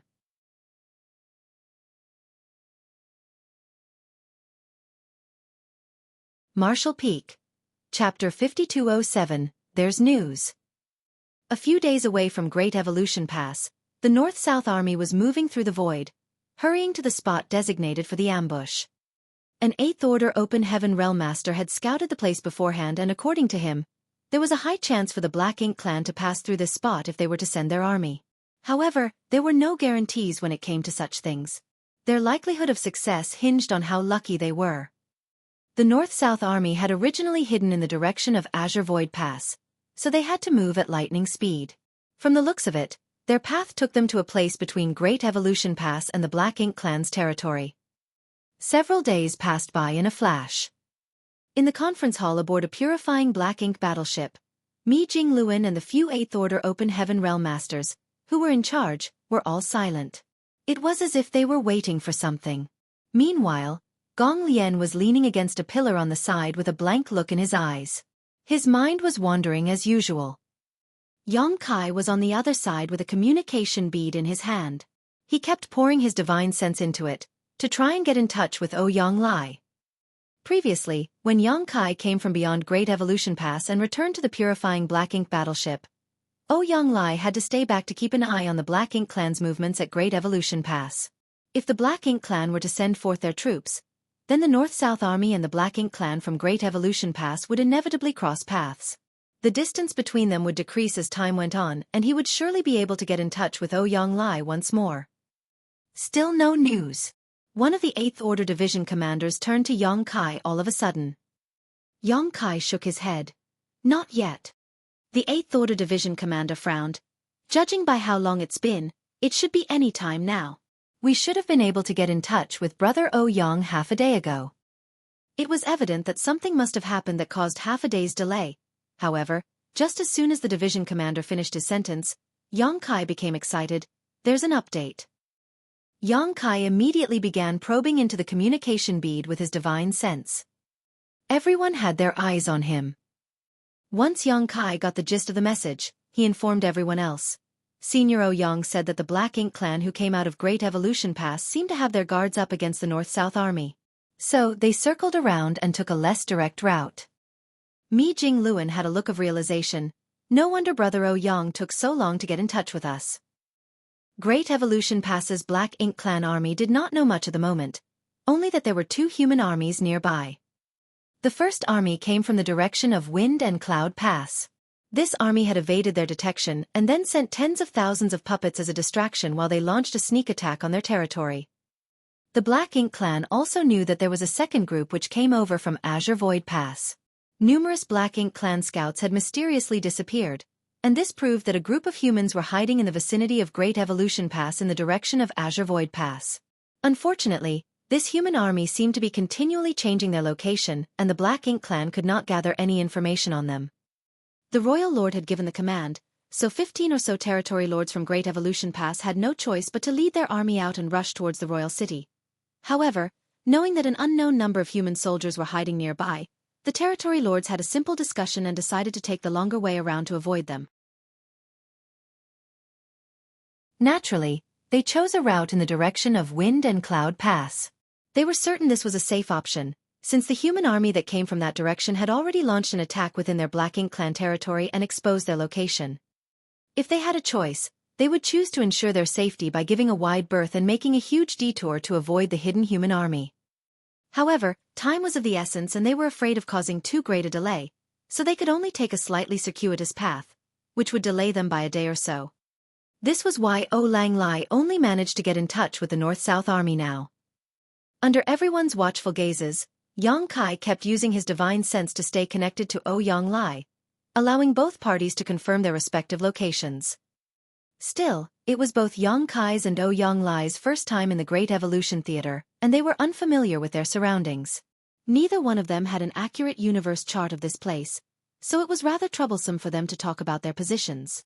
Yang Kai could not ascertain where Ouyang Lai was exactly, and similarly, Ouyang Lai had no way of confirming where the North-South Army was. The only thing they both knew was that their distance was within a day's worth of travel, as this was the communication bead's maximum range. Amid their exchange, the North-South Army arrived at the designated ambush point. Initially, based on the deductions by the 8th Order Open Heaven Realm Master who scouted the place, it was highly likely that the Black Ink Clan would pass through this place if they were to send their army out from Great Evolution Pass. As long as the North-South Army set up here in advance, they would be able to deal a heavy blow to the Black Ink Clan. As it was, the North-South Army had arrived, but there was no sign of the Black Ink Clan. Furthermore, based on the update from Ouyang Lai, it was unlikely that the Black Ink Clan army would be passing through this region. Uncertainty was to be expected on the battlefield, as it was impossible for people to know everything and have a contingency for all possibilities at all times. Things could change at any given moment, and the only way to ensure victory was to be highly adaptable. Yang Kai carried on communicating with Ouyang Lai, but he was still unable to pinpoint the latter's location. Both of them described what the area around them looked like, but it did not ring any bells for either one of them. Ouyang Lai had a fiery temper, and since it was impossible to communicate effectively, he decided to cut things short. Just wait. That was the last Yang Kai heard from him, even though he kept trying to reconnect with Ouyang Lai. After relaying this to the 8th Order Division commanders, they all wore helpless, exasperated expressions. However, soon enough, Ouyang Lai's burly figure came striding in while grumbling, "It's so troublesome without a universe chart." It would have been a lot easier for them to communicate if both of them had a universe chart, as it would have allowed them to confirm their locations and the distance from each other. Nevertheless, Great Evolution Pass had been lost for 30,000 years, and the humans who were stationed here in the past had been annihilated. Thus, the universe chart of that time was no longer usable. If they wanted a universe chart now, they needed to make one themselves. Meanwhile, Ouyang Lai managed to get back quickly thanks to the purifying Black Ink Battleship's universe array. "Brother Ouyang, where are the Black Ink Clan reinforcements now?" Mi Jingluan quickly asked. "I don't know, but I left behind a bit of my aura before I left. Let me check where it is and I'll know where the Black Ink Clan army is," Ouyang Lai replied. Saying so, his hands started rapidly forming seals. A few breaths later, a burst of red light shot out from his fingertip and pointed in the direction of the aura he had left behind. Mi Jingluan took note of the location and nodded. "We are about a day's travel away from there. Taking into account the difference between our travel direction and the Black Ink Clan armies, the North-South Army should adjust our position so that we can encounter them within a day or two." Ouyang Lai nodded. "Good." The two of them talked for a bit and soon decided on where they should reposition the North-South Army. The order went down and the fleet, which had only just arrived at the ambush location, set off again without even having time to do anything. All the 8th Order Division commanders cupped their fists. "We should go and prepare." If everything went smoothly, then in a day or two, the North-South Army would engage in a huge battle with the Black Ink Clan from Great Evolution Pass. Naturally, it was best to start preparing as soon as possible. Mi Jingluan nodded. "I'll be off too, honored master," Gong Lian bowed. Ouyang Lai waved him off casually in response. Mi Jingluan finally addressed Yang Kai. "Marshal nephew, what's your plan now? Are you going to join us here or head off to find the East-West Army?" "Since there's going to be a battle here, it's best if I remain to help," Yang Kai said. He could have left now if there were no battle, but since the fight was imminent, it would not be right for him to leave just like that. Furthermore, taking part in the upcoming battle was a good way for him to gather more information about the situation here. That way, he would be able to inform Xiang Shan and the others about what was happening here when he reunited with the East-West Army. "Good," Mi Jingluan said. "Since you're staying, you can choose a squad or a battalion to join. This junior would like to act alone. Would that be all right?" Yang Kai asked. He was unfamiliar with the people here in the North-South Army, and it may not be a good thing for him to join a squad so abruptly. Hence, he preferred acting alone without having any ties to anyone. Mi Jingluan eyed him with a smile. "Since you're so confident, Marshal nephew, I won't stop you, but do be careful on the battlefield." "Understood." Yang Kai cupped his fist and bowed before leaving. Once he left, Ouyang Lai piped up. "That brat sure is confident to want to act alone, and you even gave him your permission. That's not at all like you." Mi Jingluan chuckled. "I don't know if you've heard much about him, Brother Ouyang. If any other 7th Order Junior made the same request, I would have rejected them immediately. But if it's him, it's fine for me to make an exception just this once." Ouyang Lai nodded. "I've heard quite a lot about him, so you can't take advantage of me being ignorant and uninformed, Brother Mi. Now that we're on the subject, it's quite unbelievable that a 7th Order brat had the guts to disguise himself as a Black Ink disciple to infiltrate the Black Ink Clan. He even managed to destroy the warship that the Black Ink Clan was building and come back alive. It's practically a miracle." That's right. Although the old ancestor went out to receive him in person, before that, he managed to kill a territory lord while he was in the Blue Sky Theater, which is quite the feat even if the territory lord was badly wounded at the time, Mi Jingluan said. New talents rise up with every generation. We're getting old now. Ouyang lamented. Mi Jingluan smiled at him. It's rare for you to pay such a high compliment to someone of the younger generation, Brother Ouyang. What's the matter? Are you regretting the fact that you didn't encounter him sooner to take him as your disciple? Ha! Ouyang snorted loudly. Why would I regret that? I have a disciple now. Even though my disciple isn't the same as him, he's not worse off in any way. In fact, my disciple has more potential than him. Mi Jingluan sighed. Things never go the way you want them to in life. Yang Kai is a peerless talent, but it's a pity he will not enter the Ninth Order. If he could make it to the Ninth Order, he would make a huge difference for the entire human race. Nothing's perfect in life, Ouyang remarked. Speaking of which, we're partly to blame for his current situation since it's the unfortunate result of the cave heavens and paradises interfering with him. If it had not been for those cave heavens and paradises working together to suppress Yang Kai, he would have directly advanced to the Seventh Order, and would have stood a chance to become a Ninth Order old ancestor. Mi Jingluan shook his head. They were doing it to prevent uncertainty in the future, and there's historical precedent for their actions. All along, the cave heavens and paradises have maintained the same attitude towards all those who had the possibility of directly advancing to the Seventh Order open heaven realm. Based on their perspective, they didn't do anything wrong at the time, but looking back now, they've made a monumental mistake.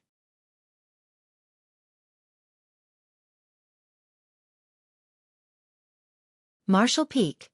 Chapter 5208, Lack of Combat Experience. There was no point in discussing mistakes made in the past. Yang Kai had directly advanced to the Fifth Order open heaven realm. Although there was hope that he could become an Eighth Order master because he had consumed a mid-rank world fruit, he was not going to be able to become a Ninth Order master. That was unless he could find the innate open heaven pill which was produced in the universe furnace. However, there was no sign of the universe furnace and no one knew when it would next appear. Even if it did, Yang Kai might not have the chance to obtain one of its innate open heaven pills. There were tons of people in all the cave heavens and paradises who were stuck in the Eighth Order open heaven realm and could not rise any further. Who among them was not in even more urgent need of those open heaven pills than Yang Kai? As the two were speaking, an alarming fluctuation came out from the faraway depths of the void. Mi Jingluan and Ouyang exchanged glances before instantly heading to the deck and stared in the direction where the fluctuation was coming from. Yang Kai was also there staring into the distance. However, although everyone could sense the fluctuations, they could also tell that the source was incredibly far away. The old ancestor and the royal lord are exchanging blows, Ouyang quickly said. Mi Jingluan nodded lightly. An Eighth Order master and a territory lord would not have been able to create such powerful fluctuations when they clashed. Across the entire theater, only a battle between the old ancestor and the royal lord could cause such a huge disturbance. This was the first fight between Yin Yang Pass old ancestor and the royal lord of Great Evolution Theater. No one could predict the outcome. That being said, based on the information they had received, they were certain that Yin Yang Pass old ancestor would not be the one suffering. Even just by the number of years of cultivation alone, the royal lord could not compare with her. The current royal lord was the one who rose to that position 30,000 years ago. The veteran royal lord who had been alive for much longer had died along with the Great Evolution Pass old ancestor. Both were the strongest among their respective sides and had immense power. The two silhouettes continued clashing in the depths of the void, and just the fallout from their fight was enough to destroy the barren universe worlds around them. Everything within 100,000 kilometers of their clash was thrown into chaos and turmoil. At this very moment, the royal lord was suffering in silence. When the royal lord found out that the human race army had invaded his domain, he left Great Evolution Pass in a fluster. Along the way, he searched for signs of the humans and he finally managed to intercept the old ancestor. Everything would be fine in his royal city as long as he stopped the old ancestor. However, before he even had the time to relax, the following turn of events caught him off guard. Initially, he assumed that since it was his first time exchanging blows with this human old ancestor, both parties would focus on feeling each other out since they were both the most formidable on their respective sides, and neither could afford to take any big risks. The best option was to test the waters and get a sense of what their respective strengths were before breaking off the fight and leaving it for another day once they were more prepared. That was what the royal lord thought, and he assumed the human old ancestor had the same idea. Except, the old ancestor thought very differently. Although she was a woman, her actions bordered on madness. As soon as they started fighting, she threw all caution to the wind and attacked as if she was prepared to fight to the bitter end, even if it meant sacrificing her life in the process. Waves of ferocious divine abilities and merciless secret techniques followed, dumbfounding the royal lord. It had to be said that although this royal lord had risen to his position 30,000 years ago, he had only ever fought an old ancestor once in that entire time. It was just after he had become a royal lord and joined forces with the original royal lord of Great Evolution Theater to kill the old ancestor here. Ever since then, the Black Ink clan claimed Great Evolution Pass and no other battle occurred. For the past 30,000 years, he stayed within his theater. Now and then, he would send his territory lords out to help in battles at Wind and Cloud Pass and Azure Void Pass, but he himself had never left. Thus, it could be said that he barely had any experience when it came to fighting with an old ancestor. Moreover, this particular old ancestor was attacking ruthlessly and relentlessly. The royal lord had been suppressed from the moment the fight began, and the momentum was now decidedly against him. Even the old ancestor was a little shocked by this too, however, she soon realized why this was the case. This royal lord lacks combat experience. This was an unexpected surprise for her. Back at Enyang Pass, she would get into minor scuffles with the royal lord there every century or so, and a serious battle happened every millennium. It was no secret what each other's divine abilities, secret techniques, battle strategies, and personalities were. As the saying went, those who truly understood a person the best were not their friends, but their enemies. In the Enyang Theater, as soon as the old ancestor made a move, the royal lord there could immediately tell what she was up to and formulate a counter on the spot. That was why the two clashed frequently over the years without ever deciding on a victor. That was not the case here. The old ancestor had a wealth of experience fighting against a royal lord, and even though it was a different opponent, the experience still counted for something. This was not the same for the royal lord here. He had probably forgotten all about the fight 30,000 years ago, and such a long period of peace was enough for him to lose his will to better himself, which was why he found himself in such a state when he got into a fight with a Ninth Order Open Heaven Realm Master all of a sudden. The old ancestor's line of thinking was rather simple. Since she brought Xueqi here, she did not need to hold back out of caution. All she had to do was focus on attacking as hard as she could and wounding the royal lord as much as possible, even if she was injured in the process. It did not matter if she got wounded because she could borrow Xueqi's small universe to rapidly heal and restore herself. Although the royal lord could also use his black ink nest to recover from his injuries, the rate at which he would heal would never be as quick as her. She would be gaining on him with every single round of recovery. Perhaps that would not be immediately noticeable, but given enough time in battles, the royal lord would at some point not be able to handle it anymore. When the time came, she might even have the chance to kill this royal lord. Therefore she fought him now without holding back at all, as if she wanted to perish together with him.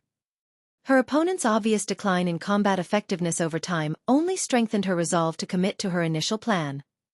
Meanwhile, the East-West army paid no mind to the clash between the two powerhouses. As the old ancestor headed out to take the royal lord head-on, the East-West army changed course and continued forward.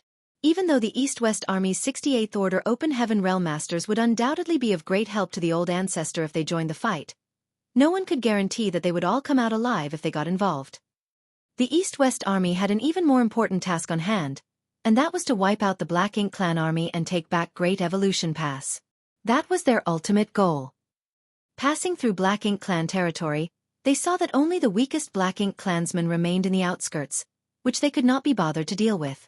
They made a beeline in the direction of the royal city instead. Right now they still did not know where the royal city was exactly or how far away it was, but as long as they continued in this direction, they were bound to reach the royal city at some point. Upon arrival, they would lay siege to the city.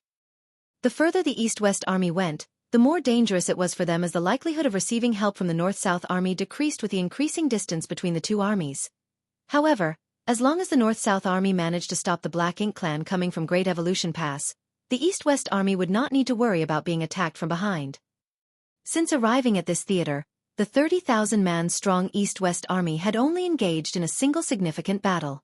They had been marching in haste all this while after that, but even so, the army's fighting spirit had not diminished at all.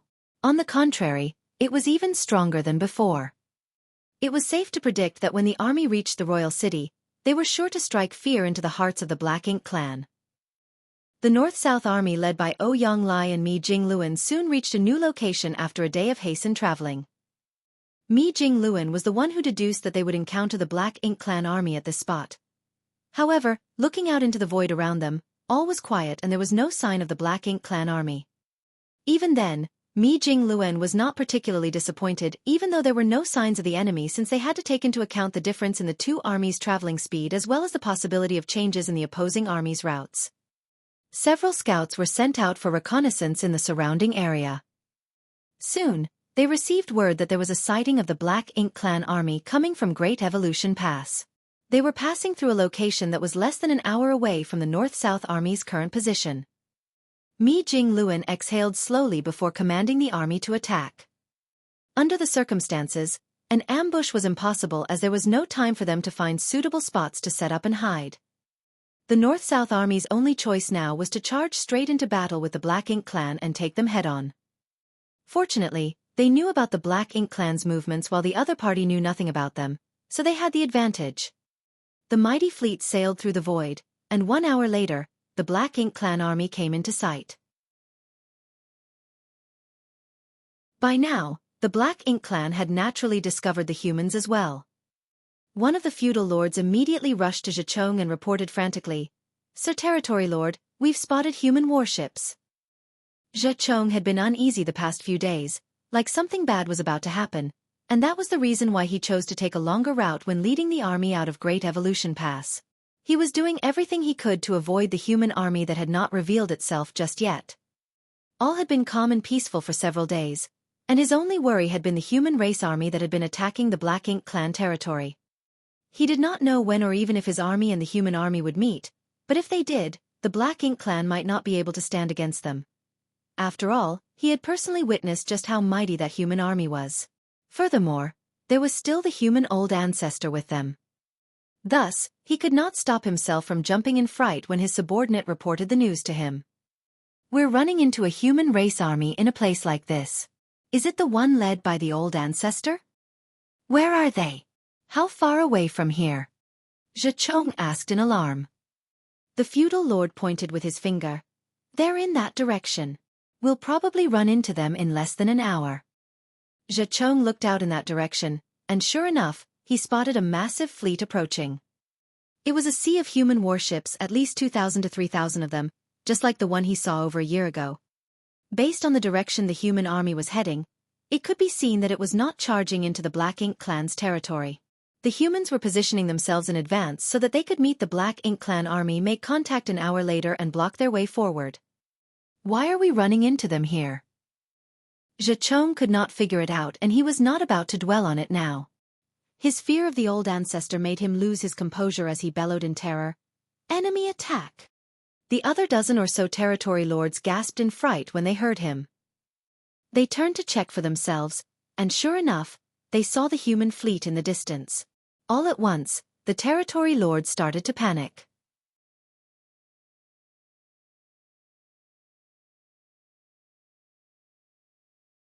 Marshall Peak. Chapter 5209, Two Armies Clash. None of the territory lords had expected to run into the human race army here, but from the looks of it, the humans were fully prepared for this. It was the Black Ink clan who had been too careless and only noticed their enemy when they were right in front of them. On the battlefield, there were terrible consequences to not being the one who held the initiative. All the territory lords turned to Xueqi, and one of them asked frantically, "Do we engage them?" The two armies were only an hour's distance apart, so they needed to decide right away whether they were going to fight or flee. The territory lords considered Xueqi their leader, so naturally, the decision depended on his opinion. Xueqi's brow twitched. There could be an old ancestor among them. In other words, if they were to fight, the Black Ink clan would suffer massive casualties. Even the territory lords might be losing their lives here. The territory lord who asked earlier frowned. Didn't we sense the fluctuations from the fight between an old ancestor and the royal lord just now? Since their old ancestor is fighting with Sir Royal Lord, why would their old ancestor be here? Xueqi froze upon hearing that. That's right. We did feel the fluctuations from a battle between two of the most powerful masters coming from a great distance away just now. It was clearly caused by the human old ancestor and our royal lord. Since they're fighting over there won't be an old ancestor here then. The humans couldn't have sent two old ancestors over, right? Xueqi realized that he had jumped to conclusions just now. When he saw that the enormous fleet of the North-South Army was so similar to the one he had seen over a year ago, he subconsciously assumed that the old ancestor would be with them too, causing his fear to override his judgment. Regardless, even if the enemy did not have an old ancestor among them, it was probably still too late for them to flee now. Xueqi was a decisive individual and immediately came to a decision. Relay my orders, prepare for battle. A fleet of 2,000 to 3,000 warships meant there were some 30,000 humans. Although this was not even a tenth of the Black Ink clan army's numbers, the territory lords knew that numbers alone would never be able to determine who was the stronger of the two. Furthermore, a group of 30,000 humans implied that there were dozens of Eighth Order masters among them. Meanwhile, there were only 16 territory lords on their side. If they chose to flee instead, it would be giving the humans a chance to chase after and attack them from behind. Thus, meeting the enemy in battle was the best option. It would minimize the number of casualties and they might even be able to deal a heavy blow to the humans. Orders were passed down and the hundreds of thousands of Black Ink clansmen formed rank in the void. They fused Black Ink strength together to form a massive Black Ink cloud that covered a vast swath of the void, hiding them from view. This was the sight that greeted the human army when they arrived an hour later. All they could see was an enormous Black Ink cloud that had gathered within the void. There was some movement within the cloud, but there was no sign of the Black Ink clan. Mi Jingluan and Ouyang Lai stood on the deck of the purifying Black Ink battleship with deep, profound looks on their faces. It had to be said that the Black Ink clan had made a clever move with their defensive action. They formed a Black Ink cloud to mask their army, which meant that the humans had no way of determining what the Black Ink clan was up to or what they were planning. If the humans charged forward hastily, they would be wounded and suffer heavy casualties. Yet if the humans chose not to strike, they would be doing exactly what the Black Ink clan wanted. The Black Ink clan could use this opportunity to arrange their formations and decide on a battle strategy, and the longer the delay, the less of an advantage the human army would have. Confronted with this situation, the humans had no other choice. The only thing they could do was rely on the power of their warships to disperse the Black Ink cloud and force the Black Ink clan army to show themselves. This was likely what the Black Ink clan hoped for too, as this would mean that they could expend a lot of the human army's strength, even though it also meant that they would suffer a lot of casualties on their end. Mi Jingluan and Ouyang Lai exchanged looks before nodding at each other. The very next moment, an order went out from the purifying Black Ink battleship. The warships began moving forward again, separating into different lines in the void before coming to a stop at around 1 million kilometers away from the Black Ink cloud. Following that, all of the warships started powering their arrays. Lights flashed, and a raging surge of energy waves began to fluctuate. Next, the points of light transformed into a myriad of attacks of different forms, all of which shot straight into the Black Ink cloud. The warships had separated into 5 smaller fleets at this moment, with each one consisting of 400 to 500 vessels. The small fleets took turns attacking one after the other, allowing for a continuous barrage to be maintained. Each attack was akin to hundreds of Seventh Order masters launching a full-force attack together. The onslaught of attacks kept striking the Black Ink cloud and causing it to disappear. Blinding lights flashed within the Black Ink cloud. It was a terrifying sight even from a distance. There were signs of life auras withering constantly, but at a distance of 1 million kilometers and combined with the chaos of the energy fluctuations, even the Eighth Order masters could not sense everything clearly. Even so, the withering life auras were clearly a sign of death among the ranks of the Black Ink clan hidden inside the Black Ink cloud. The humans' attack went on for a half day. Throughout the whole time, the warships did not let up on the bombardment. The artifacts and the spirit arrays mounted on the warships kept shooting straight into the Black Ink cloud. However, the humans were surprised at the lack of a response from the Black Ink clan army. They seemed to be lying in wait for the right moment to strike, or perhaps they had even fled the battlefield. Nevertheless, even though they had the Black Ink cloud to hide them, the Black Ink clan could not flee the battlefield with so many 8th Order Open Heaven Realm Masters around. Thus, the Black Ink clan army was certainly still hidden inside the Black Ink cloud. They were waiting. The optimum window for them to strike back would be when the human strength was depleted from their attacks. It had to be said that the territory lords who led this army were all remarkably patient. Anyone with a fiery temper would have led the army out of the Black Ink cloud to start attacking the humans by now. Still, this was the exact opposite of what the humans wanted. Half a day later, the enormous Black Ink cloud that had loomed over the void was beginning to thin out. Even though the Black Ink clan kept channeling their Black Ink strength to strengthen the Black Ink cloud, they could not withstand the constant attacks from the warships. They would have long since revealed themselves if it had not been for the large amounts of Black Ink strength that escaped from the dead bodies of the Black Ink clansmen, which helped thicken the Black Ink cloud. They were at their limit after holding out for half a day though. The thinning Black Ink cloud could no longer hide all of the Black Ink clan army, and the powerful 8th Order Masters were beginning to break through the Black Ink cloud and survey the state of the enemy inside. They were dissatisfied with what they found. A half-day's worth of ceaseless attacks did cause some casualties on the side of the Black Ink clan, but it was far less than what they expected. Less than 50,000 had died out of the Black Ink clan army, which was almost 500,000 strong. It was only a 10% casualty rate. These were not results to be pleased about, as they had expected to clear out at least 30% of the Black Ink clan. The human warships continued their attacks, but by now, the Black Ink cloud was thin and wispy, meaning they could launch targeted attacks, which made the number of casualties rise seriously. Evidently, the Black Ink clan realized this problem too.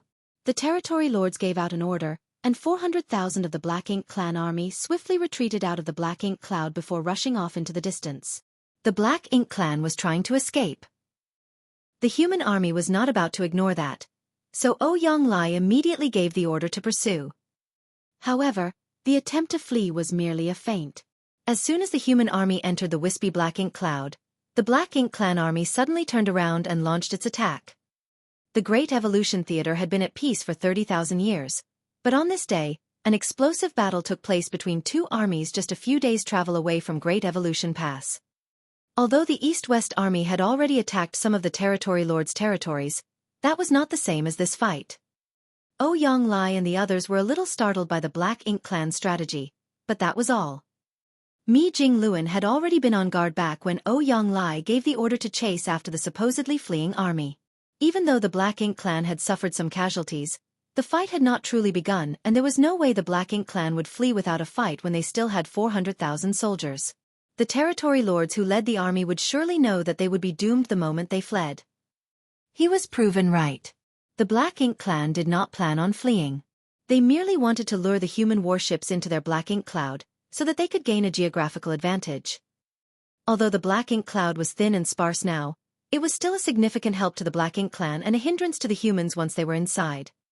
Purifying Black Ink pills were readily available for use on the battlefield now, and all the humans had to do was consume one in advance, and they would have a temporary window of time where they did not have to worry about the Black Ink strength invading them. That being said, as time wore on, the medicinal efficacies would wear off, and things would be less rosy then. Furthermore, repeated consumption of the purifying Black Ink pills in short order reduced their effectiveness.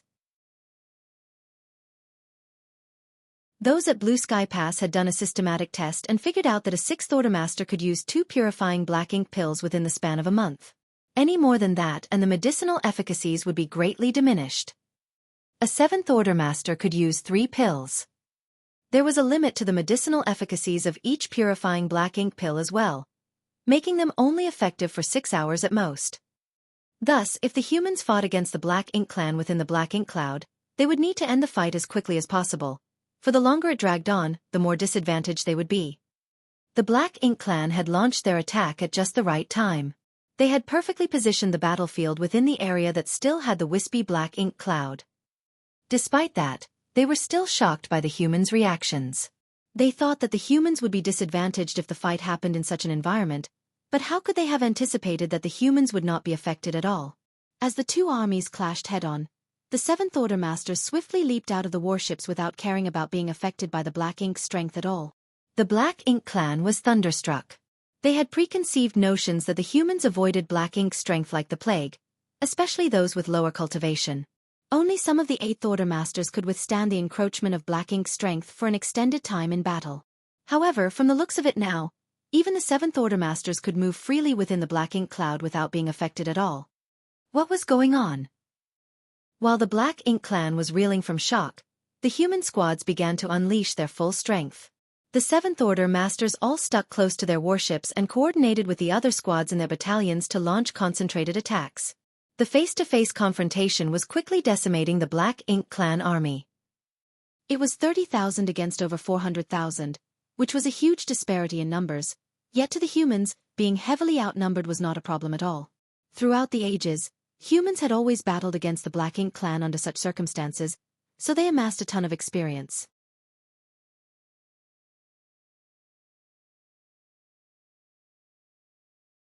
Marshall Peak. Chapter 52:10, Black Ink Disciples. Although the two armies clashed fiercely, it was evident that both sides were still exercising caution and restraint. No one pressed forward recklessly, as neither the humans nor the Black Ink clan had anywhere to fall back to for safety in the vast, unending void. Pushing too aggressively would not benefit either party, especially if things started deteriorating for them. It could even lead to the destruction of the entire battlefield and a devastatingly high number of casualties. Thus, if anyone had a distant overview of the battle, they would notice that the fight between the two armies on the battlefield was fairly straightforward. The human race army of 30,000 and the Black Ink clan army of over 400,000 were like two waves oscillating back and forth as both parties continued to engage, retreat, and then engage once more. Every time the two armies collided, both parties would attack with all their might. All manner of secret techniques burst forth in the thick of the skirmish, only to stop when both parties retreated to regroup. The leaders of the human army did not expect to achieve a decisive victory in short order. They were using these small but frequent skirmishes to exhaust the Black Ink clan army's strength and endurance and slowly gain the upper hand. However, Mi Jingluan and Ouyang Lai never expected that the Black Ink clan army's strategist also had the same thought. The commanders on both sides were thinking along the same lines. Mi Jingluan and Ouyang Lai even felt a glimmer of kinship with the territory lord who was commanding the opposing army. Naturally, it was Xueqi who was in charge of commanding the Black Ink clan army in this battle.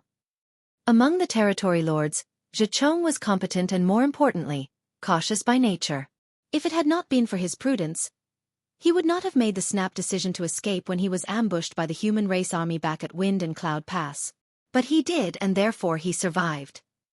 Although he was a territory lord of the Great Evolution Theater, over the past 30,000 years, he still gathered considerable combat experience as a result of leading armies to aid in the battles at Wind and Cloud Pass or Azure Void Pass dozens of times. Though in all fairness, his army often suffered crushing defeats and few would come back alive. Still, his wealth of experience going into battle against the humans was the reason why he could come up with the appropriate strategy for this battle. He was also the one who came up with the idea of forming the Black Ink cloud to conceal their movements when they discovered that the North-South army had come to launch a surprise attack. If it had been any other territory lord at the helm when they saw the human race army's sudden arrival, they would have most likely rushed headfirst into battle without a second thought. It had to be said that even though his strategies seemed rather cowardly, Xueqi did manage to make things a lot more difficult for the humans. Mi Jingluan and Ouyang Lai had hoped that they would encounter a reckless Black Ink clan army that believed they would win based solely on their overwhelming numbers. They never thought they would run into an army led by a shrewd mind. This was something worthy of marvel, as after so many years of going to battle against the Black Ink clan, it was their first time coming head-to-head with a Black Ink clan commander like that. The two armies continued to engage in battle, and each time they clashed, life auras would wither, with the vast majority of the casualties being on the side of the Black Ink clan.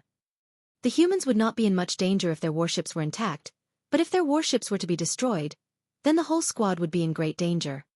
After clashing over 10 times, things started becoming less orderly and more chaotic. The humans were not at fault for that. Despite only numbering 30,000, the human army was disciplined and trained to listen to their superiors without question. Thus, they carried out their commander's orders to the letter. It was not the same with the Black Ink clan.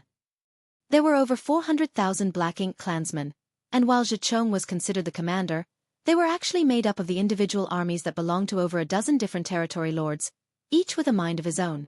Upon seeing that there were so many fatalities within Black Ink Clan after each clash while few if any occurred on the human side, many of the territory lords lost their cool and started pushing more aggressively. The more reckless they were, the more casualties there were on the Black Ink Clan side. It was humiliating, and that resulted in angering them further, so much so that they joined the battlefield in person.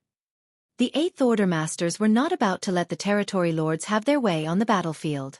While the territory lords stayed out of the battle, the Eighth Order Masters also hung back and observed, but now that the territory lords were making their move, the Eighth Order Masters were not going to stand idly by either as they came forward to stop them. Thus, after 2 hours of skirmishes, the battle suddenly intensified. The battlefield began to fill with the fluctuations from the fights between the territory lords and the Eighth Order Masters. Meanwhile, on the purifying Black Ink battleship, Ouyang-Lai declared, "I'm joining them. I'll leave things here to you, brother Mi." Mi Jingluan simply nodded. Ouyang-Lai took one step and instantly appeared in front of a territory lord many thousands of kilometers away. He threw out his fist with great force and the territory lord who was caught unaware ended up flying backwards. That being said, he was still a territory lord. Despite being a little dazed after the blow from Ouyang-Lai, he quickly regained his composure and started fighting back. In the ferocious clash between the two, it was Ouyang-Lai who was unable to unleash his full powers, while the territory lords attacked without holding back at all. It could not be helped as the two were fighting in an area that not only had a lot of Black Ink clansmen but also a number of humans. The territory lord attacked in a frenzy as he did not care about the deaths of his clansmen, but Ouyang-Lai could not disregard the lives of the humans in the same way. Therefore, even though he gained the upper hand with his initial sneak attack on the territory lord, he still could not finish or defeat his opponent in short order. Ouyang-Lai was not the only one confronted with this situation. Most of the other Eighth Order Open Heaven Realm Masters were faced with the same predicament. The territory lord's despicable behavior was forcing a lot of the Eighth Order Division commanders to hold themselves back. The purifying Black Ink battleship hovered in the void at approximately 1 million kilometers from the battlefield. It was not far by any means, and if a territory lord wanted to launch a surprise attack, he could get to the battleship quite rapidly. Though, of course, it was not considered close either. It was a good spot for Mi Jingluan to oversee the entire battle. Of the two commanders of the North-South Army, Ouyang-Lai was the one who adhered to the principle of talking with his fists, and thus, Mi Jingluan was the one who commanded the army in battle. The purifying Black Ink battleship was not alone in the void as several battalion-class warships hovered around it, each one crewed by an Eighth Order Division commander and an entire battalion. All of this was to ensure that the purifying Black Ink battleship would stay safe even when they were so far away from home. One could not claim that the humans were acting too conservatively. On the contrary, the purifying Black Ink battleship was just far too important. Not only did the battleship have a great variety of strategic functions, but both the battleship and the battalion-class warships around it were carrying quite a number of specialists who followed the army to this battle. The East-West Army had over 1,000 artifact refiners with them, along with alchemists and array masters in similar numbers. It was the same with the North-South Army. These humans were at the very least in the Fifth Order Open Heaven realm, with a few even being in the Eighth Order. Even so, they spent all their time fully focused on their respective daos such as artifact refining, alchemy, and spirit arrays. Thus, they lacked combat power and were not suited to step foot on the battlefield. The loss of any one of them would be a notable loss for the human race. They could only remain in safety until the battle came to an end. If they were to remain here, then there had to be people here to protect them as well. Therefore, even though the North-South Army had 30,000 soldiers in total, in reality, 3,000 to 4,000 of them were not taking part in the battle against the Black Ink clan. Mi Jingluan's brows were tightly furrowed as he surveyed the battle from the deck of the purifying Black Ink battleship. What was happening was unlike anything he had expected. Initially, he assumed that it would not be hard for the North-South Army to come out victorious as a Black Ink clan army of 500,000 would only have slightly over a dozen territory lords commanding it. The North-South Army had nearly 60 Eighth Order Masters, which was several times more than their opponent's number of territory lords. The advantage they had in high-level combat power was enough to make up for the huge difference in numbers between the two armies. That being said, it would be impossible to ruthlessly slaughter the entire Black Ink clan army as they would undoubtedly flee once things did not look good for them. The situation at this battle was different from the ambush that the East-West Army had set up at Wind and Cloud Pass. Yang Kai had filled Mi Jingluan in on all the details of that battle, and Mi Jingluan knew that the East-West Army's successful vanquishment of all 300,000 of the Black Ink clan army in such a short amount of time was mainly due to the circumstances of the ambush, and also the fact that they had an old ancestor with them. All in all, the Black Ink clan had no hope of even putting up a strong fight against the humans back then. However, the North-South Army failed to set up an ambush and did not have an old ancestor to assume command, so they could not compare themselves with the advantageous position the East-West Army had. Still, the North-South Army should have been able to achieve victory relatively easily without having to suffer too many casualties on their end. Unfortunately, the reality was quite different. The humans did not seem to have as much of an advantage on the battlefield as they anticipated. Despite the high hopes that Mi Jingluan placed on the Eighth Order Masters to turn the battle in their favor, they did not seem to be giving the humans that much of an edge in battle. The reason for this boiled down to the existence of numerous Seventh Order and Eighth Order Black Ink disciples among the Black Ink clan army. Even after experiencing so many years of everything from great battles to minor skirmishes with the Black Ink clan, Mi Jingluan had never encountered so many Black Ink disciples at once, and all of them had such high orders. It was not surprising to find Black Ink disciples, a rather unique form of being, on the Black Ink battlefield. In the past, in every major battle, there would always be Black Ink disciples taking part. Some unfortunate humans ended up turning into Black Ink disciples and becoming an enemy of the human race in every clash. However, ever since Yang Kai came to the Black Ink battlefield and brought the purifying light to the Great Passes, the number of Black Ink disciples drastically decreased. The Black Ink disciples either died on the battlefield or were caught by human masters who used purifying light to restore their sense of self. Without fresh blood to bolster their numbers, the Black Ink disciples naturally grew fewer and fewer. This had become even more apparent in recent years as Mi Jingluan had barely seen any sign of Black Ink disciples on the battlefield. Yet now, at the Great Evolution Theater, he saw the Black Ink disciples once more, including quite a number that had Seventh Order and Eighth Order Open Heaven Realm cultivations. Most were in the Seventh Order, numbering in the hundreds. Although they did not have quite as many Eighth Order Black Ink disciples, Mi Jingluan had counted nearly 30 of them, and he knew that there had to be more than that, as there would be some he did not manage to spot in all the chaos. No one would have ever thought that there were so many high-rank Black Ink disciples in the Great Evolution Theater. And this was only those that belonged to the armies of the dozen or so territory lords present. The situation would certainly be a lot grimmer if all the forces in the Great Evolution Theater were combined. There was no other theater like this one. While the other theaters also encountered Black Ink disciples on the battlefield, it was impossible for them to be confronted with such powerful ones and in such alarming numbers. Nevertheless, after mulling in silence for a brief moment, Mi Jingluan soon realized the reason for this. The Great Evolution Theater situation was unique due to the Great Pass having been lost over 30,000 years ago. No great battles had taken place throughout that time in this theater, which meant that the Black Ink disciples could spend all their time on cultivation. They did not have to worry about going to battle and losing their life, and thus, they slowly managed to reach the Seventh Order and Eighth Order Open Heaven Realm.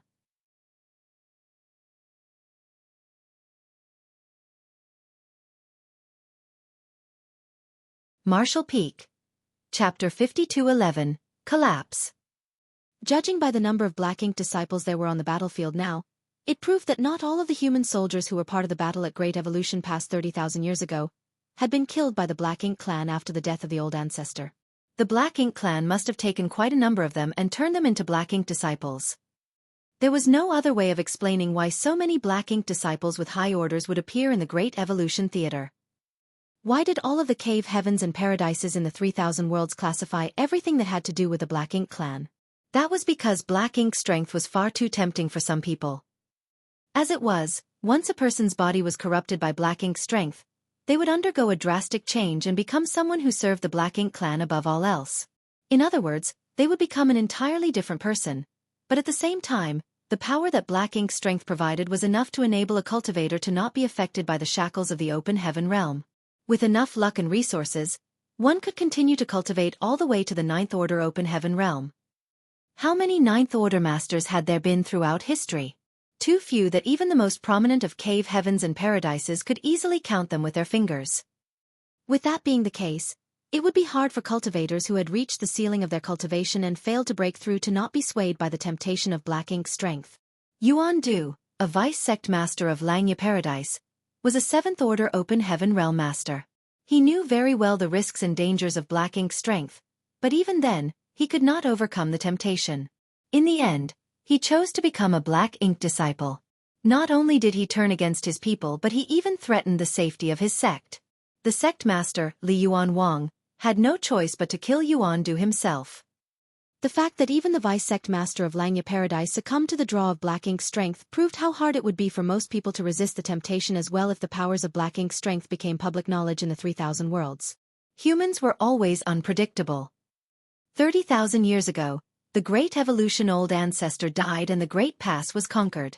Most of the human soldiers died on the battlefield, but a significant number of them must have been captured by the powerful members of the Black Ink clan and turned into Black Ink disciples. 30,000 years of peace was enough time for these Black Ink disciples to cultivate and break through to a higher order. They made full use of the prolonged period of time, which was enough to let a 6th-order Black Ink disciple advance into the 8th-order open heaven realm. Still, this kind of cultivation came with its own set of dangers. One false move could lead to the cultivator's death while trying to break through to a higher order than they would normally be able to reach, and even if the cultivator succeeded, the process would leave visible marks on their body that would clearly indicate they were no longer human. This was the reason why Mi Jingluan spotted so many 7th-order and 8th-order Black Ink disciples on the battlefield. Although these Black Ink disciples still had human forms, most of them also had some abnormal characteristics that made them stand out. One of the 8th-order Black Ink disciples had a large growth coming out of his shoulder, and from a distance, it looked as if he had 2 heads. Yet another 8th-order Black Ink disciple had 2 tiny fleshy wings growing out of his back. With one long and one short, the wings looked like knobbly chicken feet. One of the 7th-order Black Ink disciples even had an extra arm growing out of his abdomen. He was creative enough to come up with a combat strategy that made use of his 3rd arm and wielded 3 swords, one in each arm, making him quite a formidable force on the battlefield. All of the Black Ink disciples who had these abnormal traits were those who relied on Black Ink's strength to break through their innate limitations. They would never have had the chance to advance any further, but after being corrupted by Black Ink's strength, they were able to explore a higher martial Tao. The power that they exhibited was noticeably unstable though, and those around them could feel that it was frenzied and volatile. However, it was exactly due to the efforts of these Black Ink disciples that the humans could not gain a decisive victory with their current strategy. Originally, Mi Jingluan and Ouyang Lai assumed that since they had dozens of 8th-order masters to deal with only slightly more than a dozen territory lords, the numbers would work in their favor and the territory lords would not be able to put up a fight. As long as the division commanders could gang up on the territory lords, they would surely be able to kill all of them fairly quickly. Once the territory lords were gone, the hundreds of thousands of Black Ink clansmen would amount to nothing more than headless chickens, and the humans could wipe them out with ease. However, it was the presence of numerous 8th-order Black Ink disciples that foiled their plans.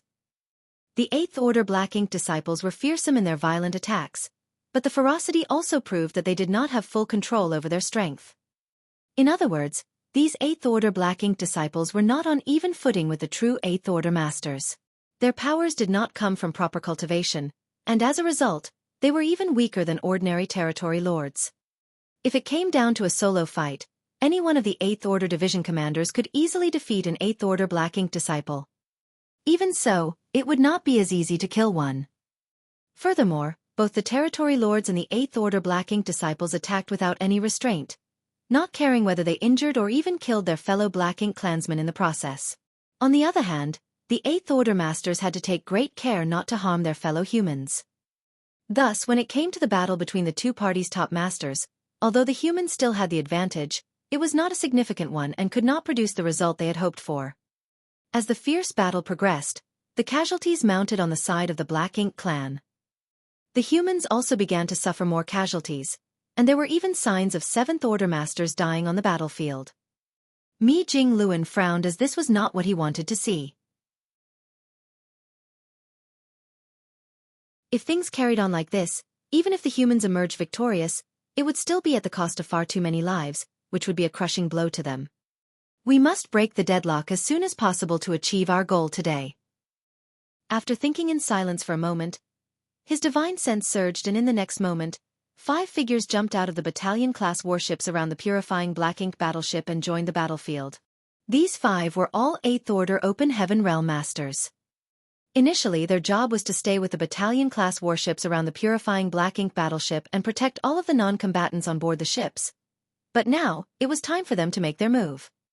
5 8th Order Open Heaven Realm Masters joining the battlefield was enough to change the tides of the battle between both parties' apex cultivators. Once they found the opportunity to kill a few of the 8th Order Black Ink disciples or even some territory lords, they could create a snowball effect and create an overwhelming advantage for the humans. Still, this required time. Mi Jingluan's eyes next fell onto a different side of the battlefield, away from the battlefield between the 8th Order Masters and the territory lords. There was a solitary figure over there who was rampaging about. This person worked alone without teaming up with any of the warships. All he had was a long spear in his hands, but wherever he passed, the Black Ink clan would crumble. Even the feudal lords could not withstand a single blow from his spear. Naturally, it was Yang Kai. Ever since the battle started, Mi Jingluan kept checking in on Yang Kai's situation, yet the 8th Order Army commander was shocked to find that despite his high regard for Yang Kai, he had still underestimated him. Yang Kai was only a 7th Order master, but he was exhibiting powers that vastly exceeded what someone in the 7th Order should be capable of. This was the reason why he could breeze through the battlefield without any difficulty with no one able to stop him. Although Mi Jingluan did not know much about Yang Kai, he had heard a lot of stories in the past. He knew that Yang Kai had made a name for himself across a number of battlefields, and he also knew that Yang Kai had a World Tree clone planted inside his small universe. Apparently, the World Tree clone had the unbelievable effect of purifying and enhancing world force. From the looks of it now, the effects were even more astounding than Mi Jingluan had expected, as Yang Kai's world force was both dense and powerful enough that he could launch devastating attacks with great ease. Meanwhile, the 5 8th Order division commanders joined the battle among the top masters of both armies and worked together to shift the momentum in the humans' favor, though their efforts would take time to produce real results. Someone needed to break the stalemate that was happening between the two armies' forces that were below the 8th Order. That way, by gaining an advantage in both the top and bottom ranks, the humans would be able to decimate the Black Ink clan in the shortest amount of time possible. Yang Kai was the best person for that task. As soon as the thought flashed across Mi Jingluan's mind, his divine sense surged once more. Out on the battlefield, Yang Kai was immersed in the fervor of battle. It had been so long since he could throw caution to the wind and not hold himself back. Ever since the creation of Dawn, he would have to lead the Special Operations Squad into battle each time, and as the squad leader, he had to take a lot of concerns into account. This time, though, he did not need to worry about anything. All he had to do was kill the enemy. He rushed headlong wherever the enemy gathered without having to worry about others failing to keep up with him. He did not have to worry about leading his people into a risky situation with no way out. With the use of space principles, his figure flitted about erratically, and as long as the territory lords did not get involved, no one among the Black Ink clan was a threat to him. Naturally, not needing to worry about others also meant that no one was there to help him. Since the beginning of the battle, countless Black Ink clansmen had died at his hands, but he also suffered a few injuries in the process. Regardless of how strong he was, Yang Kai could not avoid getting hit a few times in the chaos of the battlefield. Still, such injuries did not affect him too greatly, and the pain only increased his bloodlust. Just as the fighting was raging, a warship suddenly approached. It did not look like the regular squad-class warship, as it was a lot bigger and there were clear signs of numerous enhancements. It was the warship that belonged to a Special Operations Squad. Dawn's Dawning Light was an example of such a warship. 8 7th Order Open Heaven Realm Masters were gathered around the warship, each of them radiating a formidable aura. They were covered in black blood and there was no telling how many Black Ink clan soldiers they had killed. The one who took the lead was a young man with a dignified appearance, and his voice rang out across the distance. "Brother Yang, the army commander has ordered the Profound Wind Squad and the Snow Wolf Squad to work together with you to break the enemy lines." Yang Kai thrust his spear out, and the resulting shadow pierced through a dozen of so Black Ink clan soldiers in front of him. Once he withdrew his spear, he turned around and asked, "Where's the Snow Wolf Squad?" The young man, who seemed to be the Profound Wind Squad leader, pointed with his finger. "Over there. They can't get away just yet. Follow my lead." Yang Kai said before dashing in that direction with his spear sweeping through the enemies along the way. After being on the battlefield for so long, Yang Kai had already sensed the peculiarity of this particular war. The Black Ink clan were not as weak as the humans thought they were, and it was all due to the significant number of 7th Order and 8th Order Black Ink disciples. Yang Kai was surprised by this too. He had encountered numerous Black Ink disciples before and knew what the benefits and consequences were for these Black Ink disciples who relied on Black Ink strength for cultivation. At first, he thought that it would be immensely difficult for a Black Ink disciple to become an 8th Order Open Heaven Realm Master. Although Black Ink disciples were unshackled from their innate constraints, the risk they faced during the ascension to a higher order than they were naturally capable of reaching was far worse than the average human cultivators. More often than not, Black Ink disciples would fail to control the power within their body and end up exploding, so even though some might reach the 8th Order, there shouldn't be many. Yet he saw so many 8th Order Black Ink disciples here. It was hard for either party to gain the upper hand when it came to the fight between the top masters, so the outcome of the battle was still undecided. Things would only get worse for the humans if they did not break the stalemate. Yang Kai was only in the 7th Order, and although he managed to kill a territory lord before, it was still hard for him to join the battlefield of the stronger fighters. The army commander seemed to have taken this into account and thus ordered him to lead 2 of the special operations squads instead. He wished to have Yang Kai be the one who gave the humans an opening when it came to the fight among those with lower cultivation. Thus, when Yang Kai heard the order from the Profound Wind Squad, he did not have to dwell on it for long before he surmised what the army commander's plan was.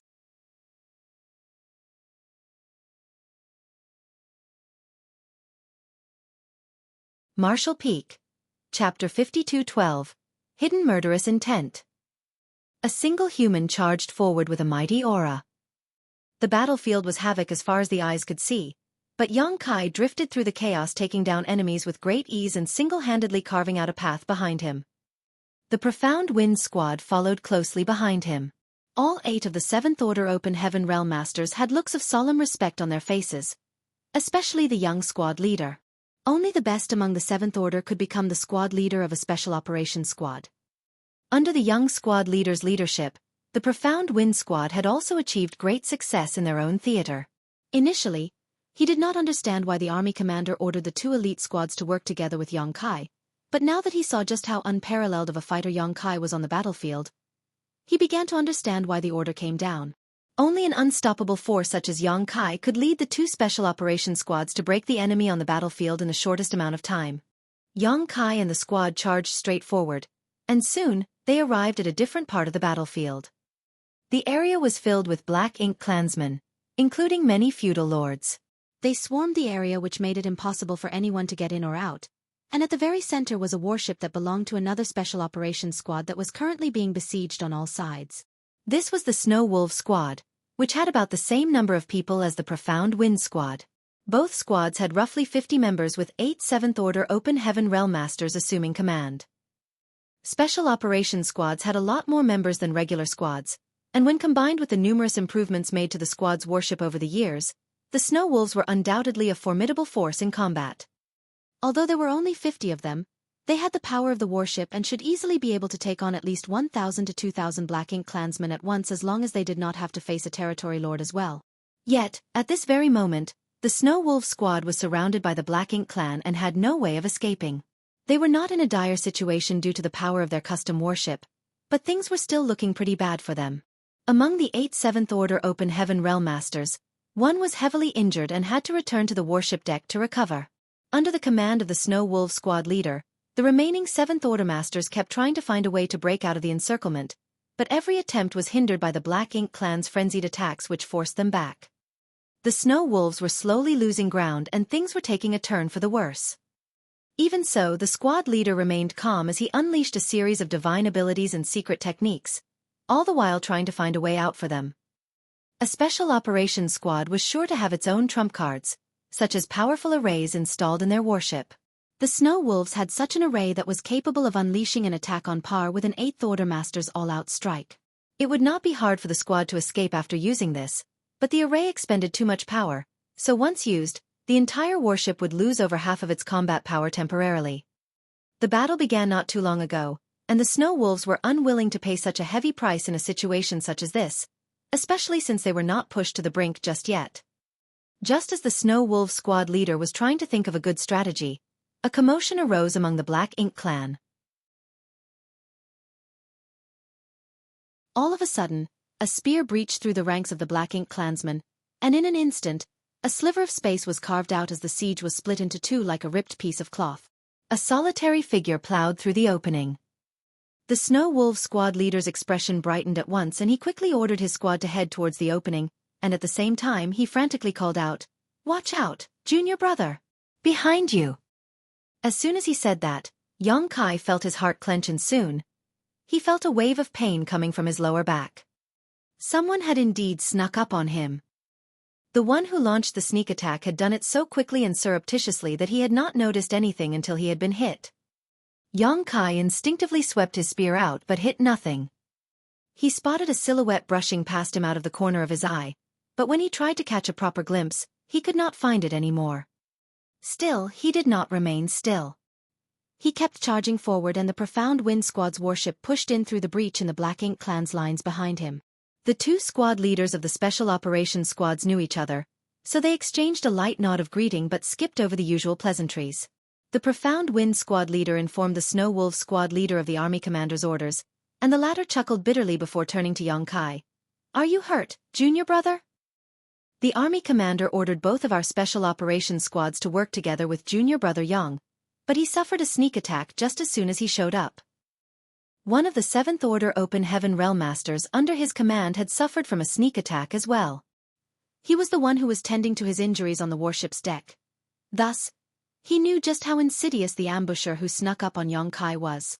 The Snow Wolf squad would not have been blindsided by the Black Ink clan, and ended up getting sieged if it had not been for the fact that the attacker had hidden so well that none of them could locate him. Although the squad leader asked Yong Kai if he was hurt, truth be told, he did not think they could rely on Yong Kai for much now.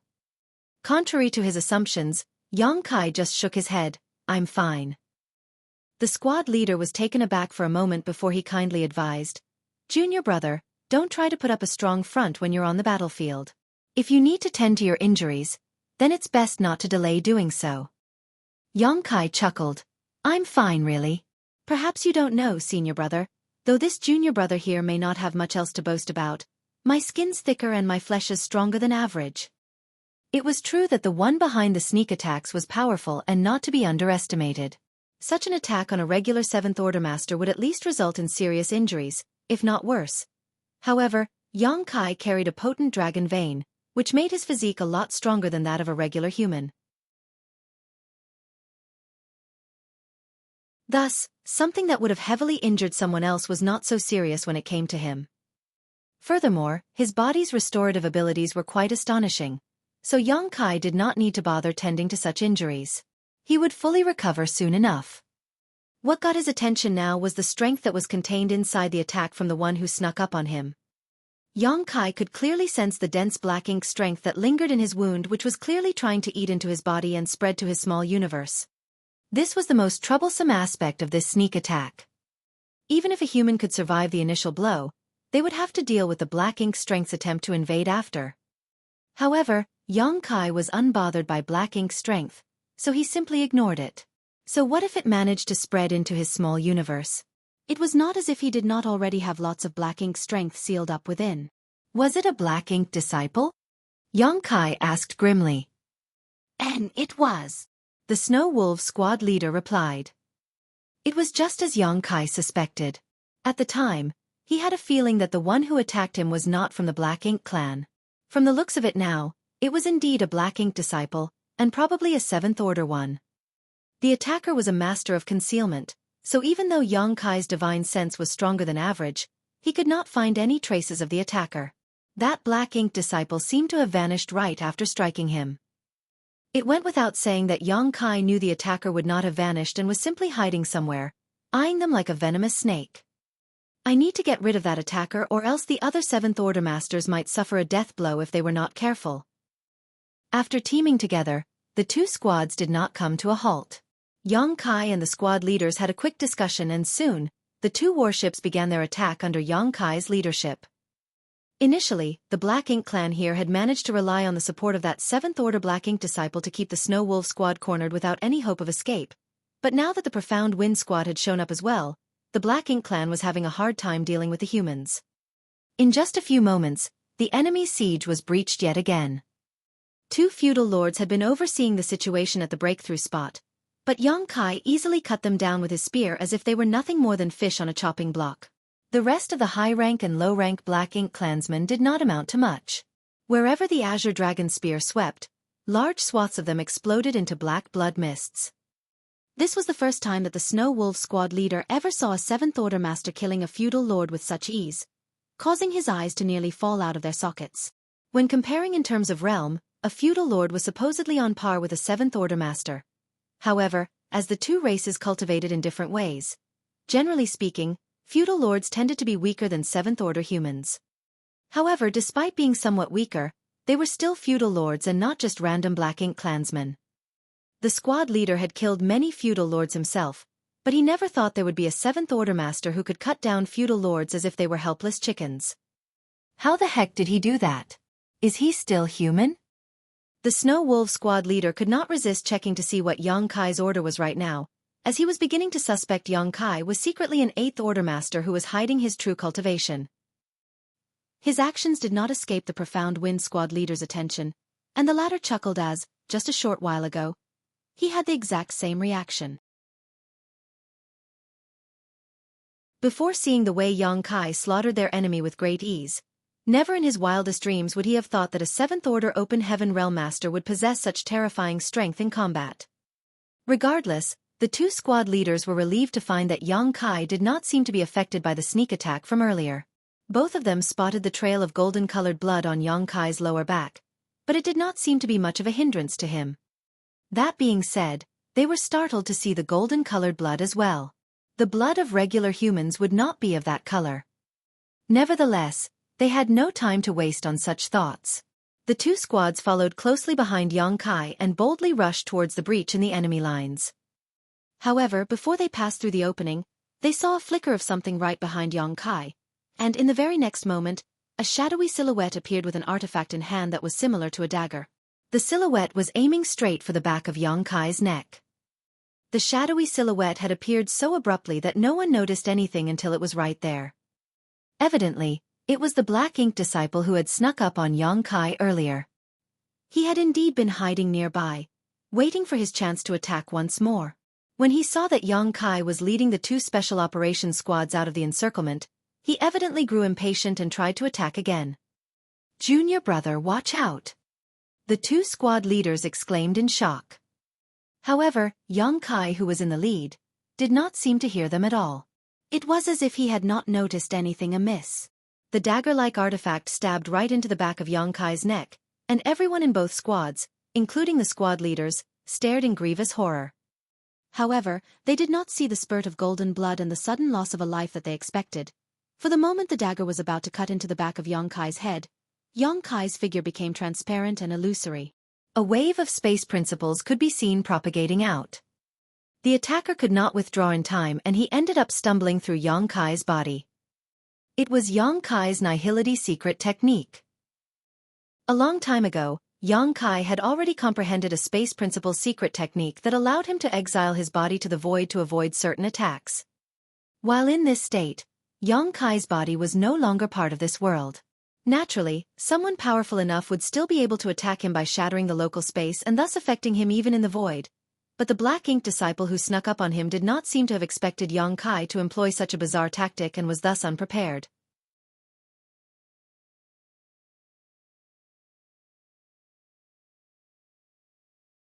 Martial Peak.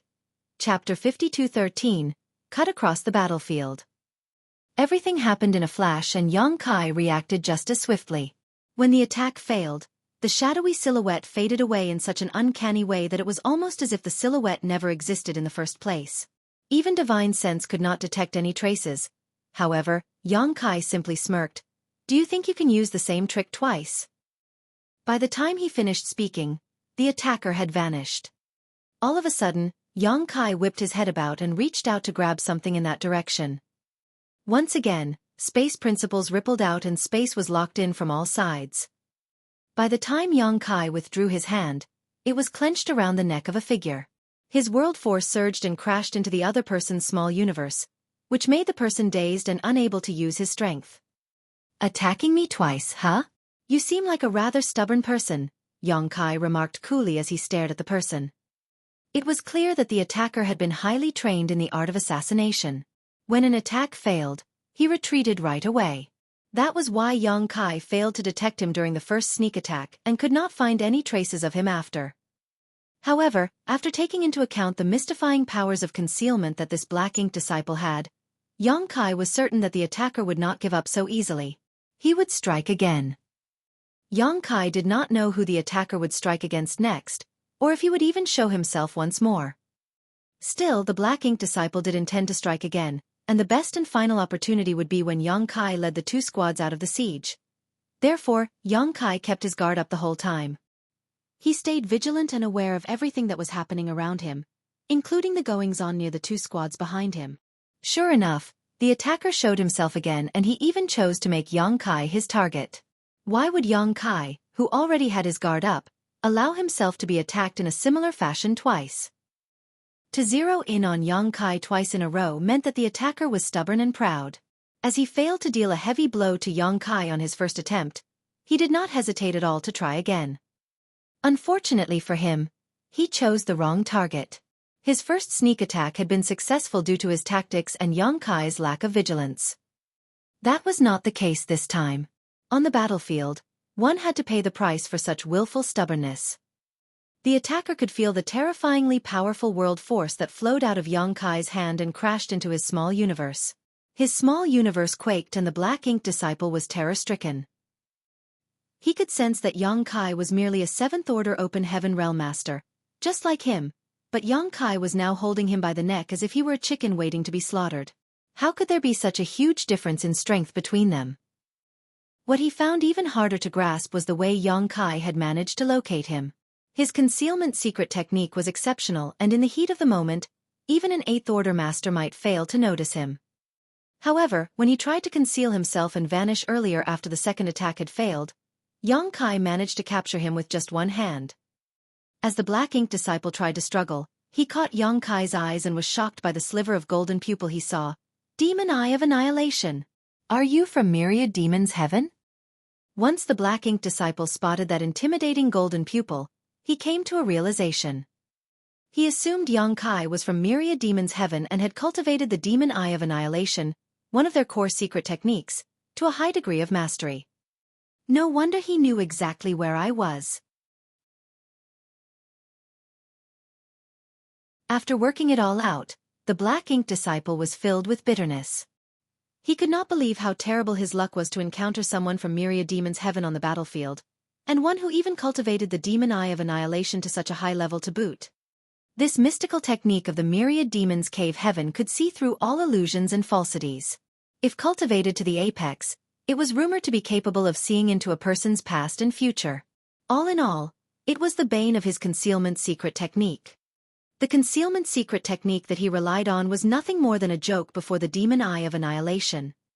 Yang Kai had no intention of responding to the black ink disciple's question. Had this taken place 200 years ago, Yang Kai might not have been able to capture the black ink disciple so easily. Although he gained the Demon Eye of Annihilation a long time ago when he was still a fledgling cultivator, he did not actively cultivate it and thus could not utilize much of its powers. Later on, when he left Black Territory and headed for the Black Ink battlefield, an 8th-order Divine Monarch, Mo Shah, from Myriad Demon's Cave Heaven passed the cultivation technique to him.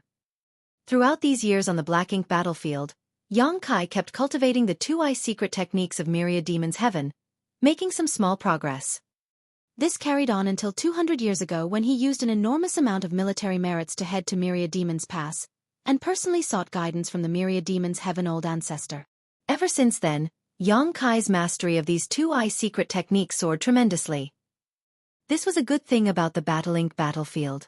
With enough military merits, a person could cultivate any secret technique of the cave heavens and paradises. One could even ask an old ancestor for help in the process. This was simply unthinkable in the 3000 worlds. These powerful secret techniques were the foundation upon which all cave heavens and paradises built themselves. So who would ever readily allow an outsider to learn them? However, when on the black ink battlefield, none of the cave heavens and paradises believed in selfishly safeguarding these secret techniques for self-preservation anymore.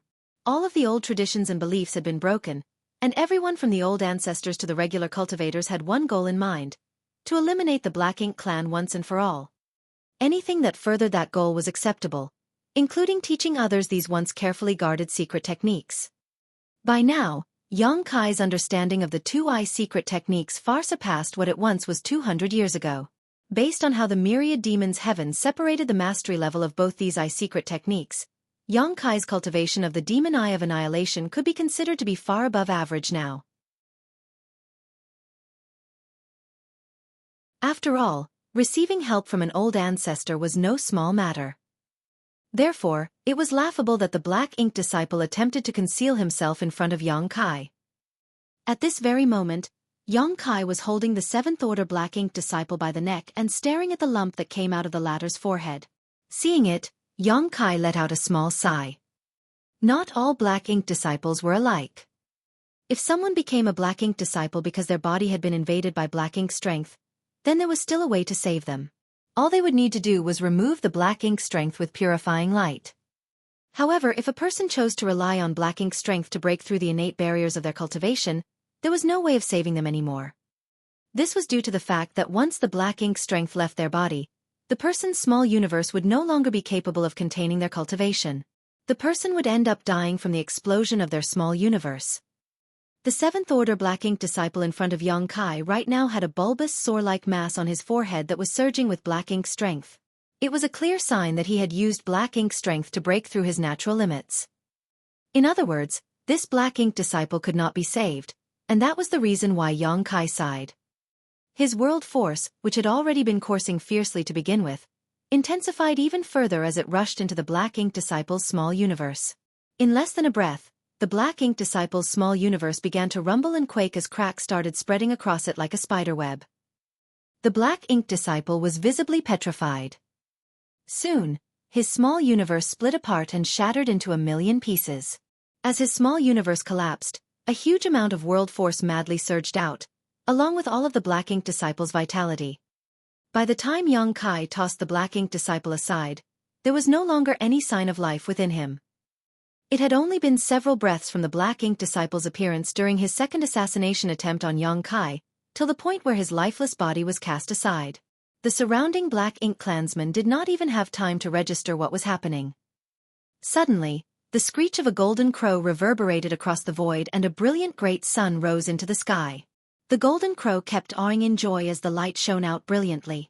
Yang Kai lifted his spa to the great sun as he shot forward as fast as lightning and roared, "Charge!" Members of both the Profound Wind Squad and the Snow Wolf Squad were still dazed from the death of the Black Ink disciple.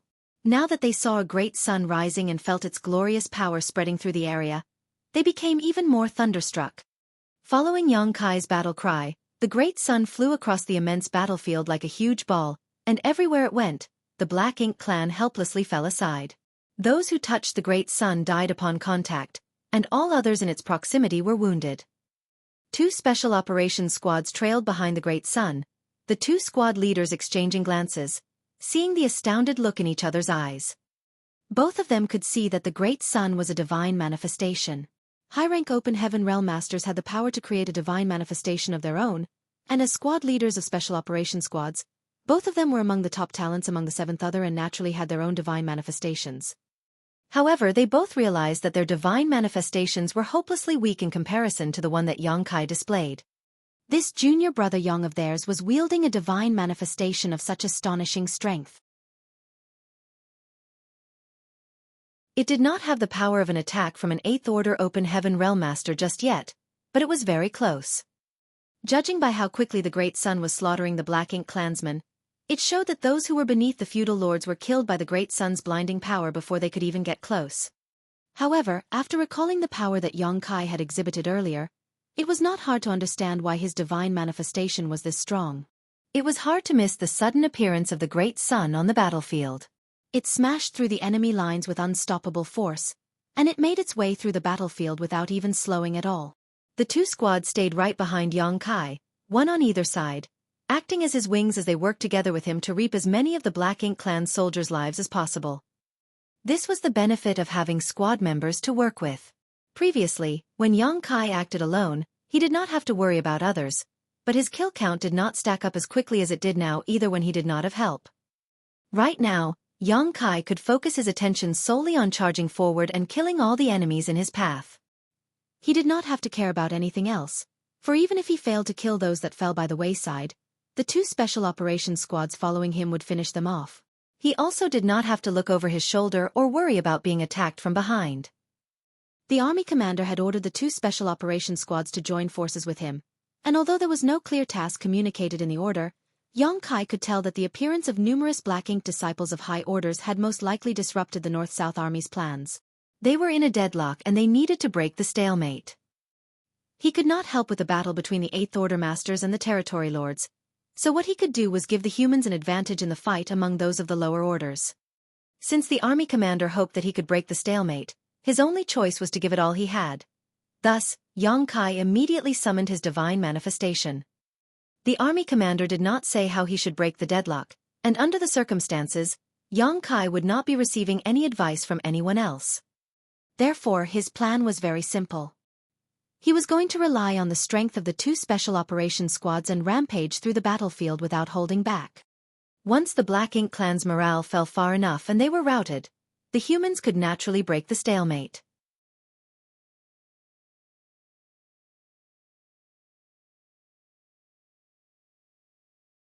Marshall Peak. Chapter 52:14, Light of the Sun.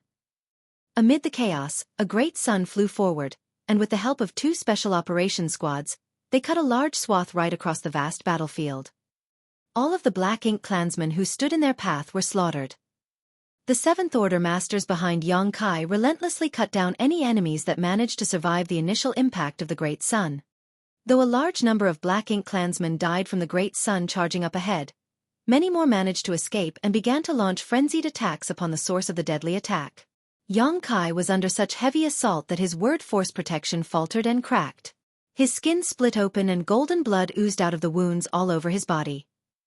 If no one dealt with these Black Ink clansmen, then they would be a huge hindrance to Yang Kai, and soon, he would not be able to fight as ferociously as he did now. The task of getting rid of these Black Ink clansmen fell onto the shoulders of the two special operations squads. The only way to ensure that Yang Kai could continue pushing forward unyieldingly was to stop the Black Ink clan from attacking him. By now, the two special operations squads trailing behind Yang Kai had already killed countless enemies, and Yang Kai who led the charge killed even more. Yang Kai and his spear had stormed through over 10 million kilometers of space, and the light of the Great Sun had now grown dim. Once the light completely extinguished, the two special operations squads behind Yang Kai, who had been valiantly killing their opponents, abruptly noticed that there was no one around them. They had cut through the entire battlefield and rushed out into the open void beyond. Not too far behind them was the battlefield upon which tens of thousands of humans and hundreds of thousands of Black Ink clansmen were still clashing. It seemed that all of the Seventh Order Open Heaven Realm Masters who moved around outside the warship were injured. They had traversed the entire length of the battlefield in such a short amount of time, and all the while, they had been surrounded by the enemy on all sides. It was not hard to imagine just how many attacks they had to endure, and even though they were Seventh Order Open Heaven Realm Masters with formidable strength, it was impossible for them to come out completely unscathed. Even so, they were still spirited and full of vigor. Despite belonging to special operations squads and having earned glory in numerous battles against the Black Ink clan, they had never done anything quite as reckless as this. Two special operations squads under the leadership of Yang Kai had carved out a straight path all the way through the entire battlefield. No one had ever heard of anything like this being done before. Their long-lost fervor for battle consumed them once more. They could not resist the urge to roar at the top of their lungs as they only wished to rush into the battlefield to do it all over again. Yang Kai did not disappoint them. As soon as he broke out of the battlefield, he turned around to face the immense battlefield once more. He raised his spear and pointed at the expansive killing field before shouting, "Take your pills! We're going in again!" After a brief moment of startlement, all of the Seventh Order Open Heaven Realm Masters immediately realized what Yang Kai meant. Without any further hesitation, they swiftly grabbed handfuls of pills, some to restore energy, some to aid in recovery, and even some to provide a temporary boost in strength, and stuffed them into their mouths. Even the 5th and 6th Order Masters aboard the warships who were in charge of the arrays and the artifacts did the same. Despite this being their first meeting and their first time working together with Yang Kai, his ferocity had been seared into their hearts and minds.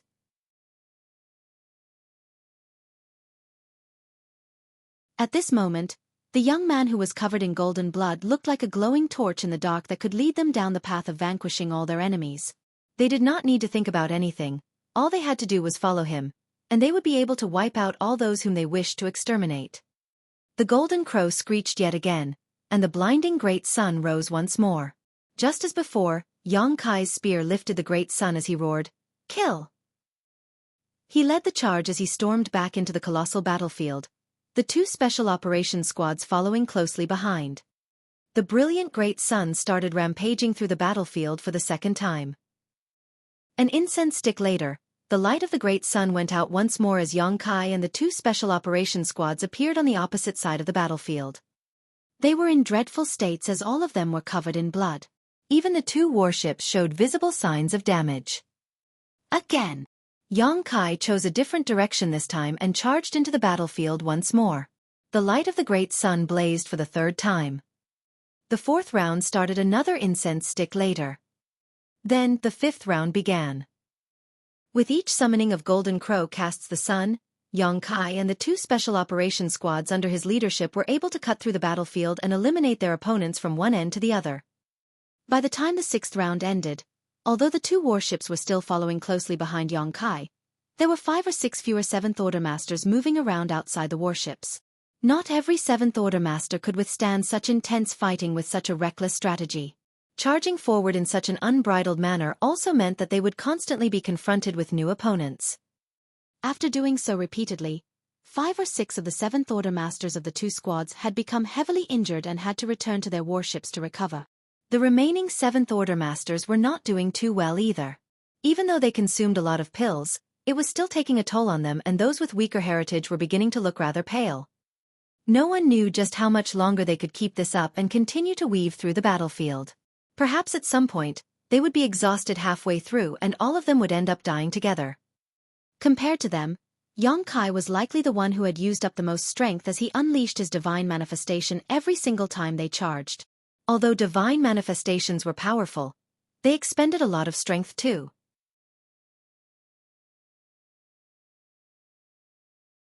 The squad leaders of both the Snow Wolves and Profound Wind squads had divine manifestations of their own, but even though they were in the 7th Order, they could only use them 5 times at most before the strength within their small universes would completely dry up. All high-rank Open Heaven Realm Masters considered their divine manifestations their trump cards and would not summon them easily. However, Yang Kai had used his divine manifestation for the 6th time and it was still as powerful as before. It proved just how profound the heritage of Yang Kai's small universe was. The 7th, 8th, and 9th rounds soon followed. In just over 2 hours, they had charged through the battlefield 10 times and killed countless Black Ink clan soldiers. By now, there were only 7 7th Order Open Heaven Realm Masters following behind Yang Kai. 3 were from the Snow Wolf squad and 4 were from the Profound Wind squad. The rest had returned to their warships to recuperate. Next, the 11th and 12th rounds. When Yang Kai broke out of the battlefield once again with the light of the great sun going out once more, all the color had drained from his face, but his eyes still radiated a brilliant light. All of the 7th Order Open Heaven Masters who followed him out looked depleted. Even the 2 warships were heavily damaged and flashing with sparks of light, which meant that many of their arrays had broken. The Open Heaven Realm Masters within the squad who were familiar with spirit arrays couldn't help feeling forlorn. Both squads had used up an enormous amount of military merits on their warships. They had requested the artifact refiners from their respective great passes to enhance the 2 warships so that they could withstand more intense battles. Yet, in a little over 2 hours, the warships had been heavily battered and were now on the verge of falling apart. This proved just how violent and ruthless the attacks on them had been thus far. Out of the 16 7th Order Masters that belonged to both squads, 13 of them were heavily injured. There were 3 of them remaining who could still put up a fight, but the strength within their small universes was nearly dried up as well. They could no longer return to the battlefield. Yang Kai was aware of this. He knew that they were at their limits, so he said, please head back to the purifying black ink battleship. The Snow Wolves squad leader instantly caught what Yang Kai had left unsaid and had to ask, "What about you?" Yang Kai grinned at him. "The battle is still undecided. I'm going to continue." The Profound Wind squad leader frowned. "Won't it be too dangerous for you to go alone?" Yang Kai shook his head. "Since I've received my orders, I will continue in spite of the dangers, and besides, the situation's different now. The Black Ink clan army has been seriously weakened, so it won't be too dangerous even if I head back in alone." As veterans on the battlefield, everyone had the ability to make their own judgments and were persistent in their own ways too. Therefore, upon hearing what Yang Kai had to say, neither one of the squad leaders tried to talk him out of it. "It is a pity that I can't stand shoulder to shoulder with you till the end of this fight, Brother Yang. I will buy you a drink once you come back victorious," the Snow Wolves squad leader declared. Yang Kai nodded and smiled. "I'll look forward to it." The Profound Wind squad leader said nothing, but he bowed and saluted Yang Kai.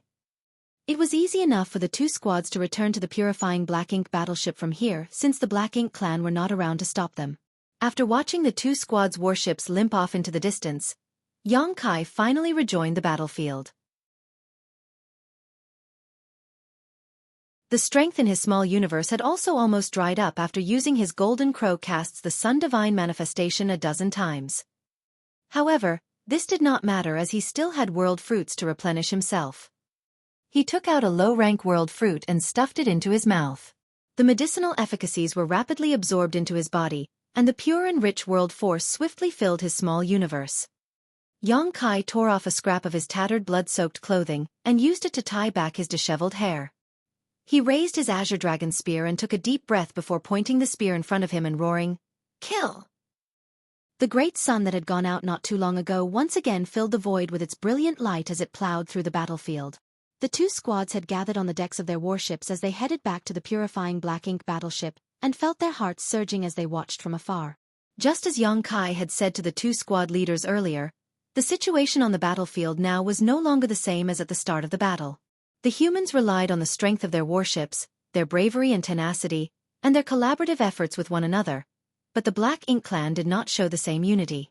All of the respective armies under the various territory lords did their own thing and rarely coordinated with each other. Therefore, despite the huge difference in numbers, it was the humans who had the advantage on the battlefield. Furthermore, Yang Kai had led the two special operations squads on a reckless rampage through the battlefield over and over again, and they had dealt the Black Ink clan a devastating blow. After weaving in and out of the battlefield over 10 times, Yang Kai had successfully divided up the battlefield and helped the human race army in various areas to eliminate all of the nearby Black Ink clansmen in the most efficient manner possible. The effects were not so noticeable after only 1 or 2 rounds, but after the 7th or 8th time, the advantage became clear. When Yang Kai stepped back onto the battlefield alone, he was faced with a lot fewer obstacles. However, he did not have the two special operations squads behind him now, so he had to be in charge of making sure he eliminated all the threats around him. He was under a lot more pressure now than before. Even so, Yang Kai showed no signs of trepidation. Relying on just his powerful heritage and the power of the world fruit to restore his world force, he continued to work his way through the battlefield over and over again. At some point, there was suddenly the aura of an 8th Order Open Heaven Realm Master dying somewhere on the battlefield. All of the humans felt a jolt. The humans had fought against the Black Ink clan on the battlefield countless times, and rarely did they ever witness an 8th Order Master dying, but that did not mean that it never happened. Each time they felt this sort of disturbance, it meant that an 8th Order Open Heaven Realm Master had been killed. And if an 8th Order Master died on the battlefield, it meant that the situation was incredibly dire for the humans. This explained why everyone in the human army was deeply shaken by the commotion that signified the death of an 8th Order Master. You're tuning in to the Xueqi's Martial Arts Saga YouTube channel. Don't forget to subscribe and join us on this journey to catch the most captivating stories.